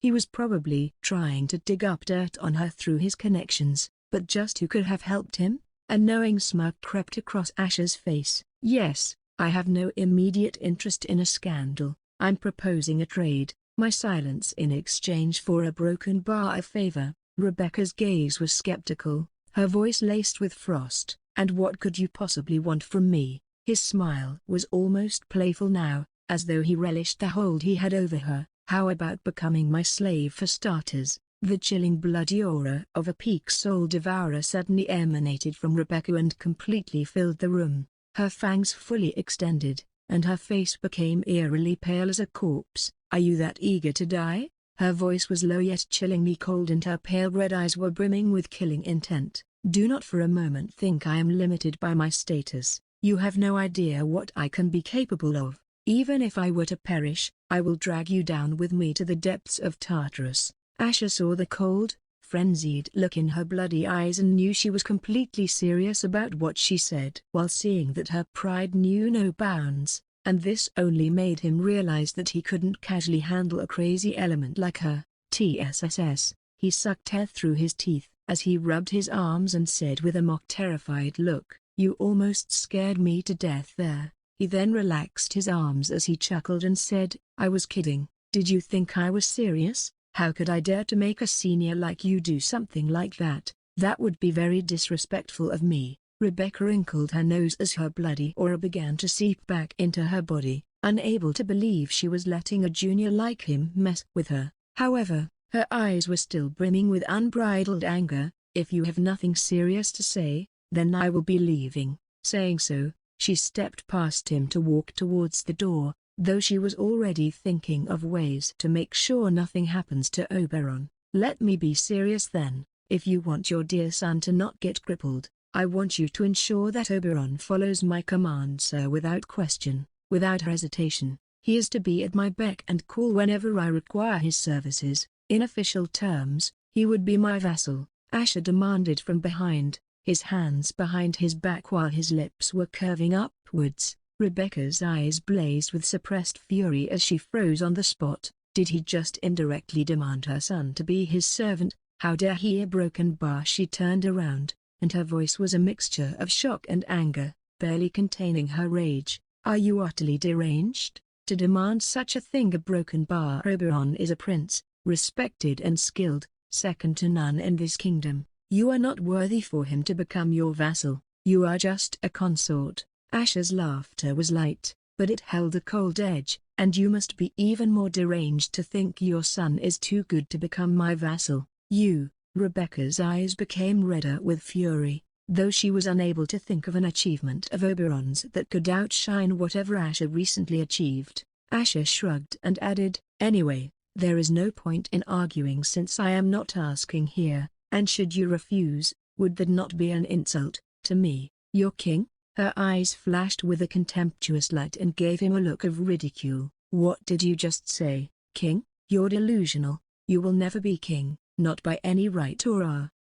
Rebecca swallowed her words upon seeing his smug smile, and a realization struck her. "A broken bar, you cannot be serious." A broken bar. On second thought, he wouldn't just abruptly say it with such confidence.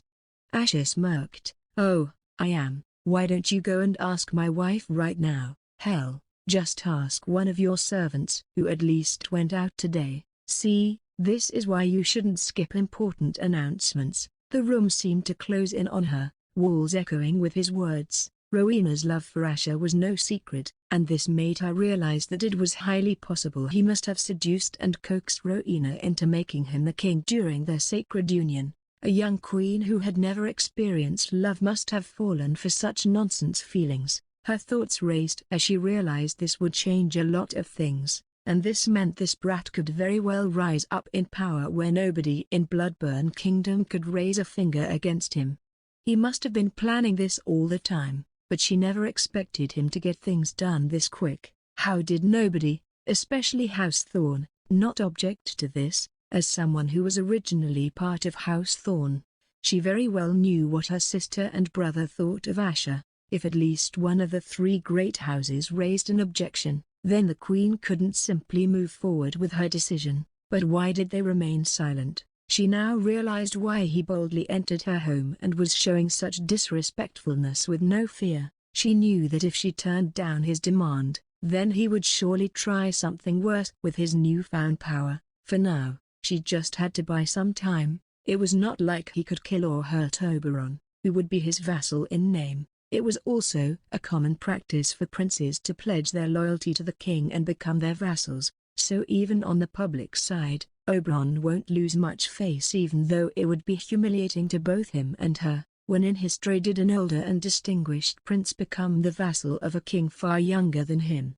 However, she understood the precariousness of this situation and weighed her next words with care. "And if I agree to these a broken bar, what guarantees do I have that you'll keep your end of the bargain?" Asher's eyes sparkled with unspoken glee. "You have my word, and despite what you think of me, I always keep my promises. Do we have a deal?" Rebecca's mind raced with the implications of her next move, but she could see no other option. With a curt nod, she sealed the uneasy agreement. "Very well, but do make sure you keep your word, otherwise, you don't want to stand around and find out." "Please, I love challenges," Asher said with a mocking smile as he walked past her while Rebecca curled her lips and almost wanted to slap his eyes out. His footsteps echoed as he made his way to the door, throwing over his shoulder, "And remember, have Oberon ready to declare himself my vassal upon my ascension tomorrow. Time is of the essence, and I don't intend to wait."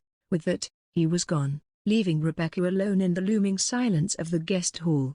Her hands, still balled into fists, trembled slightly, and not with fear, but with a seething wrath that begged for release. Asher's words hung in the air, a declaration of war in the guise of a favor, and Rebecca knew, deep in the marrow of her bones, that the game had changed irrevocably. The honeyed pearl, a name that gleamed and hummed with a vibrancy that was both enticing and exclusive. The four-story establishment was a hive of activity, with the allure of the succubi ensuring the queues outside were a constant feature. This corner of the city, thriving and decadent, drew in demons in the kingdom from all walks with its reputation. In the shadowed alleyway, the cloaked figure slipped unnoticed through the throng, bypassing the lines with a familiarity born of routine. This was no ordinary patrona. The cloak was a tool of secrecy to let himself in without anyone seeing. Inside, away from prying eyes, Asher shed his cloak as he strode with Azura and Kira,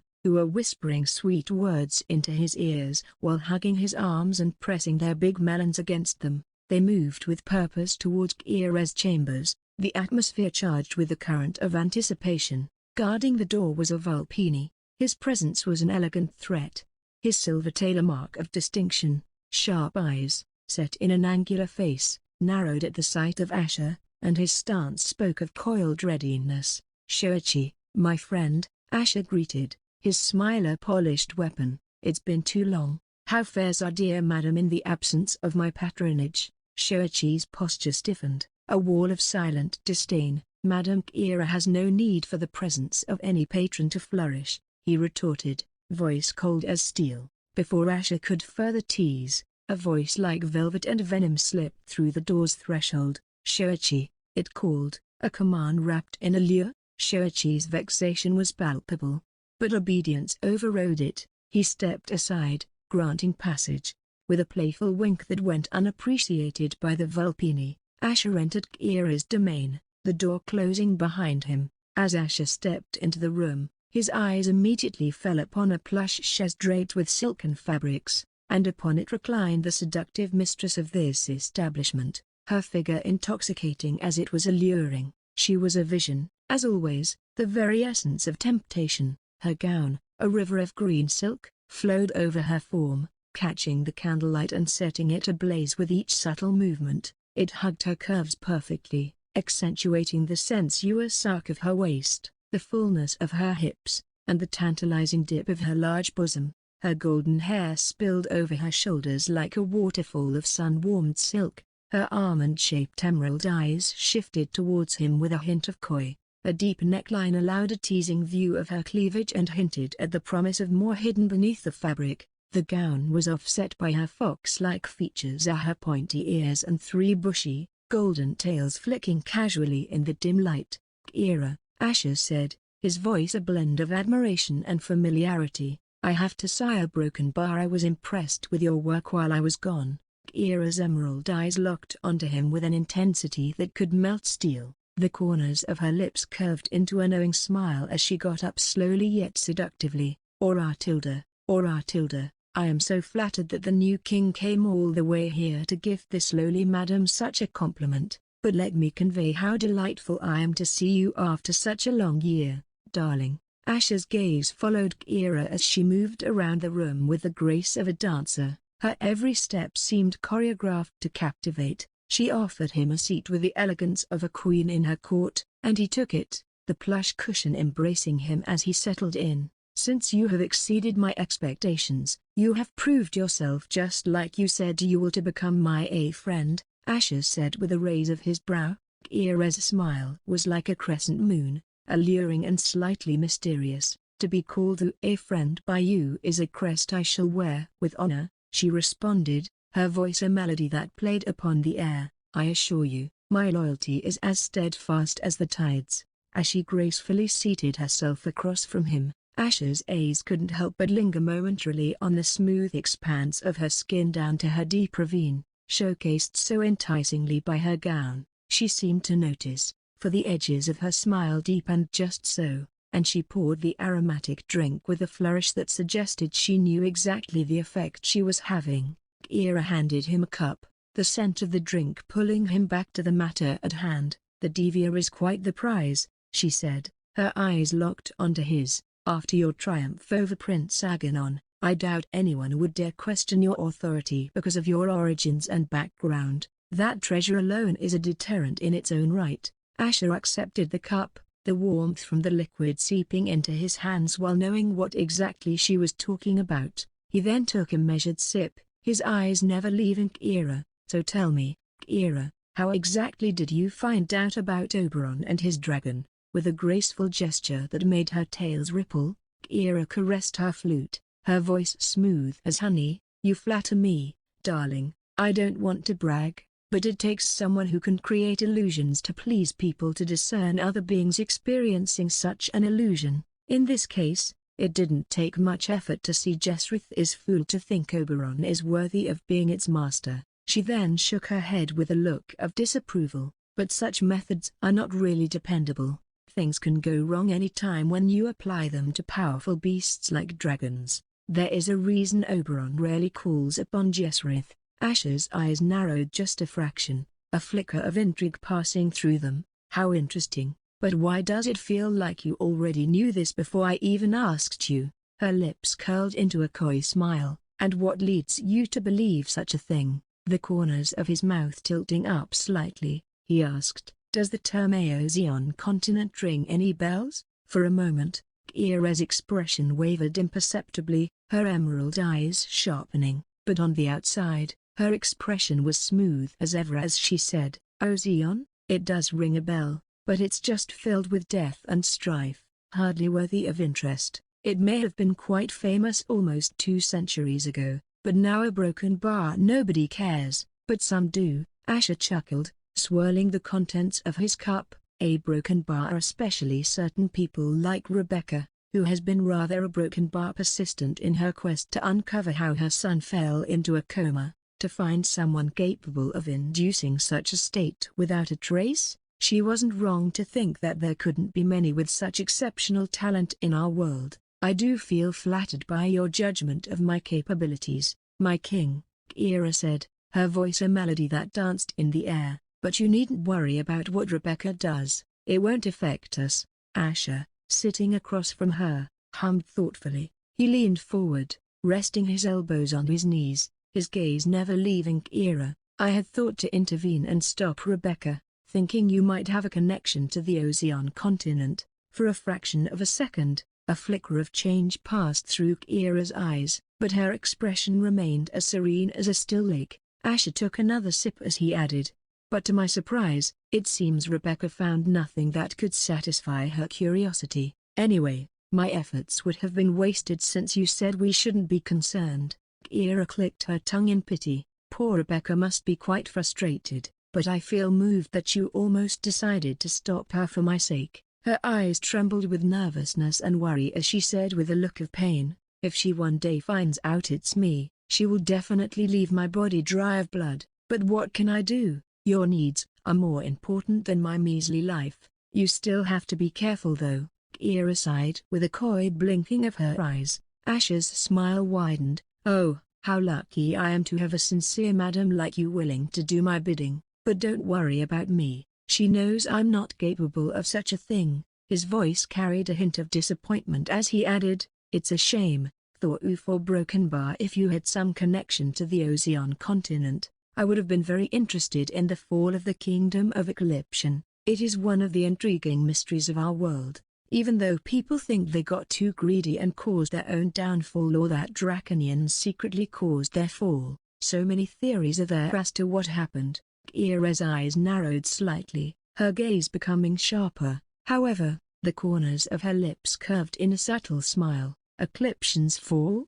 A Broken Bar. It was quite a tragic event. Such a kingdom of wisdom and magic, gone in the blink of an eye. Asher leaned back, observing her. True, their kingdom wasn't as old as our kingdom, but they rapidly gained power. Some say that if they had lasted another 500 years, they might have rivaled even the Draconese kingdom. Kira's tail swayed slowly behind her, each movement hypnotic. She took a sip from her drink, her gaze never leaving Asher. Rivaling the Draconese kingdom? Now, that would have been a sight to behold. Kira mused, her voice laced with a hint of amusement, but alas, history is written by the victors, and Eclipsion is but a whisper in the wind now. Asher watched her closely, a knowing look in his eyes. Yes, very tragic indeed for a kingdom that had such a bright future and was so proud in nature. Asher mused, his voice carrying a hint of curiosity. They even refused an alliance with us when House Valentine proposed one 230 years ago. It's as if they were confident of their potential.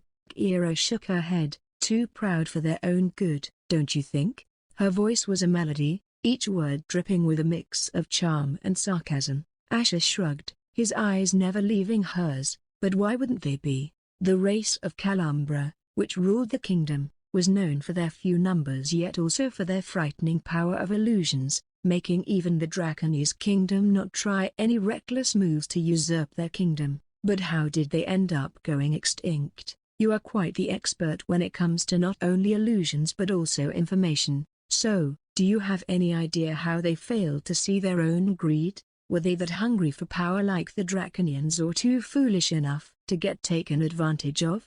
Kira's tail stopped dancing as they slowly floated down, her gaze locked onto Asher's, a mysterious smile playing on her lips. How could a lowly madam like me guess such things? My illusions are mere tricks. "Not worthy of your compliment, and you overestimate how informed I am," she said, her voice laced with humility, and then looked down. "Or are you finished your drink already? Let me fill it up for you."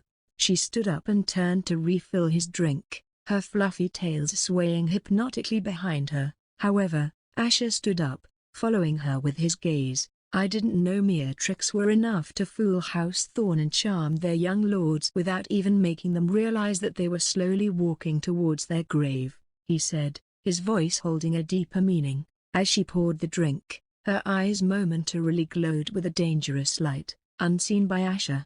She spoke nonchalantly, her voice smooth and controlled. "I really have no idea what you're talking about. Please, darling, stop teasing me like this. It's not charming of you." Asher curved his lips as he slowly walked towards her, each step deliberate, closing the distance between them. "I also heard the Calumbras were served by a respected noble tribe of Vulpines, known for being their advisors," he began, his voice low and steady, "and there was a rumor that the fallen king of Eclipsion had an affair with the matriarch of that tribe, a broken bar, and even further the child. Such a union is considered impossible because of their bloodlines being so different, but I guess it was one of those 1 in a million chances."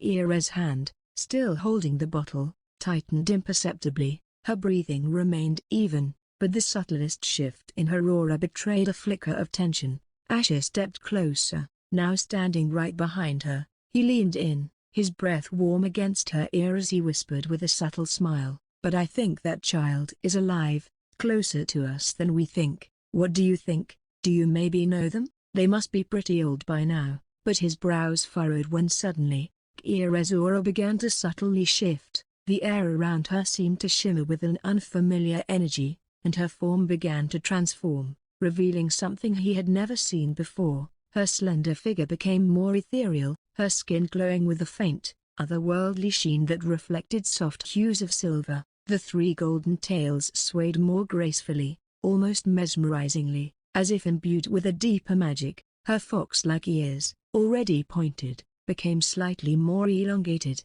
echoing the elegance of the Calumbras he had seen in books. The delicate horns that emerged from her hair glistened pearly white, curving elegantly back amidst her luscious golden locks. Then, in one fluid, mesmerizing motion, Kira turned around to face Asher. Her eyes, now larger and more luminous, glowed with a captivating green, their vertical pupils dilating as they locked onto his. She stepped closer, her movements a blend of predatory grace and seductive charm. Reaching up, she delicately caressed Asher's cheek with her slender, perfectly manicured fingers. "It really was a broken bar," Asher mumbled, his face looking both shocked and mesmerized even though he had his suspicions. Her voice, now a blend of seductive allure and underlying danger, echoed softly, "You should know, darling, a woman doesn't like it when a man pries too much into her affairs." Before Asher could let any thought cross his head, he saw his surroundings suddenly dissolving into pitch-black darkness. "You should know, darling, a woman doesn't like it when a man pries too much into her affairs." Just as she said this, Asher's eyes widened as the room around him suddenly dissolved into an abyss, plunging him into a realm of inky darkness. His surroundings, once familiar and tangible, now became an endless void. Startled, he instinctively transformed into his Hellbringer form, expecting his power to break through the illusion. Hugh broken by yet, despite his transformation, he remained trapped in the darkness. A sense of confusion surged within him as he realized his transformation made no difference in this illusionary prison, but he calmly surveyed the engulfing blackness. His form, usually a beacon of terror and strength, now seemed inconsequential against the vast emptiness. He flexed his powerful muscles and unleashed a surge of energy, but the darkness absorbed it without a trace. This was a whole nother level of illusion he hadn't dealt with before. This made his eyes quiver with shock and realization to know that Kira was far more powerful than he expected. The aura he felt earlier was definitely that of a peak soul devourer, and he was beginning to realize why people feared the potential of Calumbras. No wonder this realm was happy even when they went extinct. "Kira, you've made your point," he called out into the void, his voice echoing into the darkness, "but this isn't cute. At the same time, in the oppressive silence of the dark, Asher stood still, his mind racing. He began to focus, channeling his energy inward, searching for a way to unravel the illusion from within. Kira's figure suddenly materialized a few feet away, her emerald eyes piercing through the darkness. "Don't bother trying. I made your mind imprison you, so whatever you do here is just your imagination, while on the outside, you are standing paralyzed. But if you try too hard to escape, you might just end up crippling your mind again," she said with an alluring smile, though each of her words dripped with a deadly intent. Asher immediately stopped whatever he was about to do and slowly turned around to look at her with a narrowed gaze. "Now I see why you said you only employed tricks so far to get things done. If this is the true extent of your powers, it makes sense how you managed to fool us all. Who would think a humble madam of an establishment like this would turn out to be the child that carried the bloodline of an extinct race?" Kira twisted one of the golden locks of her hair in a sultry fashion as she looked at him with a soul-melting smile. "Or I am not as good as you think. Otherwise, I wouldn't have made the mistake of underestimating you the first time we met." "You mean you failed to kill me? Is that your regret?" Asher asked with a tilt of his head. Kira's cold yet seductive smile didn't waver as she maintained eye contact with Asher. "Of course," she began, her voice smooth yet laced with a hidden frustration. "You were a factor I never saw coming. Who would have expected a soulless cripple to wake up, and a never-before-seen genius at that? I should have known you were no ordinary cripple considering your alien origins." Her gaze intensified, reflecting a mix of anger and frustration as she added, "You ruined over a century's worth of my efforts that I painstakingly accomplished. I knew this day would come ever since you fooled me, but I hoped you wouldn't be sharp-witted enough to pry into my background. I guess that was too much to hope for." Asher, unfazed, shook his head slightly, a disappointed look on his face. "I didn't expect you to be this angry at me when all this time you told me you were my friend. I am feeling quite hurt now."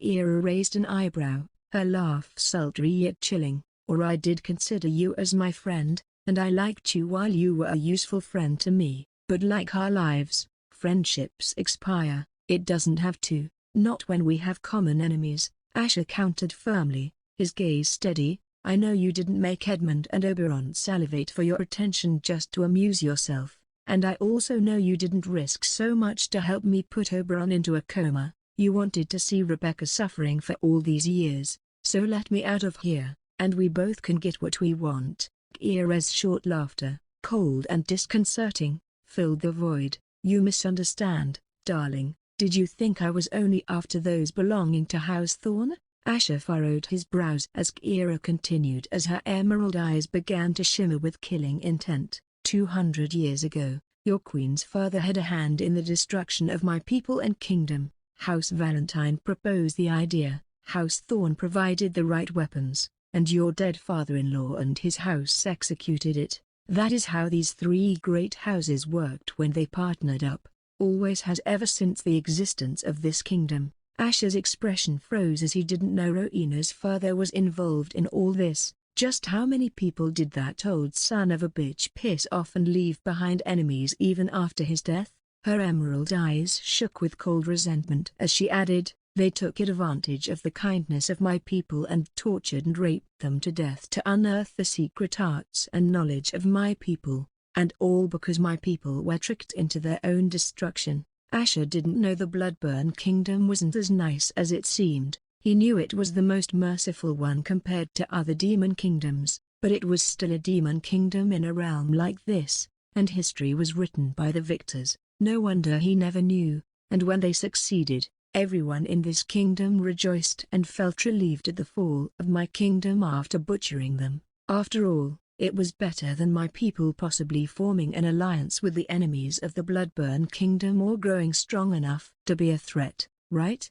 Kira asked as her eyes shimmered with a storm of emotions. Asher didn't know what to say to that since he couldn't refute her words. So broken Kira's smile began to fade as a soul-chilling darkness took root in her eyes. To truly destroy all the so-called three great houses in this kingdom, your kingdom needs to perish until not a speck of it is left. That is the final promise I gave to my people, and anybody who tries to stop me will die a fool's death, including a broken bayou." Asher's frown deepened as he took a defiant step forward. "Do you seriously think I will let you destroy my kingdom? So don't try anything stupid, and we can find a common ground here. Trying to destroy my kingdom will only cost you your life. Surely, your people wouldn't want the last living Calumbra to die a vain death." Internally, Asher was grappling with the gravity of Kira's revelation. He knew the flames of vengeance burning in her eyes all too well. They mirrored his own. This made him realize she wasn't going to stop, and it was either kill or be killed. Kira's cold smile did not waver as she let out a soft, menacing giggle. How considerate of you, but the wishes of the dead do not matter, and I am not foolish enough to take it down alone. Did you think I was doing nothing but playing the role of a madam here for all these years?" Asher frowned as he wondered who all she managed to get to help her. "But the question you should be asking is, do you really think you can stop me? You might have had a chance if you were to become a peak soul devourer, and that's why I have to regretfully kill you before you can achieve your true potential. It's a pity a broken bar this madam liked you, and I was curious to see how far you could have been useful to me. If only you didn't belong to this kingdom, things could have gone differently for us."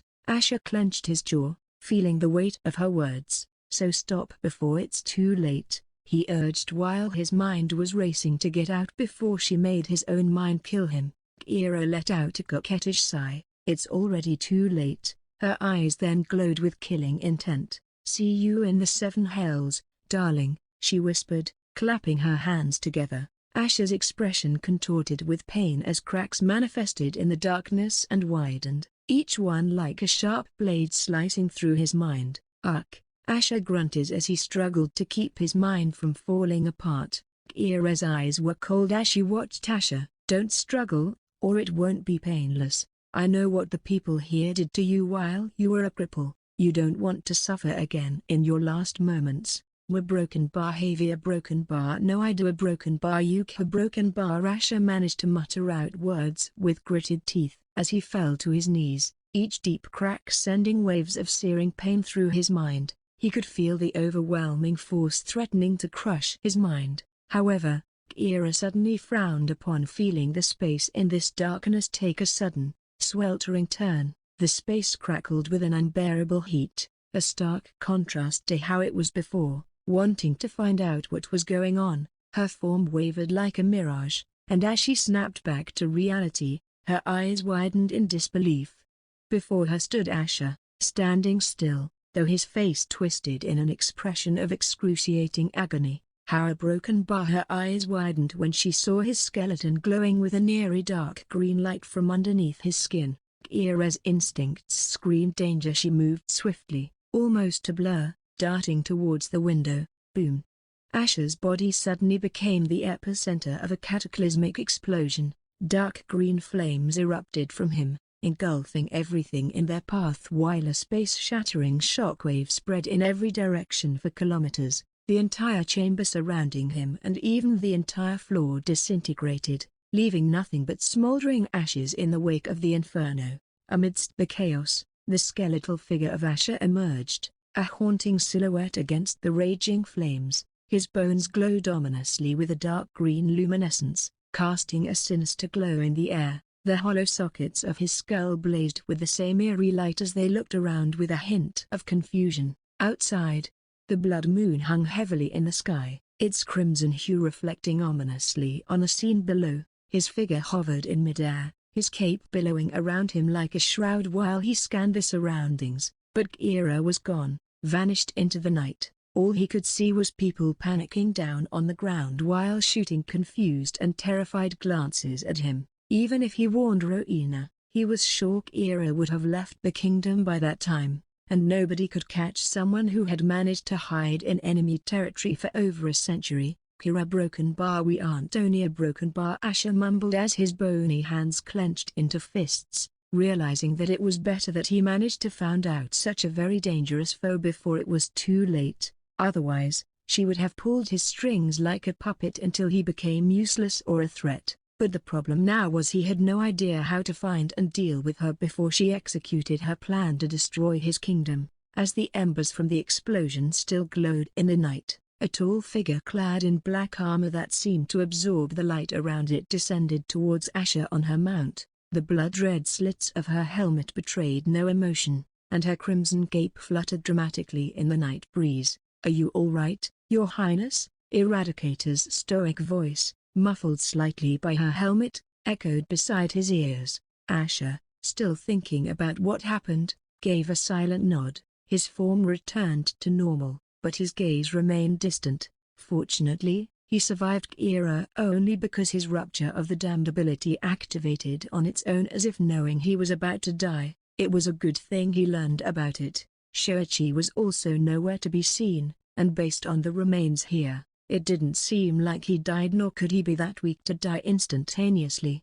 He was pretty sure Kira had warned him about escaping the moment he got trapped in the illusory world she had created in his mind. It now made more sense why Shoichi was so protective of her. The two must be from the fallen Ecliptian Kingdom and he must be from the Volpini tribe on her mother's side. But what concerned him was that Kira was a dangerous threat on the loose, and he knew she had a very powerful information network that she must have built over a century. She must also have some powerful allies who may even die for her after getting beguiled by her charms. He had no idea what she was planning to do next and when she might try to attack his kingdom. Eradicator shifted, her armor clinking softly. "Your Highness, you shouldn't linger here. This place is a broken bar. It could lead to misunderstandings among the people." Regaining his focus, Asher glanced down at the gathering crowd below. Their faces reflected a mix of fear and confusion. How weird it was to be spotted at a brothel on the day of getting declared to be their king. He cursed Kira under his breath for dragging him into this scandal, especially on this day. But then, an idea sparked in his mind. "No need to worry about that," he said, more to himself than to Eradicator. With a swift motion, he floated down towards the crowd, raising his hands in a gesture of peace. "Everyone, please, calm down," Asher spoke, his voice carrying a calming authority that seemed to resonate with the crowd. His presence, a blend of regal composure and a hint of mystical power, immediately began to ease the tension in the air. The crowd's murmurs quieted as they turned their attention to him. Asher knew he had to spin this situation to his advantage before his enemies used this to turn the narrative against him. It was not like he had to conjure any lies though. He let out a heavy sigh, which seemed to carry the weight of the kingdom. The people, already tense, leaned in closer, their faces a mix of anticipation and concern. Some were already feeling skeptical about what he was doing here at this time of the night. "I have bad news to break to you," Asher announced finally, his voice steady yet filled with a gravity that immediately silenced the murmurs. A collective gasp rippled through the crowd, a wave of anxiety washing over them. They exchanged worried glances, each person bracing for the unknown. The Madam of Honeyed Pearl, who many of you know and have visited, was not who she appeared to be, Asher continued, his gaze sweeping over the crowd. "She was an enemy in disguise, a danger hiding in plain sight within our kingdom." The revelation struck like a bolt of lightning, leaving the crowd, especially the men, visibly shocked. Whispers of disbelief swirled among them, their faces reflecting a mix of betrayal and heartbreak. For many, the Temptress Supreme had been a figure of allure and fascination. Now, she was the face of treachery. "I just saw her divine visage last night. How could someone like her be planning all this?" A nobleman lamented as tears formed in his eyes. "SHHH, do you dare doubt the words of our future king? Do you think he came here for fun when he is married to our all-powerful and beautiful queen? I always knew that foxy bitch was too good to be true," a noblewoman said with a look of contempt. "An anonymous informant revealed her true identity to me," Asher elaborated, his words measured. "I acted immediately upon this intelligence and confronted her. I could have come here with a huge army, but then she would use that as a warning to escape. So, I had no choice but to try and take her down on my own. Unfortunately, since she had been here for a long time, she already had contingencies in place for situations like this and managed to escape." He paused, letting the gravity of the situation sink in. The crowd was hanging on to every word, their initial shock turning into a thirst for answers. Asher decided to not mention Kira was the last Calambra alive until he discussed this with Rowena and let her decide. However, House Thorn was surely going to hate him more because of this, but at the same time, they would feel relieved since it was better than Kira executing her plans right under their noses. She is dangerous, and her escape poses a threat to us all, but I assure you, I will not rest until she is captured and punished. She will answer for her attempts to sabotage our kingdom, Asher declared, his determination clear in his voice. The crowd nodded in agreement, their expressions hardening with resolve, though some of the men were still in shock, suffering from heartbreak. For so many years, they had pined for the heart of the Temptress Supreme, but now not only did she turn out to be an enemy of the kingdom but also out of their reach forever. And the very same night, so many men were unable to sleep and kept drinking to heal their broken hearts. Asher stepped into Rowena's study room late at night, his footsteps muted against the rich carpet. The room was barely lit, with only a few candles flickering, casting long shadows on the walls. As usual, she was always up here late at night, but now she seemed even more busy considering what happened not too long ago. Rowena, absorbed in her task, was using her whisper stone to send out a flurry of instructions. Her face was a picture of concentration and regal responsibility. Upon noticing Asher, her expression softened, and she set aside the whisper stone. Standing up, she looked at him with a mix of concern and relief in her eyes. "Are you all right?" she asked, her voice betraying a hint of worry. Asher offered her a reassuring smile. "Yes, I'm fine, but you shouldn't spend too much time and resources on this hunt for Kira. It's unlikely we'll catch her using conventional methods," he advised, his tone practical yet gentle. Rowena sighed, acknowledging his point. "I'm aware," she admitted, "but as queen, it's my duty to act, even if the results aren't guaranteed. It's about reassuring our people and maintaining order. You'll also have to do things like this when you become the king tomorrow." Then, her expression shifted to one of curiosity and concern. "But why do you believe Kira is so dangerous? What makes a Vulpinaria a significant threat? Even if she is a peak soul devourer, she can't be too dangerous." Asher's eyes narrowed as he recounted the events, detailing Kira's unexpected powers and her true identity. As he spoke, Rowena's eyes grew wider with every word. "Broken Bar is the last Calambra?" "That's a broken bar," Rowena whispered in disbelief, her voice barely audible. The revelation seemed to shake her usual composure, bringing a rare look of astonishment to her face. Asher nodded, his expression serious. "It seems not every Calambra perished all those years ago. The real issue is Kira's vendetta. She wants to annihilate our kingdom because of its role, including your father's, in the downfall of her kingdom. Did you know about this?" Rowena's eyes reflected a complex mixture of memories and cold detachment. She exhaled softly. "Yes, I was aware. My father once confided in me about the necessity to obliterate the Ecliptian kingdom. They were seen as a burgeoning threat, potentially aligning with the Draconians or the werewolves to dominate our realm. He chose secrecy over public revelation, attributing their downfall to our enemies to let any lingering Ecliptian sympathizers target them instead of us.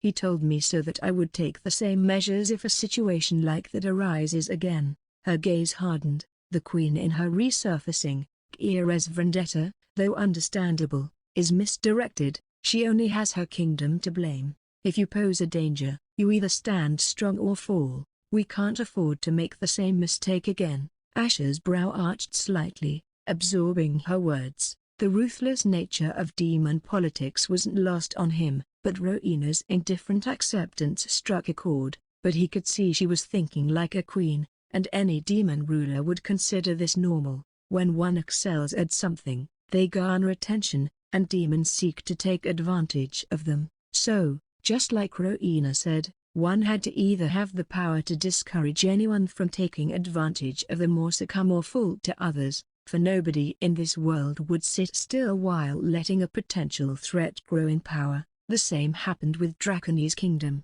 which grew in power rapidly over time, and he knew this was what Rowena meant by saying they could not afford to make the same mistake again. This was also why he wasn't surprised the Bloodburn Kingdom covertly tried to kill every Calumbra. Otherwise, those like Era would come back with a vengeance. All this contrasted starkly with things on Earth where the entire world would judge for destruction at this level, while a number of organizations promoting all kinds of rights and welfare would also put their noses in. But did they really pose a threat to us? From what Era said, it seems like we destroyed them for their power, Asher asked with furrowed brows. Rowena shook her head and asked with strong confidence in her eyes, would you rather believe an enemy or our kingdom? Asher fell into a dilemma, and he knew Rowena had absolute faith in her father and everything he must have told her. He also didn't know if Era was telling the truth, but he felt that she wasn't lying. Why would she if she was going to kill him? However, he couldn't convince Rowena what was wrong or right without solid proof. But even if Era was telling the truth and had every right to be angry, she was targeting his kingdom. No matter how tragic her past was, he couldn't let her destroy everything he painstakingly earned. He suffered years of torture and lost an entire lifetime. Just like Era, he also couldn't let anyone stand in his way. You are right. Don't worry, we won't let her touch our kingdom, Asher said with cold determination, making Rowena's expression soften as she placed her hand on his cheek and said, I know, she could pose a serious threat to us in the future and we will destroy her before she does anything to our kingdom, but for now, we should now focus on your coronation tomorrow. Nothing is more important. Her eyes softened as she added with a hint of warmth on her face, I want it to happen without any hiccups. And before she could complete her sentence, Asher's hand suddenly wrapped around a startled Rowena's waist as he pulled her closer and smirked, that can wait. I will be becoming the king tomorrow, but it doesn't change that I am your husband, and I shouldn't neglect my duties as one, especially this late at night. Rowena's face began to form a reddish hue as her eyelashes fluttered, and averted her gaze. Let Zabroken Bar go to our chamber. Zabroken Bar, she said in a low voice, her hands on his arms, and couldn't believe he wanted to do it here, a place where she worked. There was also a huge dignified portrait of her father hanging on a wall, facing them. While he was away during the quest, she even made arrangements for him to sleep in her room and let him use it as his own room. She made sure to let him know right after their sacred union was over. And still here, Broken Bar, no need to worry about losing face here. We are alone, and this entire castle is ours. We can do whatever the hell we want anywhere, Asher said with a wink. You know no restraint to Broken Bar, Rowena said in a low, chiding voice, though her words contrasted with losing strength in her hands that was holding him back. But you love that about me. Taking it as his cue, he grabbed her round, soft buttocks and lifted her up onto his body, her big breasts pressing against his chest like a pair of soft, large sweet buns. His hands were already busy pulling apart the back of her gown, revealing her alluring and curvy naked back. Rowena couldn't find it in herself to answer his shameless comment and could only put her arms around his neck, letting him seal her lips with his. But the moment she felt his warmth and smelled his tantalizing blood, she began to forget any embarrassment she felt earlier. And for the next few hours, the merciless consort didn't let his queen get back to work by keeping her supplely body busy on the table with his one-eyed dragon. The air in the Bloodburn Kingdom was electric, charged with an excitement that rippled through the streets and alleys, reaching every nook and cranny. Today was a day for the history records at the coronation of Asher Drake as king, an alien with unknown origins who had defied the norms and expectations of their society. Whispers and chatter filled the air as throngs of people from all walks of life gathered outside the imposing gates of Demonstone Castle. Their eyes were fixed on the grand entrance, eagerly awaiting a glimpse of the nobility, the ministers, and the esteemed elders making their way inside for the momentous event. It's truly a day to be remembered, a merchant said to his neighbor, his eyes shining with anticipation. Never thought I'd live to see a consort tries to be king. Our queen's love for him has no bounds. Ho ho, his neighbor, an elderly demon with wisps of silver hair, nodded in agreement. Yes, and not just any king, one without the Drake bloodline. Some of my friends are uneasy, but I say let's embrace this change. The queen wouldn't choose unwisely." Young demons scampered around, their excitement palpable. "Do you think the new king will bring us more glory, like in the old tales of the great devourer?"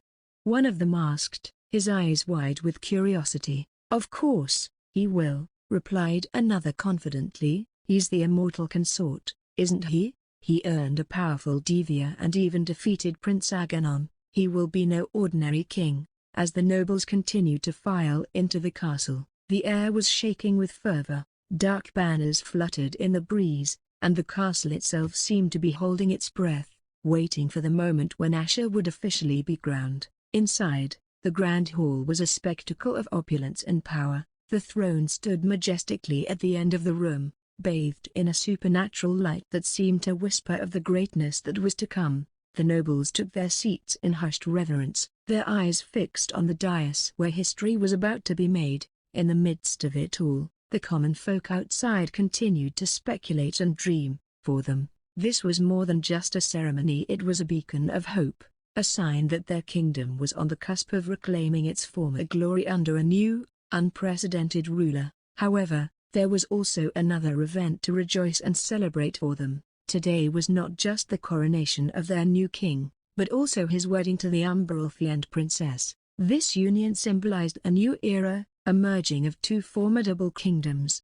Even if the Umberolfiends were falling short of their past glory, nobody could dominate them in the waters. As the crowd waited eagerly, their eyes were drawn to a grand chariot, its dark blue hue striking against the castle's imposing architecture. Whispers spread like wildfire as the chariot approached, its intricate design and regal bearing leaving no doubt that it carried the Umberolfiend princess. "She must be inside," a young woman whispered to her companion, her eyes sparkling with excitement. "The princess of the Umberolfiends, so strong and beautiful. No wonder king wants to take her in as his consort." However, her friend wrinkled her nose, "But that could make her dangerous. What if she poisons our king's ears by becoming his consort? What if she uses him to help her own kingdom?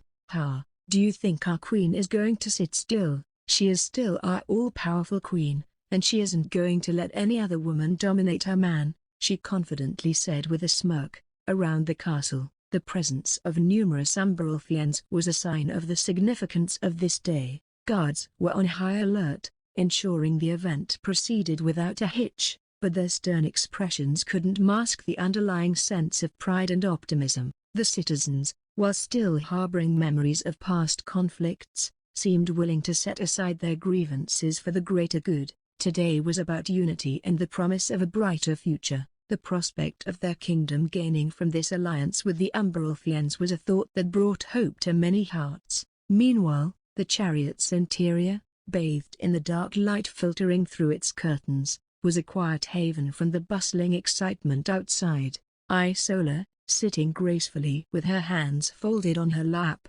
broke the silence with a gentle voice, tinged with hope. "Father must have already reached the right?" Narisara, sitting across from her, continued to gaze out of the window. The reflection of the excited crowd flickered in her eyes, yet her expression remained distant, untouched by the fervor outside. She gave a slow, almost imperceptible nod in response as if her mind was elsewhere. Isola's smile waned, replaced by a look of melancholic understanding. "Mother, please don't be silent," she implored softly, her voice laced with a sadness that came from deep within. "I know you are disappointed in me, and I am sorry I am not the daughter you wanted me to be, but I promise I won't make things worse for you or our people. Just a broken bar. Don't hate me, please." There was a momentary silence, a suspended breath where time seemed to still. Narisara's chin quivered as her eyes closed, a battle of emotions playing out behind her lids.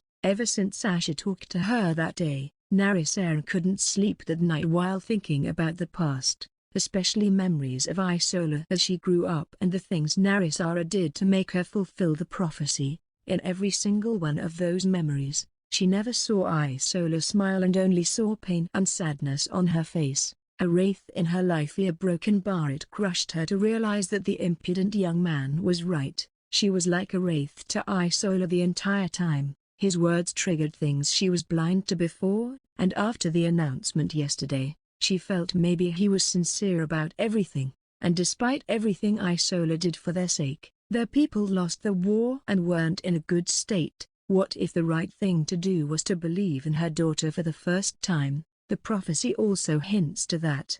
Maybe it was time to let go of the past. When Narisara opened her eyes again, there was a vulnerability rarely seen in the queen. She reached out, her hand gently enveloping Isola's, her voice no longer cold but softened with a maternal warmth. I can never hate you, Isola, no matter what you do. You have already sacrificed so much that I realized I don't have any right to demand you to do anything more. It's true we don't see things the same way, but now all I want is for you to live happily and never forget your roots. Even if you are taking the last name Drake, remember you are my daughter before all that. Mother. A broken bar. Isola's voice was barely a whisper, thick with emotion. Tears shimmered in her eyes as she leaned forward, embracing her mother in a hug that spoke volumes of the years of distance and unspoken words between them.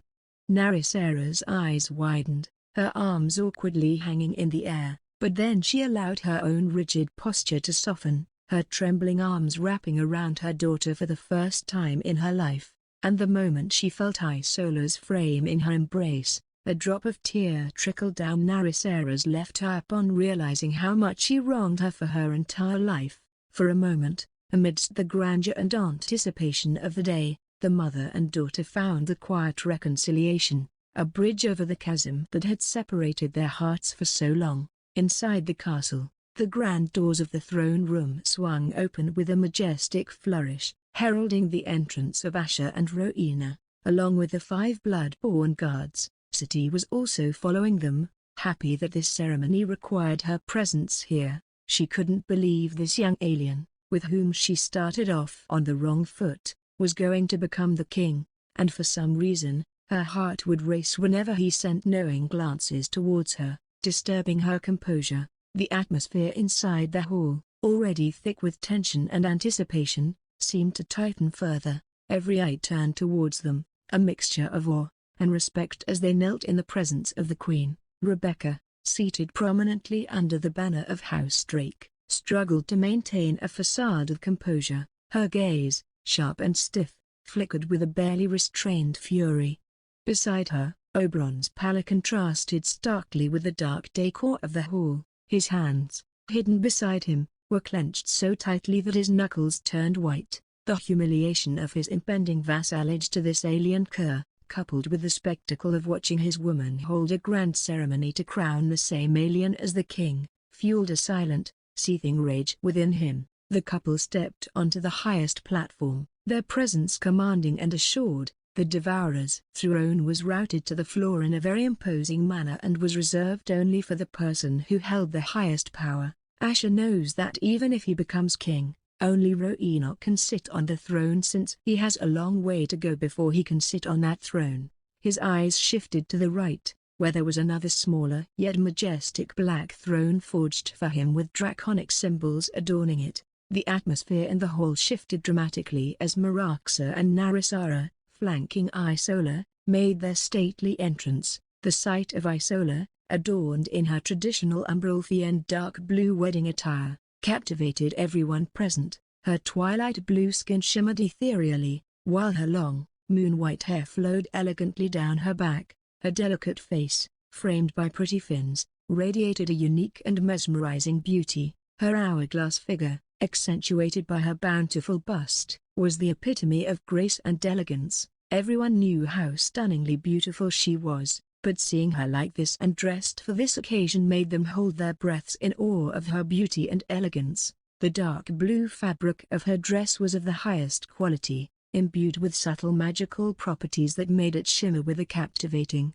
ocean-like luminescence, echoing the color of her skin. As she walked forward, a faint reddish hue tinted her cheeks, adding a touch of vulnerability to her regal demeanor. The Umbral elders accompanying her couldn't hide their emotions. Some began to tear up, witnessing their beloved princess about to be wedded. Meraxa, though tinged with a hint of sadness, wore a smile that spoke of immense pride. Narisara looked composed and looked upon Isola with an uncharacteristic gentleness, her gaze softening every time she looked at her. Asher's smile widened upon seeing Isola.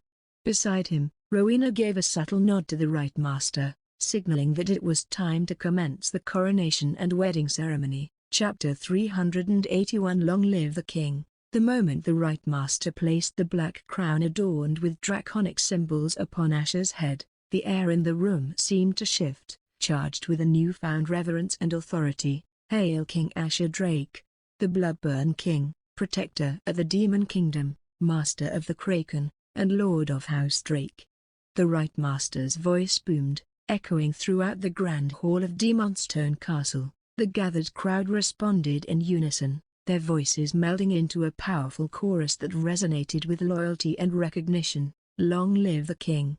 They chanted, their words filling the expansive space with an energy that was almost palpable. The nobles from the three great houses, acknowledging the gravity of this historic moment, rose from their seats. Their bows were deep and respectful, a symbol of their acceptance and acknowledgement of Asher's new role and authority. Despite some of them not liking this, Asher, now crowned and recognized, stood tall, feeling the weight of the crown and the responsibilities it symbolized. He gazed out over the sea of bowed heads, a surge of power coursing through him. This was a sensation unlike any other, a feeling of being elevated, not just in status, but in spirit. He understood, perhaps for the first time, the intoxicating allure of power that had tempted rulers throughout history. Yet, amidst the grandeur and the ceremonial pomp, Asher remained acutely aware of the reality that lay ahead. The crown was not just a symbol of power, but of duty and challenges yet to come. He knew that true power was something he had to work for, just like Rowena said. Beside him, Rowena observed the scene with a glow on her face. In her eyes shone pride and anticipation for the future they would build together. Finally, my future is looking bright. Cucus was about to howl in excitement, but suddenly, a nervous hand covered his mouth, only to see that it was his mother. Mthka, don't be loud, Cucus. Marina looked around worriedly as she placed a finger against her lips to try to silence her unruly son. However, her eyes couldn't help but land on her master again, and seeing him crowned king made her chest well up with untold emotions. You did well, Master. A broken bar, Marina mumbled softly, and her eyes teared up as she remembered the painful years he suffered as a helpless cripple who couldn't even let out a whimper while suffering. But now he was standing tall above all, and nobody would dare to bully him again. Cucus was trying to speak, wanting to ask her when he was going to get an upgrade to noble status, either through her or his sister, though the latter might take time. Even if his mother can't marry him, all she has to do was get pregnant, and Asher will have no choice but to grant him a higher status. But her hand was still sealing his mouth, and he could only helplessly tug at her hand. As the coronation ceremony transitioned seamlessly into the wedding rites, the Right Master, with a wave of his gnarled hand, beckoned Isola forward. The entire hall quieted, their attention shifting to the captivating figure of the Umbral Princess. Isola moved towards Asher with a grace that seemed to match her status. The marriage ceremony, steeped in the ancient traditions of the Bloodburn Kingdom, began with the Right Master chanting in a deep, resonant voice that echoed through the stone walls. The words, old and powerful, spoke of bonds that transcended time, of unity forged in fire and darkness, of love that would endure the trials of their tumultuous world. Asher and Isola stood facing each other, their eyes locked in a connection that seemed to bridge their souls. Despite the grandeur of the ceremony and the weight of the eyes upon them, in that moment, they were in a world of their own, bound together by an invisible thread of mutual understanding and deep affection. The Right Master called upon the ancient spirits of the realm, his words creating a spell that seemed to make the air around the couple shimmer with an ethereal dark light. Asher took Isola's hands in his, feeling the warmth and strength in her touch. A bowl of dark, iridescent liquid was brought forth, a symbol of the depth and mystery of their union. In the eyes of the eternal darkness, and under the gaze of the devils and ancient ones, drink this elixir, and let your souls be entwined for all eternity, intoned the Right Master. Asher and Isola each took a sip from the bowl, the liquid tasting of the ocean's depth and the night's mysteries. As they drank, a gentle but powerful energy enveloped them. The crowd watched in awe as tendrils of dark energy spiraled up around the couple, symbolizing the unbreakable bond being forged between them. Finally, the Rite Master declared, "Let the shadows bear witness, and the darkness bind you. You are now united in the eyes of all. May your union be as enduring as the night and as deep as the abyss." With those final words, Asher gently lifted Isola's chin, and their lips met in a kiss that sealed their bond. Isola's eyes closed with a look of contentment and happiness, unable to believe she was living a reality like this after all those years. She couldn't help but remember the stories her late maid used to tell her when she was a small girl, one of which included marrying a king. Stories like those sometimes helped her keep going, and now all of them came true. If only she was here to witness this. A broken bar. Thank you. A broken bar. The hall erupted in cheers and applause, but for Asher and Isola, the noise faded into the background. Rowena couldn't help but feel moved by the bubble of warmth and love that was enveloping these two. She was now even more motivated to keep him happy and content like this and never ever let him revert to how he was in the past. She didn't even want to imagine something like that happening again. Her only regret was that she never got to take part in a ceremony like this with him since he was soulless at that time. City had a complicated look as she saw them and lowered her gaze, feeling happy yet envious of Isola for getting to stand beside him before all like that. But she felt her mother's comforting gaze and warmly smiled, feeling bad that she had it worse than her, and yet she was standing strong and smiling. A drop of tear trickled down Narisara's eyes before she realized it, but she quickly wiped it away and composed herself while her gaze shifted around to see if anybody saw her. "No need to hold back your happiness for a moment like this. Our daughter can finally live the life she deserves." Maraxa's hand rested on Narisara's shoulder, making her lips press together as her eyes glistened once more. Sylvia was puffing up her cheeks, though her mother's hand on her shoulder was stifling any impulsive feelings that were tempting to form in her mind. Sabina was licking her upper lip, already cooking up schemes to make him addicted to her pussy only. Now, what was that enlightenment she had yesterday regarding a potion? A broken bar. Once the ceremony was completed, the hall elder loudly announced, "Those who want to pledge their allegiance to His Majesty should step forward now." As the senior and young nobles stepped forward to pledge their allegiance, the atmosphere in the hall was brimming with anticipation and a sense of historic change. One by one, they approached Asher, each kneeling in a gesture of fealty and respect. Asher, with a regal and composed demeanor, accepted their pledges, appointing each as his vassal with a few well-chosen words and a solemn nod. Rebecca's hand rested heavily on Oberon's shoulder, her voice a strained whisper of encouragement. "Don't worry, I won't let it last too long. Consider this as part of our custom." Oberon's fists were shaking, and his neck had veins popping as this entire ceremony was torture to him. But hearing his mother's words, he took a deep breath, trying to calm himself down before he moved forward,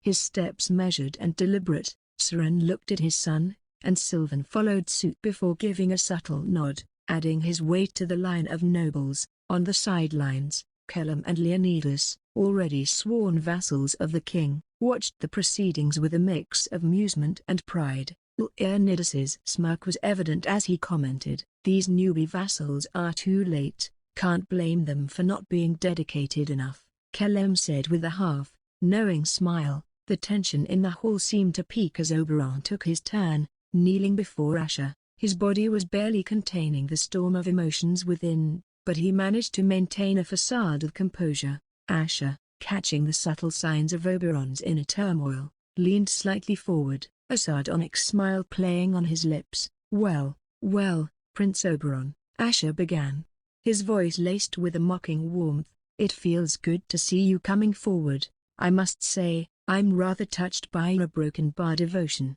The words hung in the air, heavy with irony and unspoken history. Oberon's jaw tightened visibly, but he remained silent, his pride battling against the circumstances he found himself in. Asher extended his hand, signaling Oberon to rise, Rise, Prince Oberon, he continued, his tone softening just enough to mask the edge in his words. Your allegiance is noted.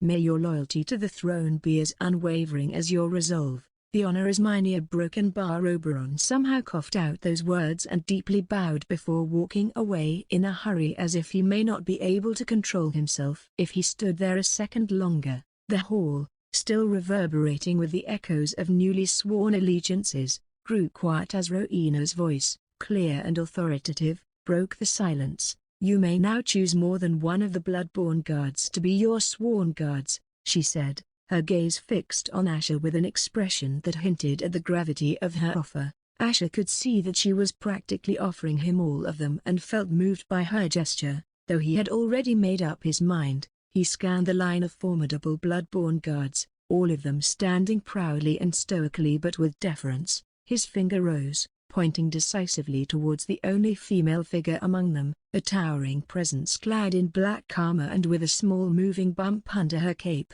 I only need one, he declared, his voice resounding through the hall. Eradicator turned her blood-red slitted gaze towards Asher, then glanced at the Queen, receiving a subtle nod of affirmation. With a fluid motion that belied her imposing frame, Eradicator knelt before Asher, her voice resonating from behind her helmet. My sword and my allegiance are yours, my king. I vow to protect you with my life until my last breath. Asher acknowledged her pledge with a nod and lightly smiled. Rise, Eradicator, your loyalty is invaluable. Finally, he got a powerful warrior who was now only loyal to him and did as she was told without question. Now, there was a lot to do with his newfound awe to boo. A deadly silence suddenly struck the hall as an earth-shaking sound came from above, making everyone look up with widened eyes.